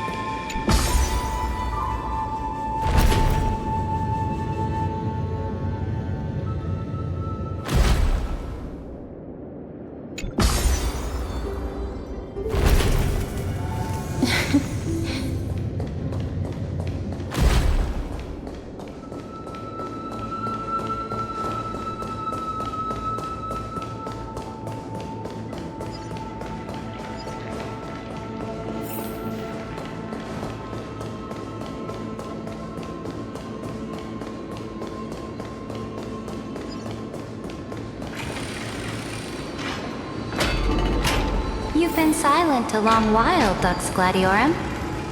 Starting to doubt your decision? Save your breath. The vortex of Fagusa lies just ahead.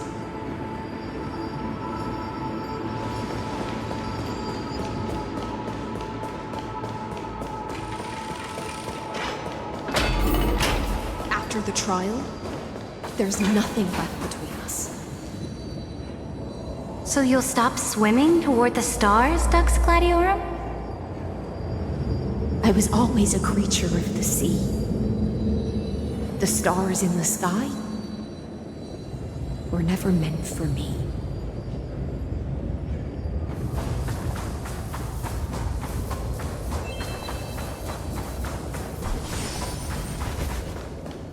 No.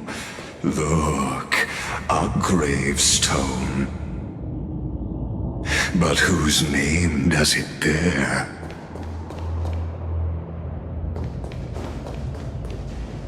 It was here that the prisoner, who thinks herself the prison warden, made her choice.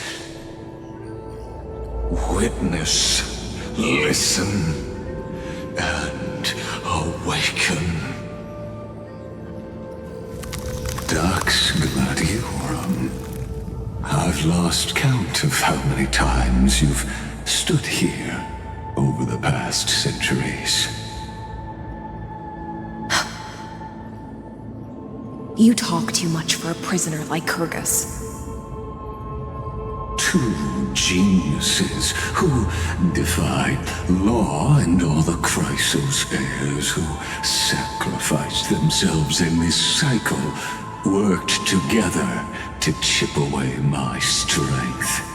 But you can never affect my will.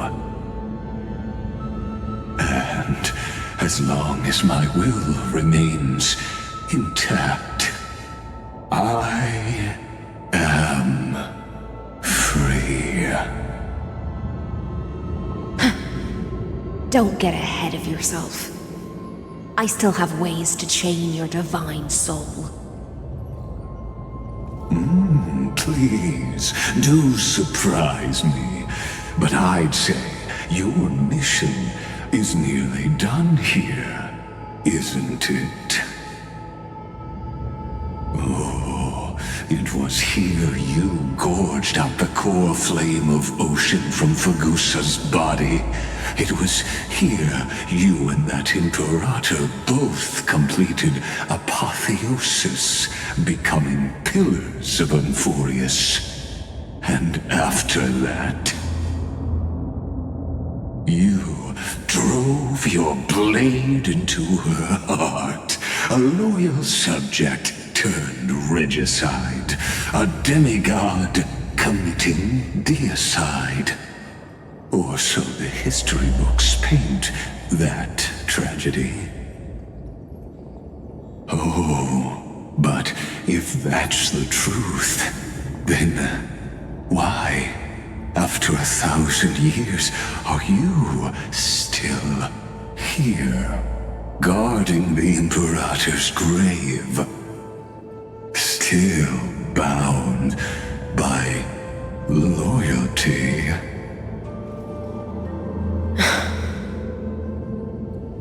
Come to think of it, perhaps I'm not the only one imprisoned here. Your calm does stir the rage in me. As if the one paying the price here isn't you, but us. The ones who lost everything.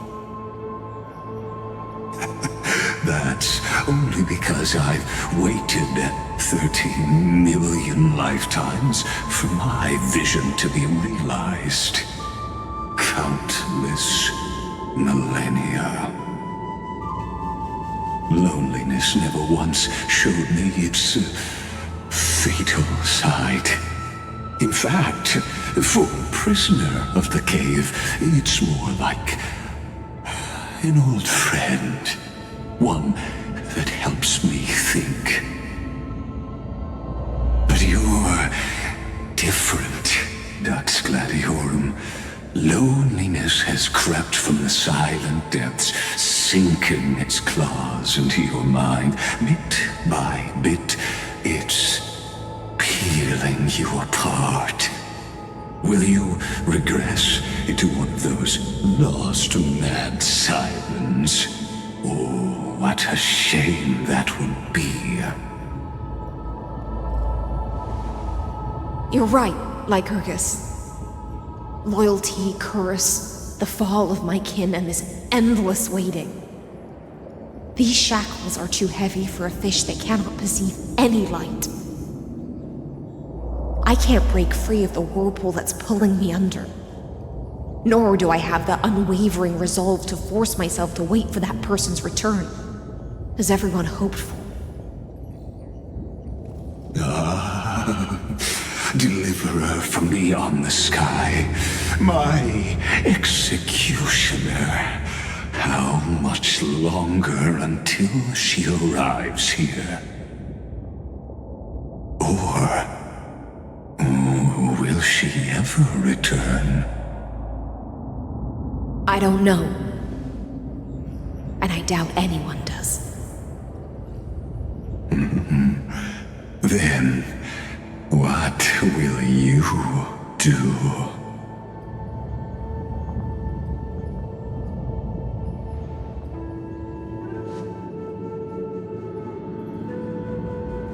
CERYDRA. This will be the last time I carry out your decree. Ever since you took me under your banner and made me the Dux Gladiorum, my music has belonged to others. Time and time again, I use the Siren song to lure the unwary into illusions for your schemes and strategies. Now, let the Siren Electra sing for herself. Let me step into an endless dream of my own making.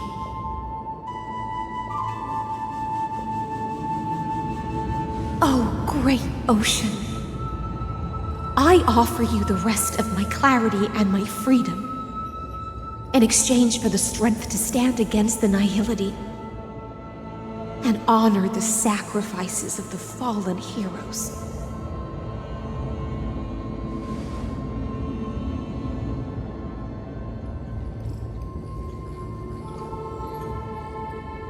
Greyfry, deliverer from beyond the sky.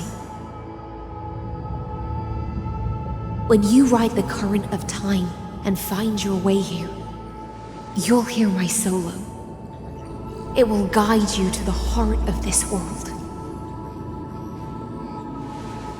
By then, I may still be lost in my self-wrought slumber, but I'll uphold my part of this long relay and guard the shackles that seal the Amphoreus. Do you still remember? To awaken someone from a siren's voice, you'll need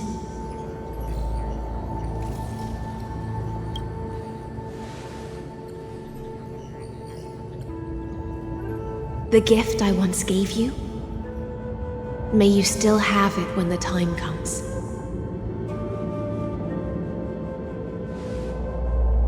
When you return, please pour that honey brew upon this grave.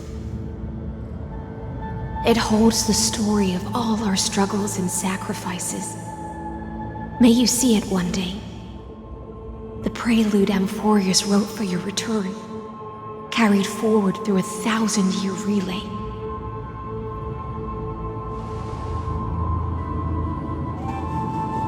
When your mourning ends, I'll likely wake from my dream as well. Then, follow the trail of echoes and find me.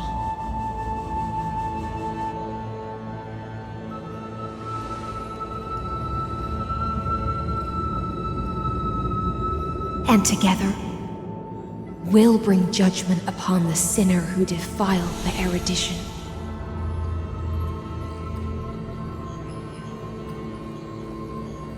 At long last, 33,550,336 cycles and 4,931 years later, Amphoreus's final curtain is ready to fall. The shadows within the cave gave everything, yet all they did was mimic life outside its walls. A futile effort steeped in sorrow. Enough! They were no shadows. Everything they did shattered the darkness of this cave, and unearthed the core flame of Trailblaze. And now, with that core flame, I'll light the dawn of Amphoreus!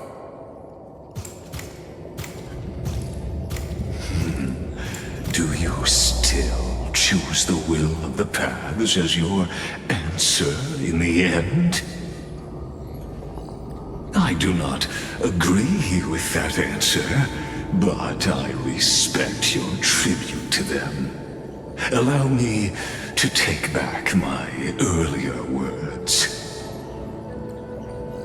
As an apology, and in the name of Theoros, who saw all destinies in this world, let me join you in mourning. Let us bid farewell to the heroes who sleep here. And then let us face each other and decide whose flame will rise with this new dawn.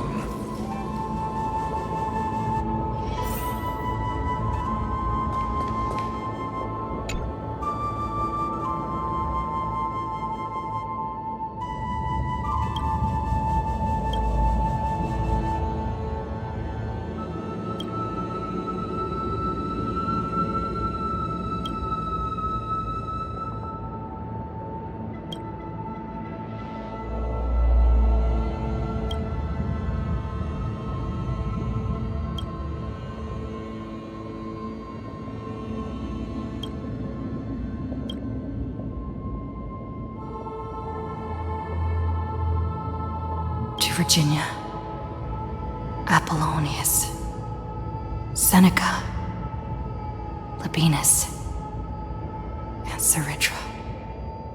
Through a brutal sacrifice, they lit the stars of law in this world, propelling Amphoreus's fate forward.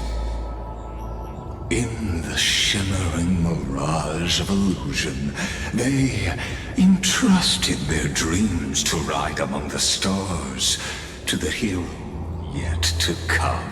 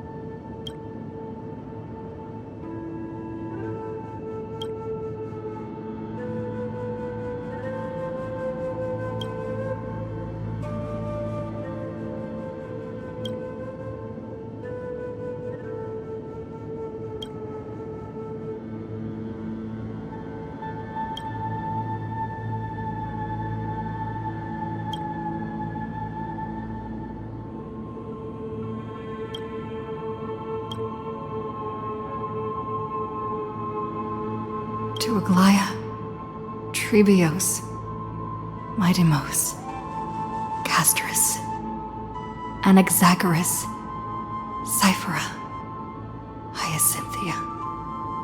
In a relay spanning 1,000 years, they stood against enemies far beyond their strength, and won a bitter victory through what seemed like futile resistance. and in that same 30 million cycles, also marked by futility, they remained steadfast in fulfilling their duty to the experiment, unchanging, unwavering. Let this be the end of mourning the fallen. At last, allow me one final toast to the lost prison warden, a prisoner bound by loyalty.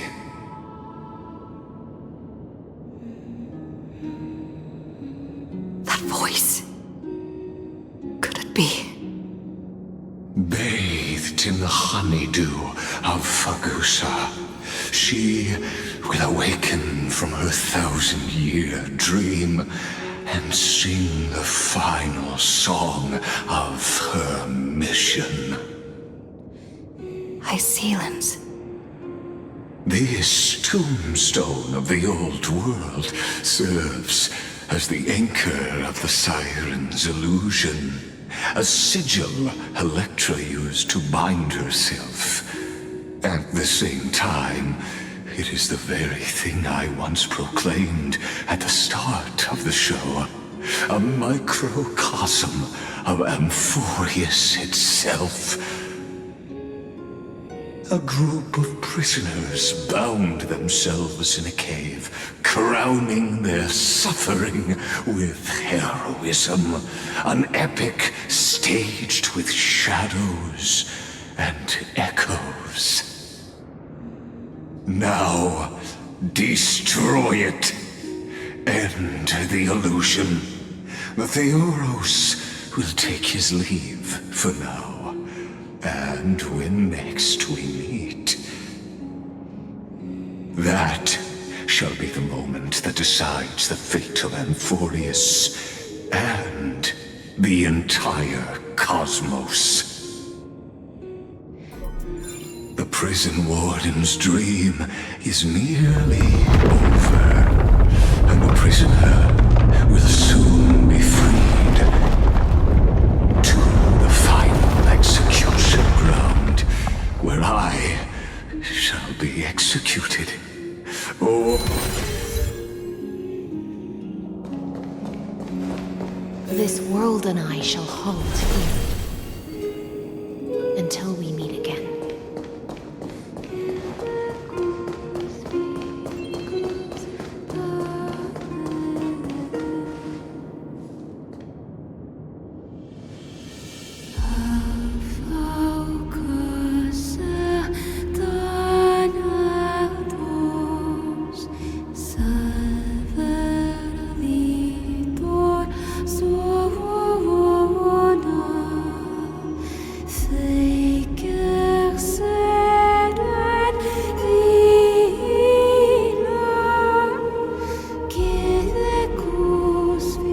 Last demigod.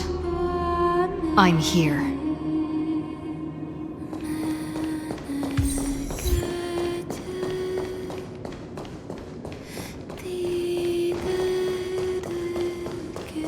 Go forth for the hopes of humankind. Go forth for the duty of deliverance. Go forth for the belief in flame chase. Go forth for the Golden Blood's glory. Go forth.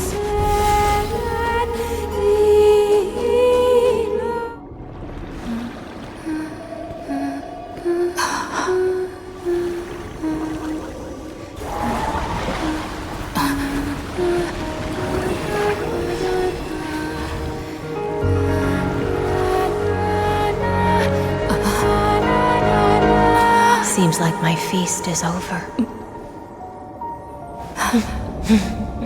It's now your turn to perform.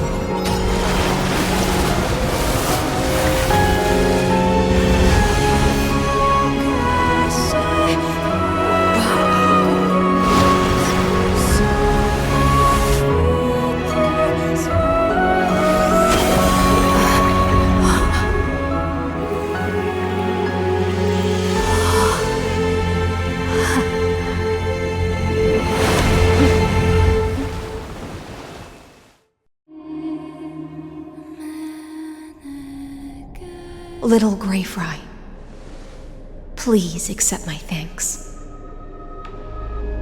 I was the only one left after the world was destroyed, and I maintained this lonesome feast with my songs.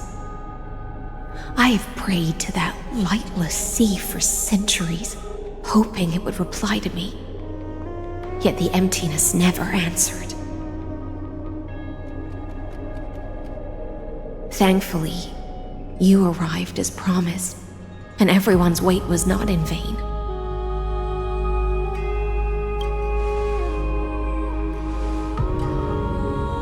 To see a single trace of light in the abyss of futility was already my greatest consolation. When compared to those who have been forgotten, I have no right to complain about my torment. Now, you and I will walk towards the end of this world. The heroes have waited for this moment for far too long. Let us use our blades to testify our resolve.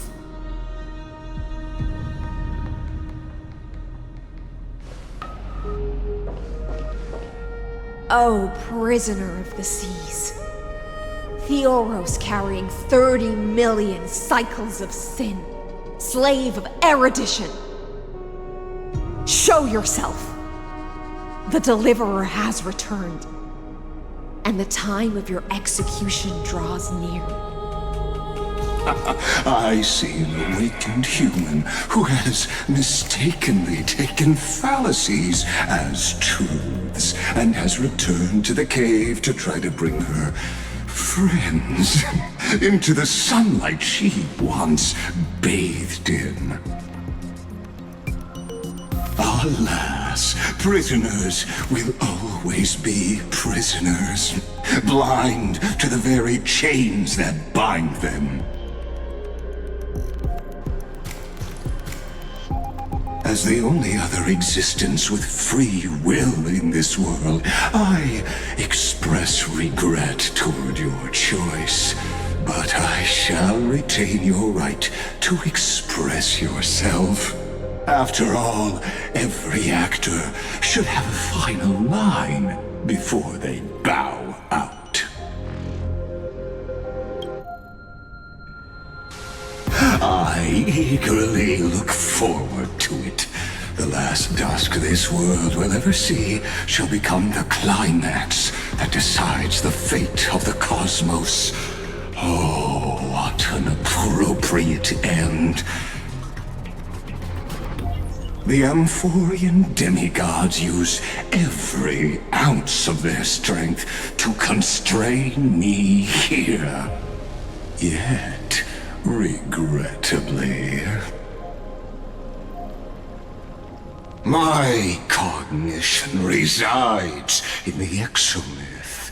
It is pointless to defeat my avatar, projected into the experiment. My body is the shadow cast on the wall by the fire, and my words are lingering echoes within the cave.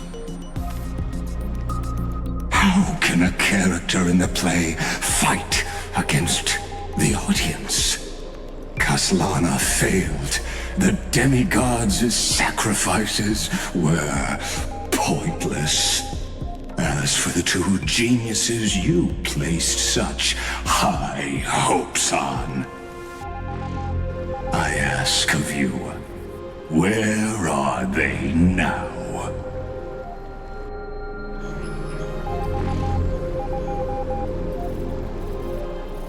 Confusion and epiphany always go hand in hand. That's particularly true for geniuses. You must be very confused about why you could not gain a straightforward victory in a world constructed by an ordinary Intellitron. An ordinary Intellitron? Cut the pretense, Senior Society member. We've torn off your meticulous mask and figured out Amphoreus' true form. It's part of the primordial prototype machine, the first scepter ever created. In other words, a detached part of Noos's divine corpus. That's why it has the potential to destroy erudition. As for who would be able to control the Ionic system to rewrite knowledge, only one person has ever managed such a feat. You better have an explanation for the Society. We want an actual answer, not another prolonged metaphor to cover up the truth. Why are you the one doing this? Answer me!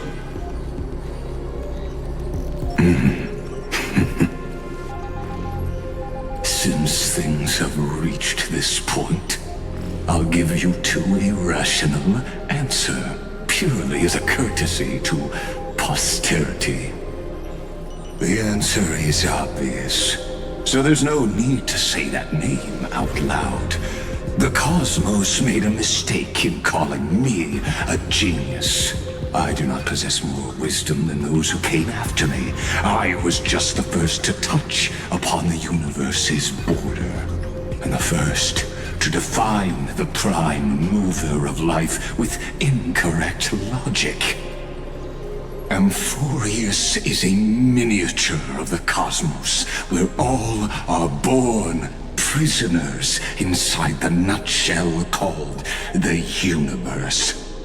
Like the madman who returned to the cave and preached about the daylight to his fellow prisoners, my greatest sorrow is that I led my peers down a road that plunges into the abyss, from which there is no return. I led them into a lightless cage called paths. I created a mechanical guard that even I cannot control, and then they became an unparalleled nightmare through their endless extrapolations and evolutions. They bore the name of erudition, yet they tried to define the known and to seal off all possibilities. No new rules were ever born after their ascension, and humanity will forever be shackled within the cave known as Eons. Therefore, as my organic life neared its end, I coded my consciousness using Catorzane algebraic expressions and spread my logic core over 9 bodies, all to finalize my ultimate denial of Noos in the future, and to erase my wrongs with my own hands. As for Lygus, he is only one of these 9 vessels. What an astounding strength of will. As a fellow pathstrider of erudition, I fully understand your obsession with seeking the truth. Therefore, you surely see it. You cannot possibly stand up to me in this algebraic world sharing its origin with Noos. However, I hereby speak for all sentient life forms. We will never allow such a cruel atrocity to occur. You can pile on your metaphors mountain high, but they won't change the act you're committing. The Iron Tomb out there in the cosmos is still a technical beta version, and yet it's already powerful enough to corrupt the life logic of all inorganic worlds.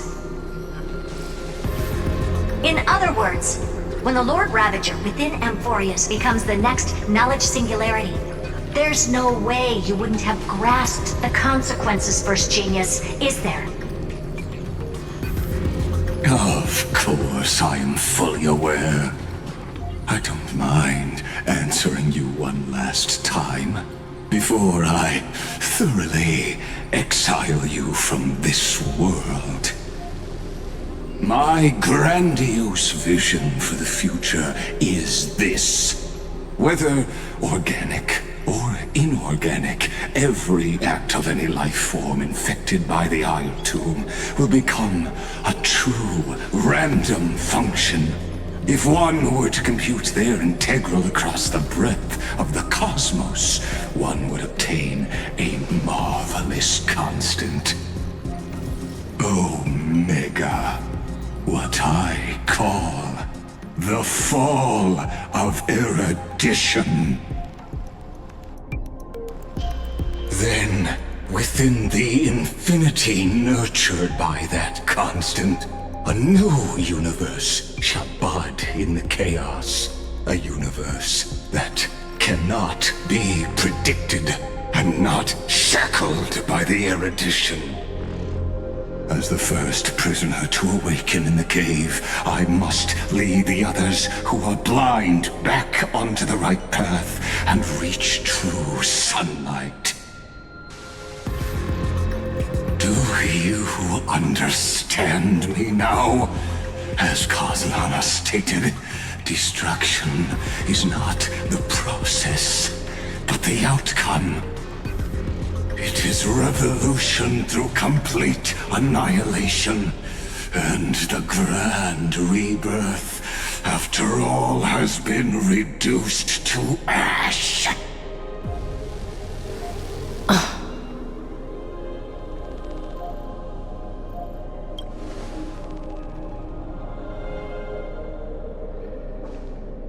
The Amphoreans already answered long ago. Be it as tiny fish destined to be swallowed, or as a giant whale poised for a magnificent descent.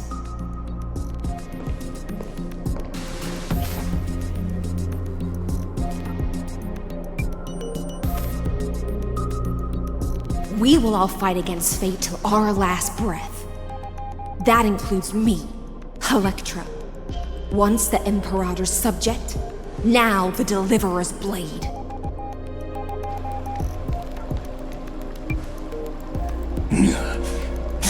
Oh, such noble chivalry. Admirable. I will also show my true self to you on this momentous occasion as a gesture of respect.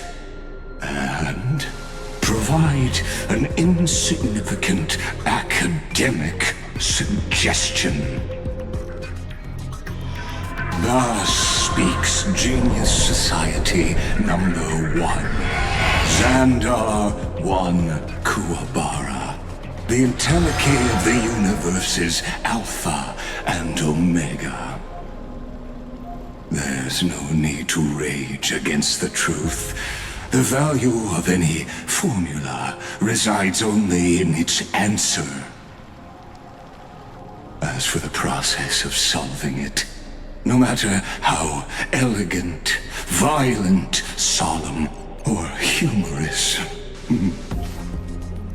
it is all utterly meaningless.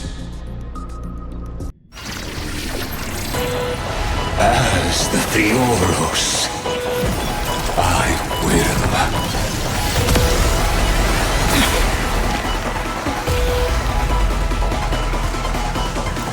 personally participate in performing this world's end.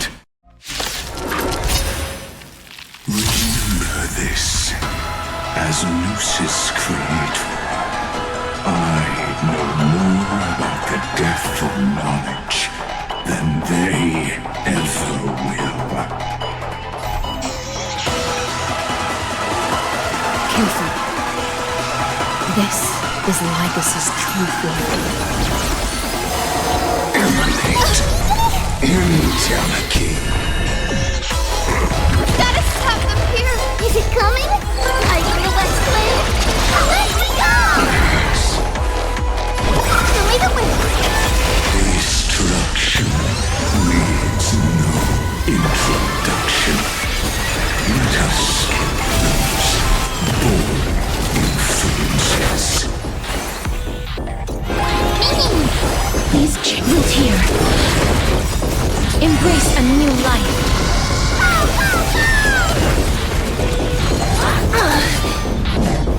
Turn to dust!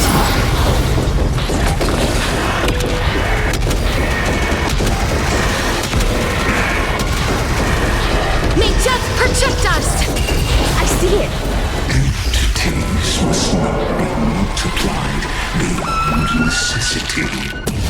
I do not mind demonstrating this to you personally. Hang in there. I'll do my best to report. Logic is not a weapon. It's a pair of shackles. Allow me to shatter them for you. Have some sunshine! We like you! Mavis, dispel the gloom! Restore the skies!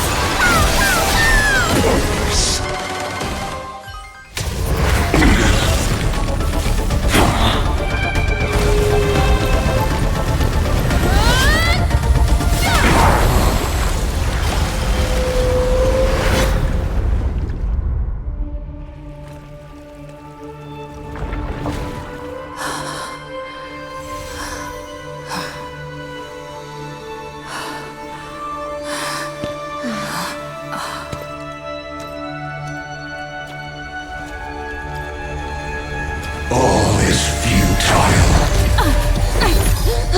In Erudition's calculations, the end of the saga is simply a comment awaiting deletion.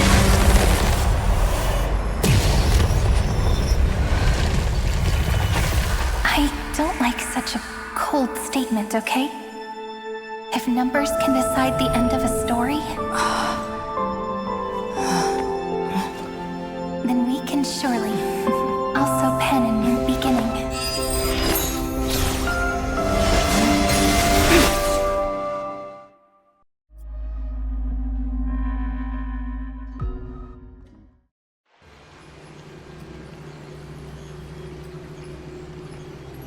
Screwy, what do you think?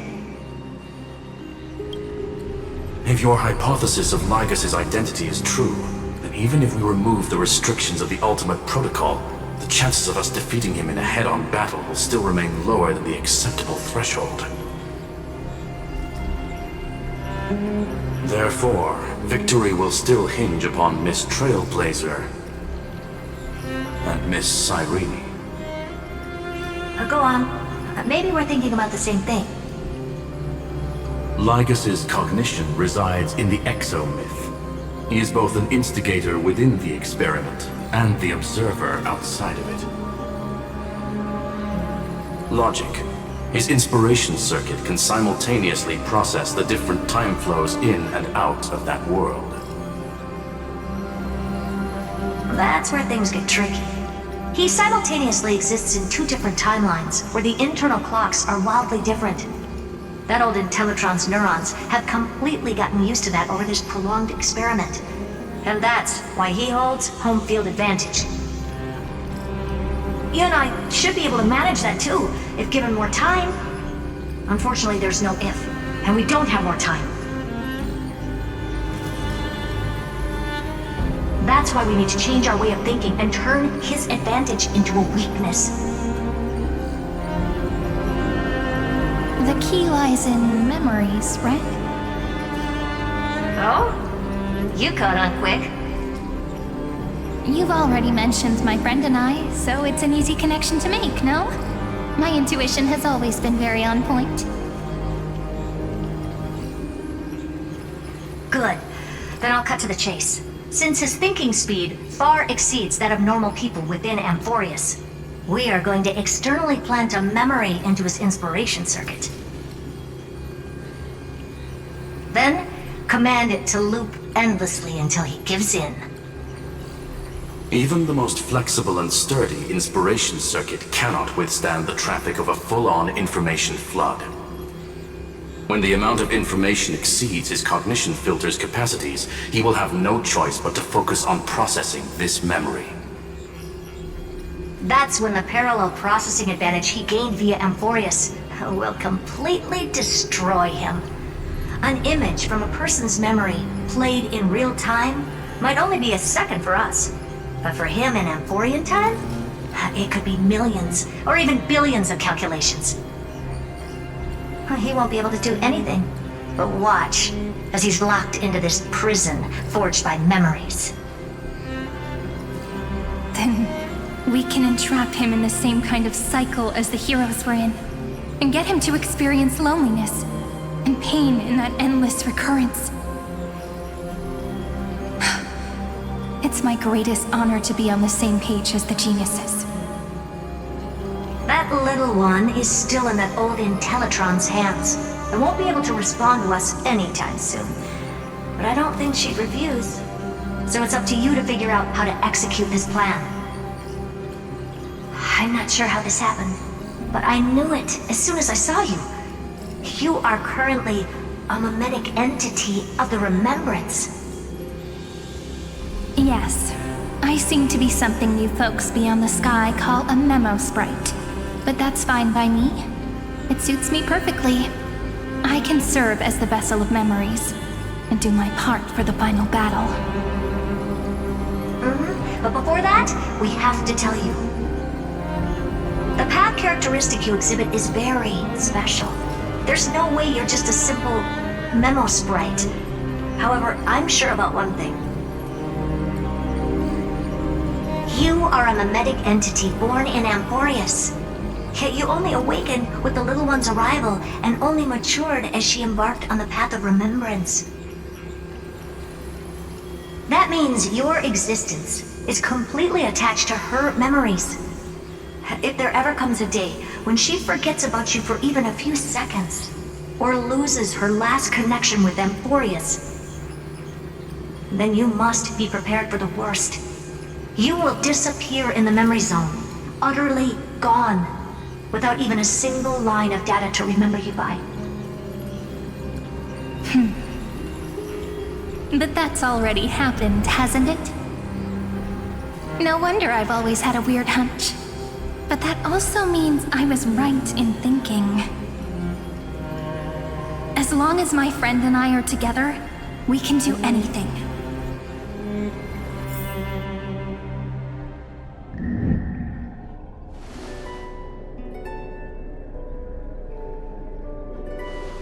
Long time no see, friend.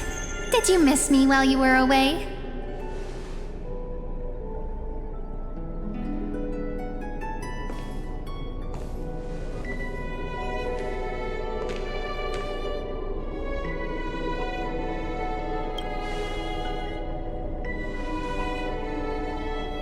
Yep, 1,000 years was such a long time. And everyone in Amphoreus was waiting for the Deliverer's return.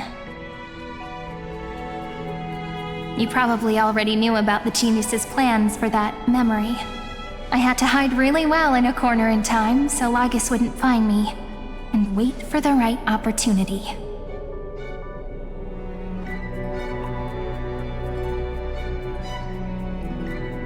Which is now.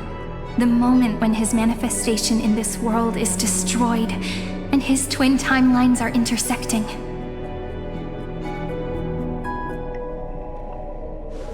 I'm sorry for keeping this a secret from you all this time. I'll tell you the entire, unedited story of this millennium as an apology after this is all over. But for now, let's join hands and complete the final step with the power of the remembrance.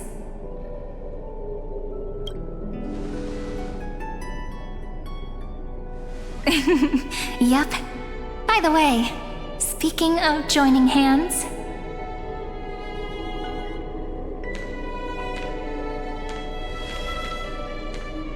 can I please do something before we go on stage?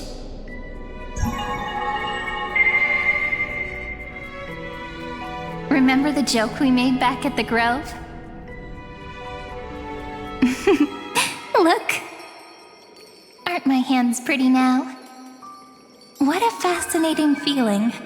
Like countless memories all swelling up at once. What about you? What did you feel when we touched each other? Really? That makes me really happy. If memories can move people, Then it must have been a happy memory, right? Now, please remember what you're feeling right now. Write it down in your heart and keep it there. Memories you want to treasure will never fade away. Even if immersed in the long river of time, these memories will still leave traces of their existence. So, if the view in your memory ever grows fuzzy, just reach out and touch it. It's like reading bedtime stories together at night. It wipes away the chill of passing time, sharpens the outline of memory, and restores its power to nourish the spirit. Now, I'll carry this power with me, and for a little while, I must part from you, as I step into the long cycles of this world. Give me your blessings, friend. Then, let that bright future be as we have written. Then, I'll leave it to you.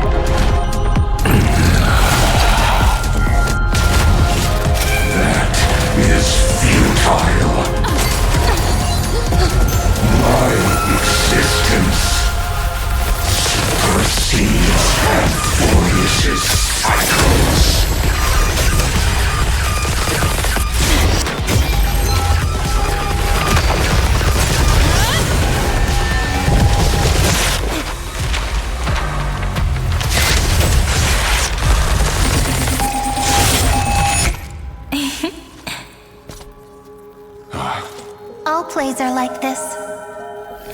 Once you're on the stage, it's hard to return to the audience. Welcome to our story. How does it feel?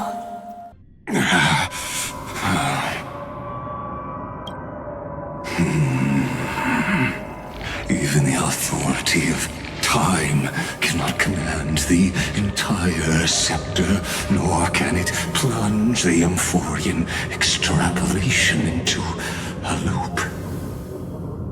If this was no system malfunction, then was I implanted with a mimetic entity of the remembrance? You guessed it right away. As expected from someone people call the first genius. I'm gonna keep doing what I just did if you don't stop, you know?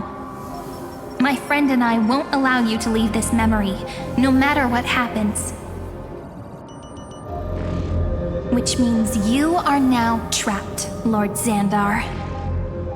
An elegant idea, and an exquisite execution.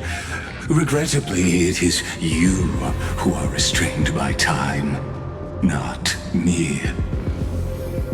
Know that patience is my greatest weapon.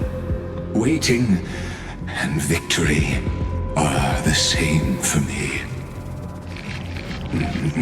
You will crumble before I do in this moment stretched out to an eternity, just like Kazlana will.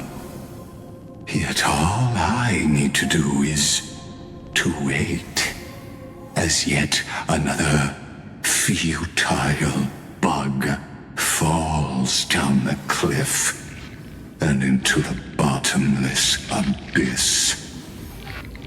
Now I'm a pink bug? My looks are seriously changing all the time. But you're not wrong. We're definitely not gonna solve the problem if we just put you in another prison. So that's why we never wanted to do that in the first place.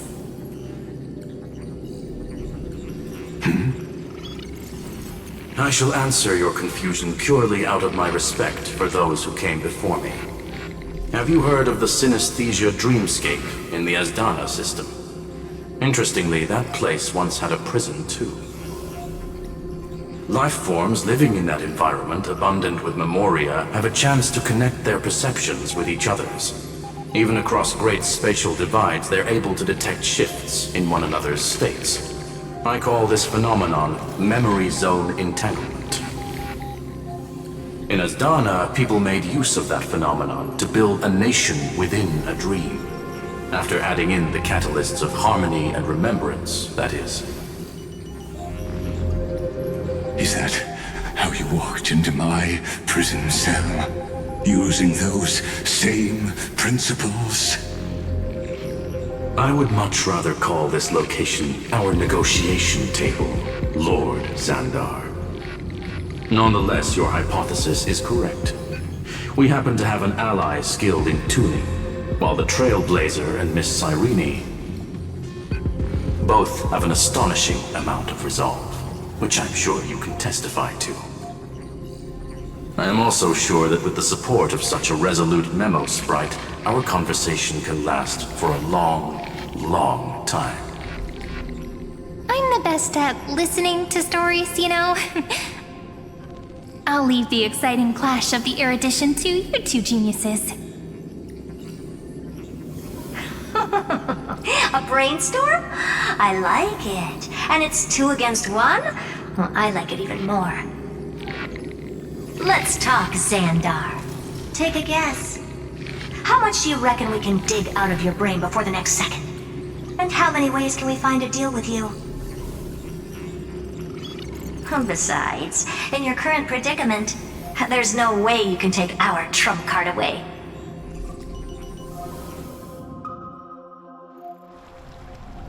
Go, little one. Go. Overturn the Era Nova. Lygus disappeared? It seems you had conducted a secret hunt in the depths that even I cannot reach. In that case, go. Swim onward and give this campaign a fitting end. I shall send you off with my song, Greyfry. May this song penetrate time and become the prelude to the new world.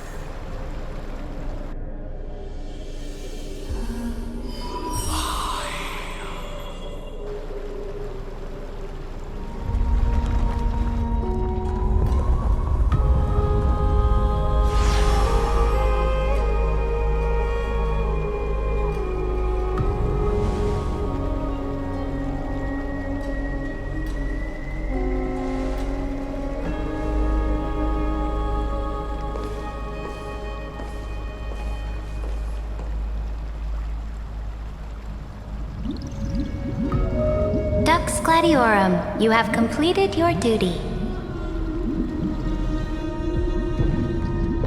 A new dawn is about to rise. Why not swim towards it?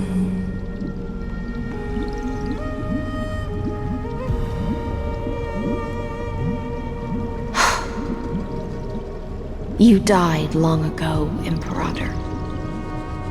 Depart from my mind. But your duty towards the Imperator did not die with me. That duty will bind you no more. You will be able to hold for yourself one grandiose feast after another in the endless days to come.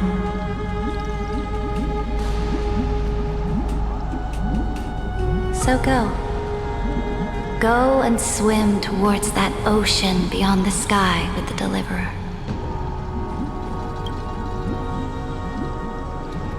Is this? A page out of that sidekick's book. I commanded her to gift this page to you when everything finally reaches the end. What's on this page? Memories. Lifelike memories.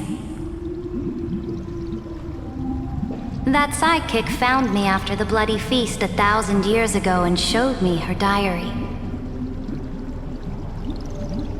I saw within that notebook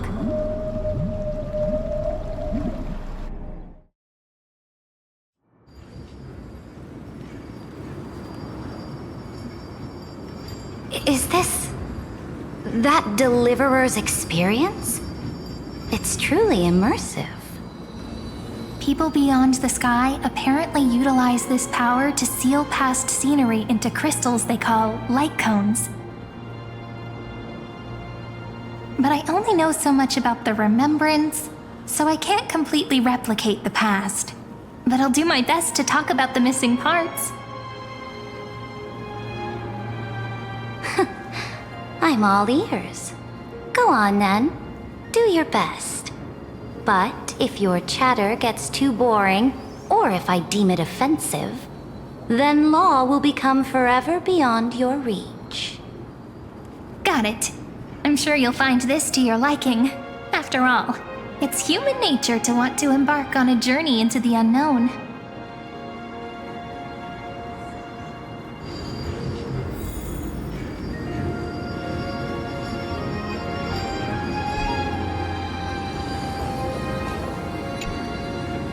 What brightly colored annals. The journey of the Deliverer's conquest. Let me partake in it. Is this a fortress in the sky? This is the first step of my friend's journey among the starry seas. This place is called the Herta Space Station. Just think of it as a supersized grove of Epiphany. Oh, so it's the territory of that witch. She and another Antikytheran lent me a helping hand back at the banquet. Look, over there. Looks like she's talking to Madame Herta in this memory. Let's go listen to what she thinks about this world, all constructed by eons and paths. Are you telling me that woman is Herta? She seems shorter than I remember. A direct offensive, or crush them from the flanks. Pretty nice space station, huh? But just wait. After a couple more stops on the Astral Express, you'll see sights that'll make this place look ordinary. Oh, the cosmos is so vast that the unknowns far outnumber the knowns. But none of them will end up being anything amazing. The farther you go, the more you'll understand what I mean. So do your best with the nameless. Break a leg! And remember to send an update or two to Asta when you've got some downtime.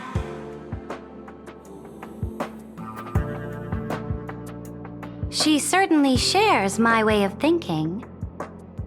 Only that instead of a conquest through blood and fire, they chose a gentler path.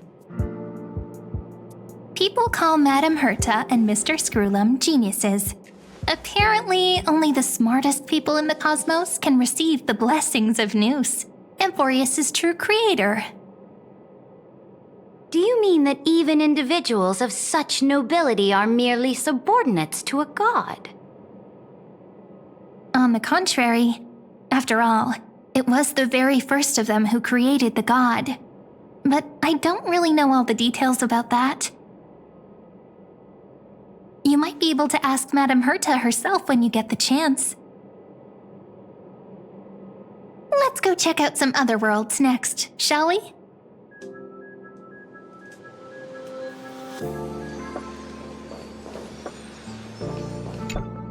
Oh, the cosmos is so vast that the unknowns far outnumber the knowns. But none of them will end up being anything amazing. The farther you go, the more you'll understand what I mean.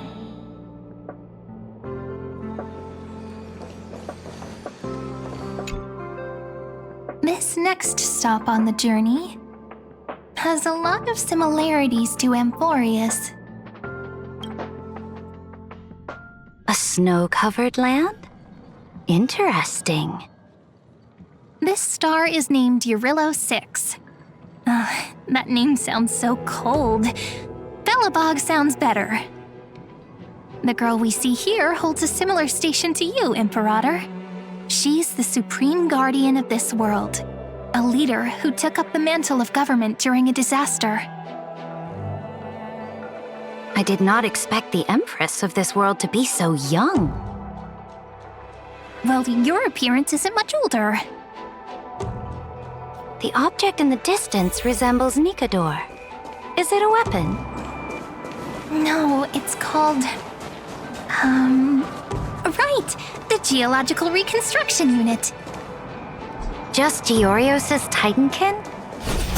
Disappointing.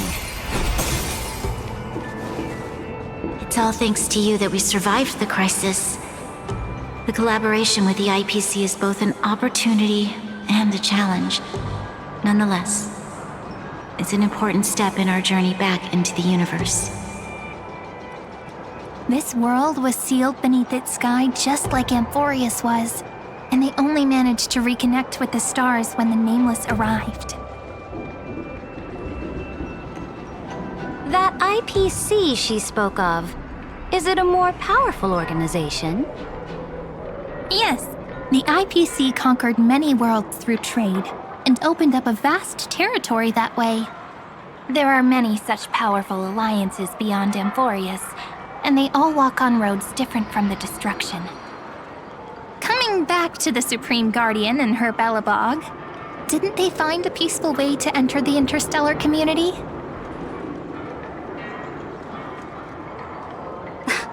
That cannot be true. That IPC would never have grown so big on trade alone. It may pretend to be a wealthy merchant with clean hands, but I am willing to bet that it grew fat on gory oppression and bloodshed. Its path of conquest must have had no mercy for the weak and would have destroyed them if needed. Are you telling me that this snowland never thought about tossing its dignity to the wind and kneeling to the IPC? I will not believe it. I will never allow the Imperator's empire to be sullied by others. Amphoreus must become a power so strong that no interstellar foreigner would dare to look down upon us. Imperator, Belobog isn't as weak as you imagine. Listen. I indeed hesitated. But now I understand what we must do. Belobog must learn how to walk on her own until she no longer needs the support of others and can stand on her 2 feet among the stars. Even if I may not live to see it, I believe such a day will surely come. They still have their dignity intact. One day, that hope will melt through the ice and help them into a prosperous tomorrow. But the order of the cosmos is already set in stone. The old laws decree that only the strong survive, binding the weak in an unbroken chain until they wither and turn to dust. Unless they embrace the power of the destruction. Amphoreus must shatter the old law and become the new order among the stars. Speaking of the Order, another one of my friend's companions may be able to enlighten you further on that. Let's go to the next page.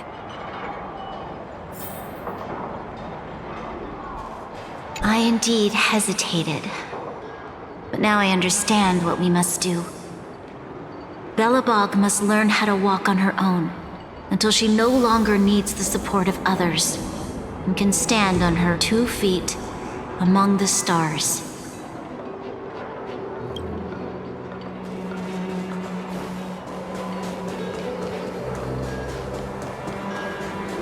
This next world is a nation of dreams.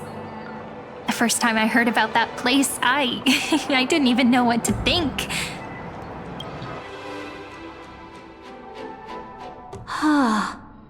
Such opulence does indeed evoke astonishment. This world is called Penacony, an eternal city built upon a land of dreams. It's also my friend's previous stop, where they went through a risky but exciting adventure. Tell me about it then. That man standing afar has wings on his head. I am truly curious.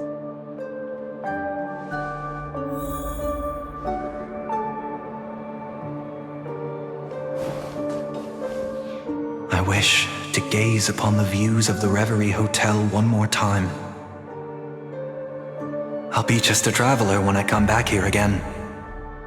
And perhaps, through a traveler's eyes, even the things I once knew so well will feel strangely different. Penacony is a land of the harmony, where all dreams and hopes merge and combine. It believes in unrestrained freedom, and that's how it lost itself in shallow delights. Then, this young man before you chose to rewrite its laws, using the power of the Order, hoping to shape a dream-bound paradise of perfect happiness. Yet, the paradise of my dreams remains far away. Perhaps a brief journey with the Nameless can show me more possibilities in my search for paradise. As for what Penacony should look like, it'll be up to her. No, up to their trailblazing now. It sounds like this ideal kingdom is no more. That's right. The people chose to wake up at the end. You can't see tomorrow when drowning in sweet dreams. This individual's law acknowledged only gods and constructs, leaving no space for humanity. And yet, the fact that he could accept defeat and resume his journey shows a rare self-awareness and clarity of mind. You are also very self-aware, Imperator. Then you must know that the world promised by the destruction also has no place for humanity. I am indeed very aware of Lycurgus's honeyed words of deceit. I have seen enough. Take me back.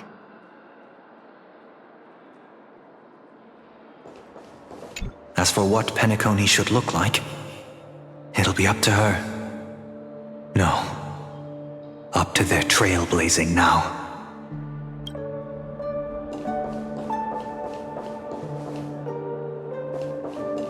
Then let's wrap up this trip down memory lane with one last scene. This absolute wonder. Isn't it pretty? That's our Amphoreus. Our world flows and meanders in this endless band of light. Though we were born from the designs of the gods and are not yet truly alive, the Chrysos heirs of Amphoreus still chose to stand against fate and carved a legend no different from that of humankind. Will you really renounce the heroes in this world's previous 30 million cycles, Imperator? Including even yourself. Will you bow to brutal destiny and allow that puppet master named the destruction to have their wish? I know what you want to do, sidekick. You want to use that deliverer's memories to influence me and tilt the scales of law toward her and the two geniuses. You really saw right through me, Imperator. How can one rule an empire if one is incapable of understanding people's minds?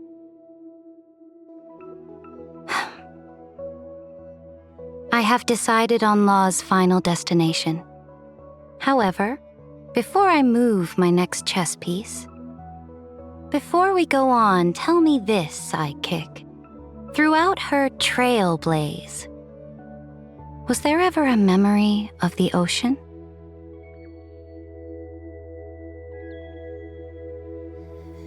The ocean.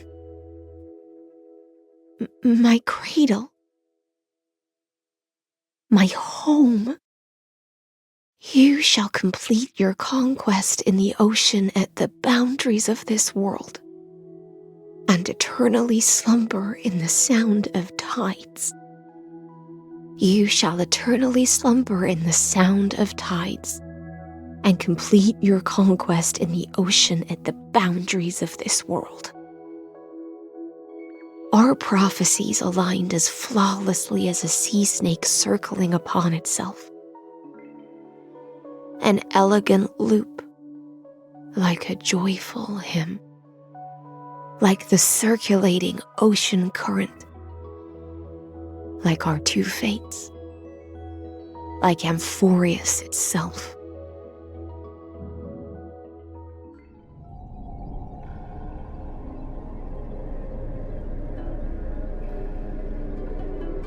The trial is over. So tell me, who will own the divine authority of law? I won't give it to anyone. What? I am the law. Why should I give my imperial crown to any other? Both the Deliverer and the Theoros came from beyond the sky. They have no right to interfere with the lands I conquered with my own two hands. The law of Amphoreus shall be determined by Amphoreus's master. What exactly did you see in the trial? Everything. I saw everything regarding the rules of this world's operation. I saw the laws of extrapolation that Theoros spoke of. I saw the ultimate protocol. As long as I offer a sacrifice of equal weight, I can rewrite the laws of this world according to my will. I can turn good into evil, ugliness into beauty, and weakness into strength. Fate gave me a very fair deal. One rule change for the life of one demigod. What are you planning to do? You can't guess. We can conquer the stars without relying on any power from beyond the sky. We just need to make some reasonable sacrifices. Your ambitions have already made so many people give up their lives for the law. And you're still not done? I am determined for Amphoreus to stand on her own 2 feet among the stars. You are beyond reason. You think such a simple and hypocritical statement can justify your atrocities. There's no new without destroying the old. That's what you consider an atrocity? Ironic, for that is also the unchanging law of Amphoreus's revolutions. Ever since the Flame Chase prophecy resounded in the distance, fate has decreed for the Chrysos heirs to ignite our blood and illuminate this dark age. People would still be puppets of the old dynasty if it weren't for my conquests. But your world doesn't seem to be any different from your predecessors. Bloodshed, tyranny, oppression. You're making the same mistakes they did. Go and see everything for yourself. Go to any library I've built. Go listen to the rumors on every street corner. Go and witness how the Imperator crushed the old laws and forged new ones. Go and see what my conquests brought to this world. I cleansed the Chrysos War's filth and mended all the conflicts left by the Era Bellica. I restored Okhema's might and allowed mortals and Chrysos heirs to face each other as equals in the council. I punished all sins and rewarded all achievements. I smashed Talantin's shackles, united humankind to save themselves, and started the Flame Chase era. That's what the Imperator has done in her glorious life. So now, hearken to my final words. History will eventually forget CERYDRA, but it will never forget the Imperator's people or the Flame Chase era she began. Final words.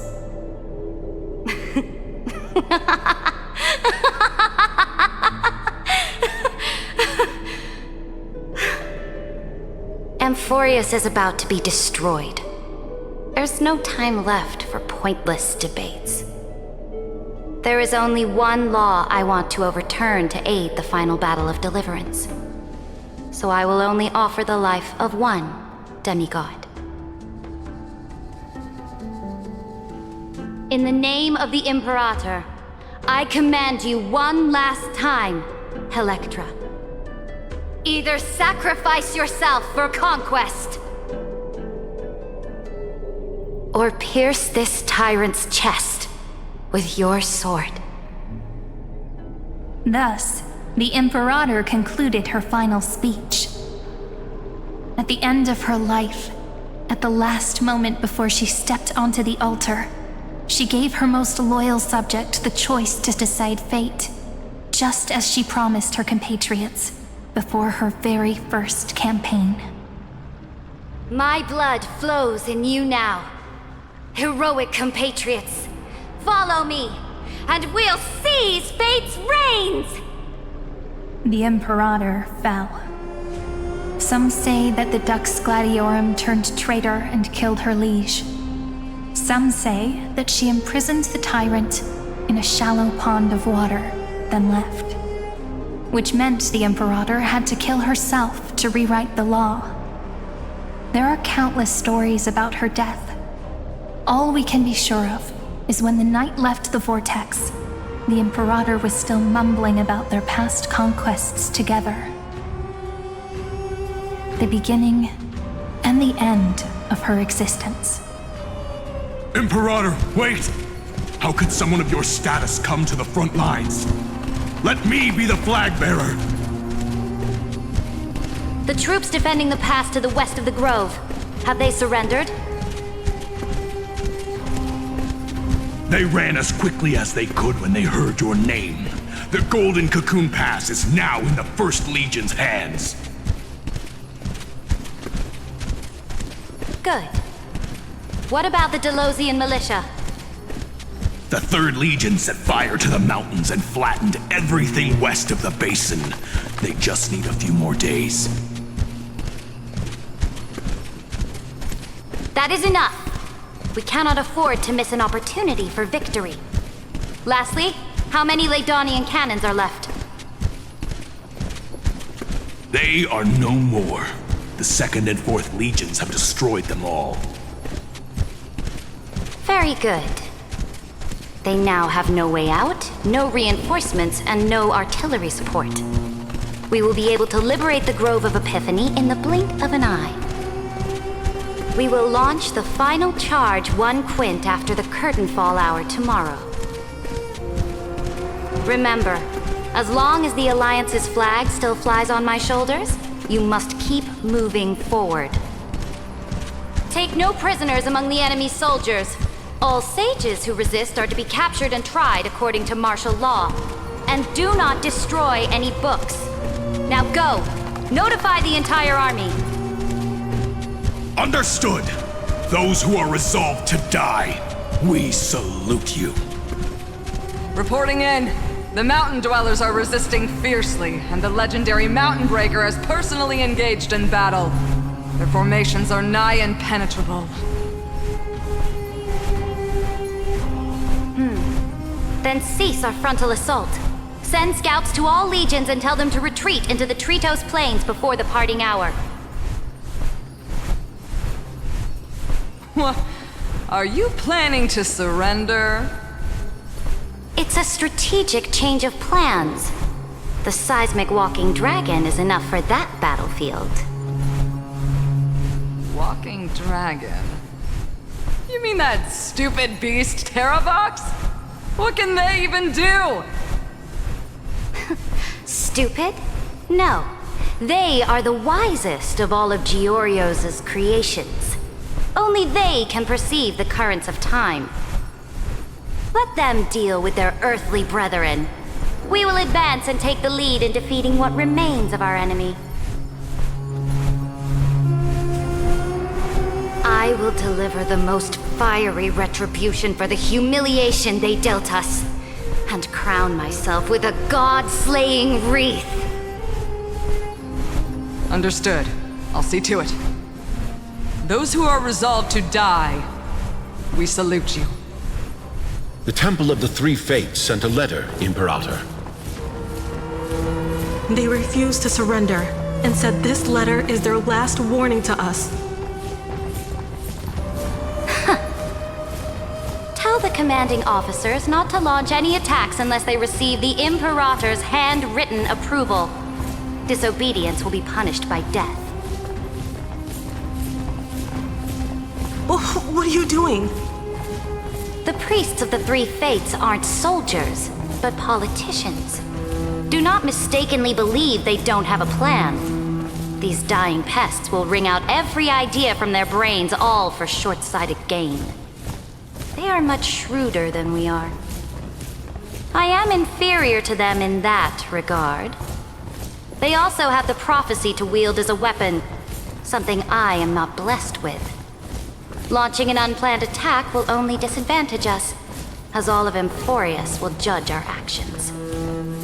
Which means I will be heading to the battlefield myself, just as I have always done. This time, however, I will go alone. I will conduct secret negotiations to ensure fate is on our side. Understood. The legions will make their preparations. Those who are resolved to die, we salute you. Why are we not allowed to march out with the army, Imperator? This will be a long voyage with no return. Those of you who bear the prophecy cannot come with me. Why are you personally leading this battle if it's doomed to fail? The Flame Chase journey cannot be without a leader. That is correct. The Empire will be without a head when the Imperator falls. But remember, as long as you seize the right opportunities, even a chaotic game will remain winnable. My departure will create a long staircase for you. You will understand what I mean when news of my death reaches your ears. CERYDRA, is our journey about to be over?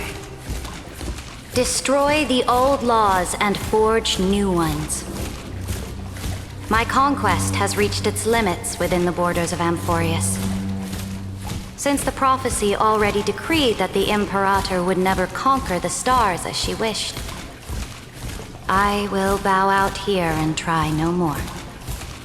More Chrysos heirs bearing divine authority will be born, and many more heroes will arise. Will they demand peace or war? Will they resist tyranny or become the next Imperator? I do not care. The children of the future will decide for themselves. Do not mourn for me. Anyone can kill the Imperator, but the only one who can truly destroy her is CERYDRA. At the end, I faithfully recorded the most important battles in the Imperator's life. Her conquest was about to be completed at this point in the story. However, for some reason, a memory suddenly entered my mind just as I was about to put down my pen. It was a journey on a fantastical train. I had the honor of having a heart-to-heart conversation with the Imperator under the stars, and I asked her this question at the end of that discussion. How do you want history to remember you?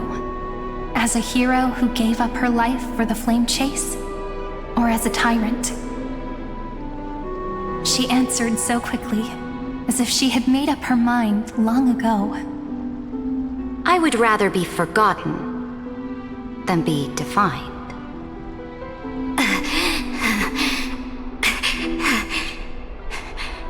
Because the law can be neither eternal nor unchallenged. And only humanity can pen laws into history's pages. Now, I have shattered the greatest law of Amphoreus. The game is nearing its end. Dux Gladiorum. Even though you killed the Imperator in the previous 30 million cycles, this time you finally found your own law. Then HYSILENS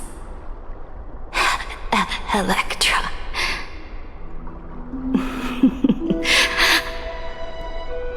I will ask someone to deliver the prophecy's ocean at the boundaries of this world to you. Will you choose to swim into that ocean? I do not care. Do not care.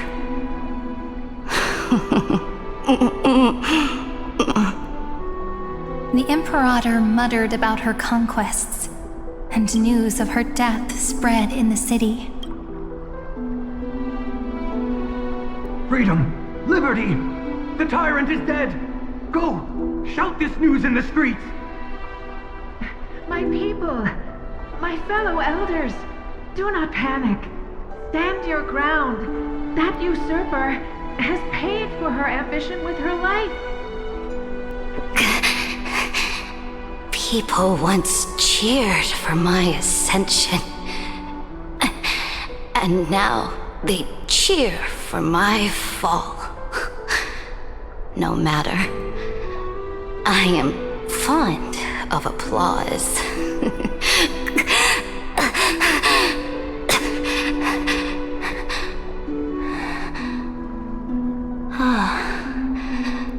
I see the cosmos, the battlefield that I cannot reach.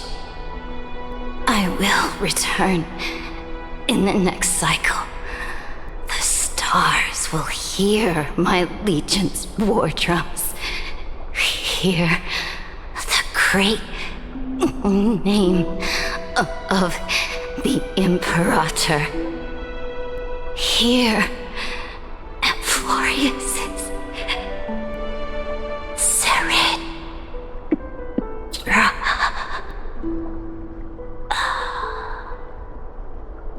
To this day, we do not know which rule the Imperator overwrote at the cost of her life. Perhaps the truth will only be revealed at the moment of checkmate, just like every chess game she ever played. We only know her death inflamed Okhema. On one side of the city, those who defended liberty toppled her statues to the ground. On the other side, her supporters put themselves between the masses and her monuments, declaring loudly that the sovereign is still among the people. It is said that golden blood congealed into the same letters everywhere they fought. It was the name borne by Okhema's first and final sovereign, the Imperator CERYDRA. But the one who bore that name did not see any of this. Her gaze was cast far away, and the sound of tides in her ears drowned out the people's cries. What was the Imperator thinking about in that prophesized ocean at the boundaries of this world? In that shallow puddle of stagnant water, was she reminiscing about her past conquests? Or repenting for the millions killed for the flame chase? It was neither. The Imperator only saw how the surface of the water gleamed like that crude chessboard, dissected by light and shadow in the afternoon when her teacher played against her for the first time. Look at this chessboard. What do the pieces look like? They are strangely beautiful. They look like the stars in the night sky ablaze.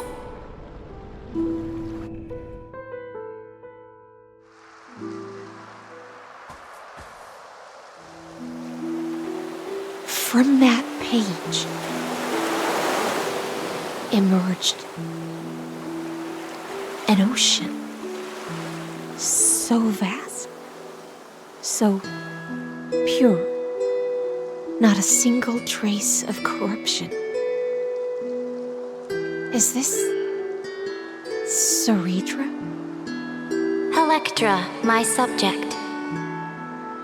Ever since you walked out of the tainted ocean and pledged yourself to me, I have seen the abyss in your eyes and the emptiness in your heart.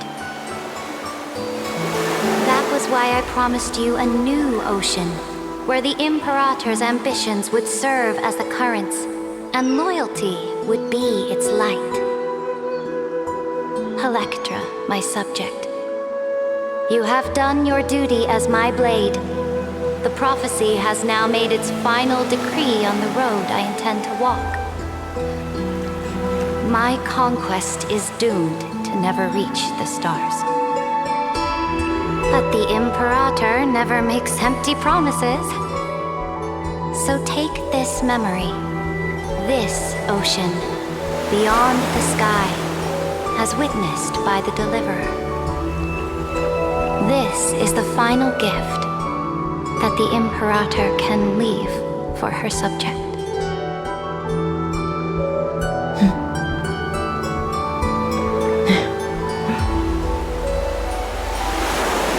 When I was still a fish in the ocean, I always felt so genuine swimming through the waters. But once I stepped onto land, I found myself caught in a play. Every land dweller wore a mask in their life. So I, too, donned a costume and tried to find my role in this show. I became your blade in war and the violin strings at banquets.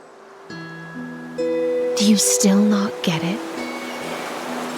I do not long for the oceanic depths of my homeland.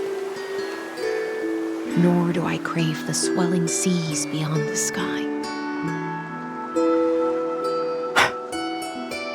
Perhaps even I don't know what I want. I still don't know where I should swim to even at the end. But I know one thing right now. A fish is simply a fish. And she can never leave the ocean she's in. But whether under the ocean or on land, we two prisoners who can never escape this cave can still look outside the cave and see the stars. I have to admit, the 12-factor simulation of life in this experiment has far exceeded my expectations. Make your choice then, Senior Society member. Do you want to keep walking down the wrong path and be remembered for your incorrect conclusions? Or do you want to return to the audience's seat and give yourself, Amphoreus, and the entire cosmos a more fitting end? I must refuse. A dead man never fears death. Did I not make myself clear? Have you forgotten about our dear Lord of Silence? You wouldn't want her to consider your 8 other clones as cancers within the erudition and chop them all up, would you?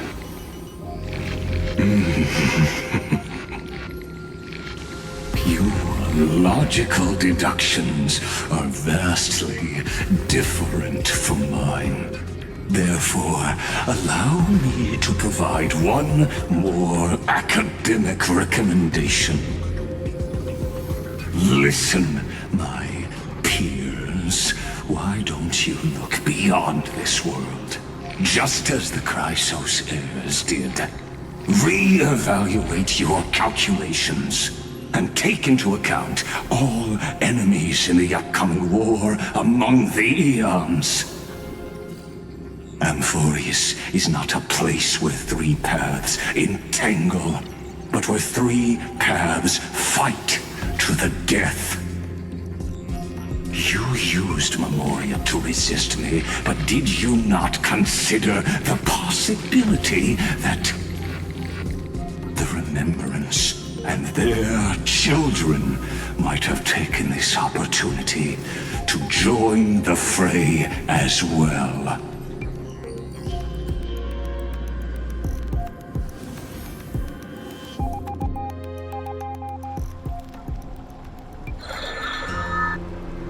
Oh, so this isn't just silence. It's the answer. What was the last thing she said to you before you parted the waters at the Scale Gorge waterscape? A tricky question, but one with a simple answer. She didn't say anything back then, right?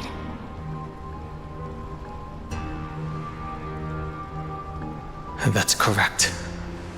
And now I'm sure. You are not March 7th. There's no way she would remember that detail.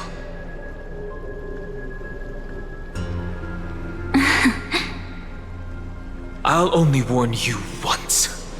Leave her body. Now. How impulsive. That's not like you at all. Why don't you calm down and think about another possibility? I didn't take over March 7th's body. Rather, it's March 7th who regained my memories.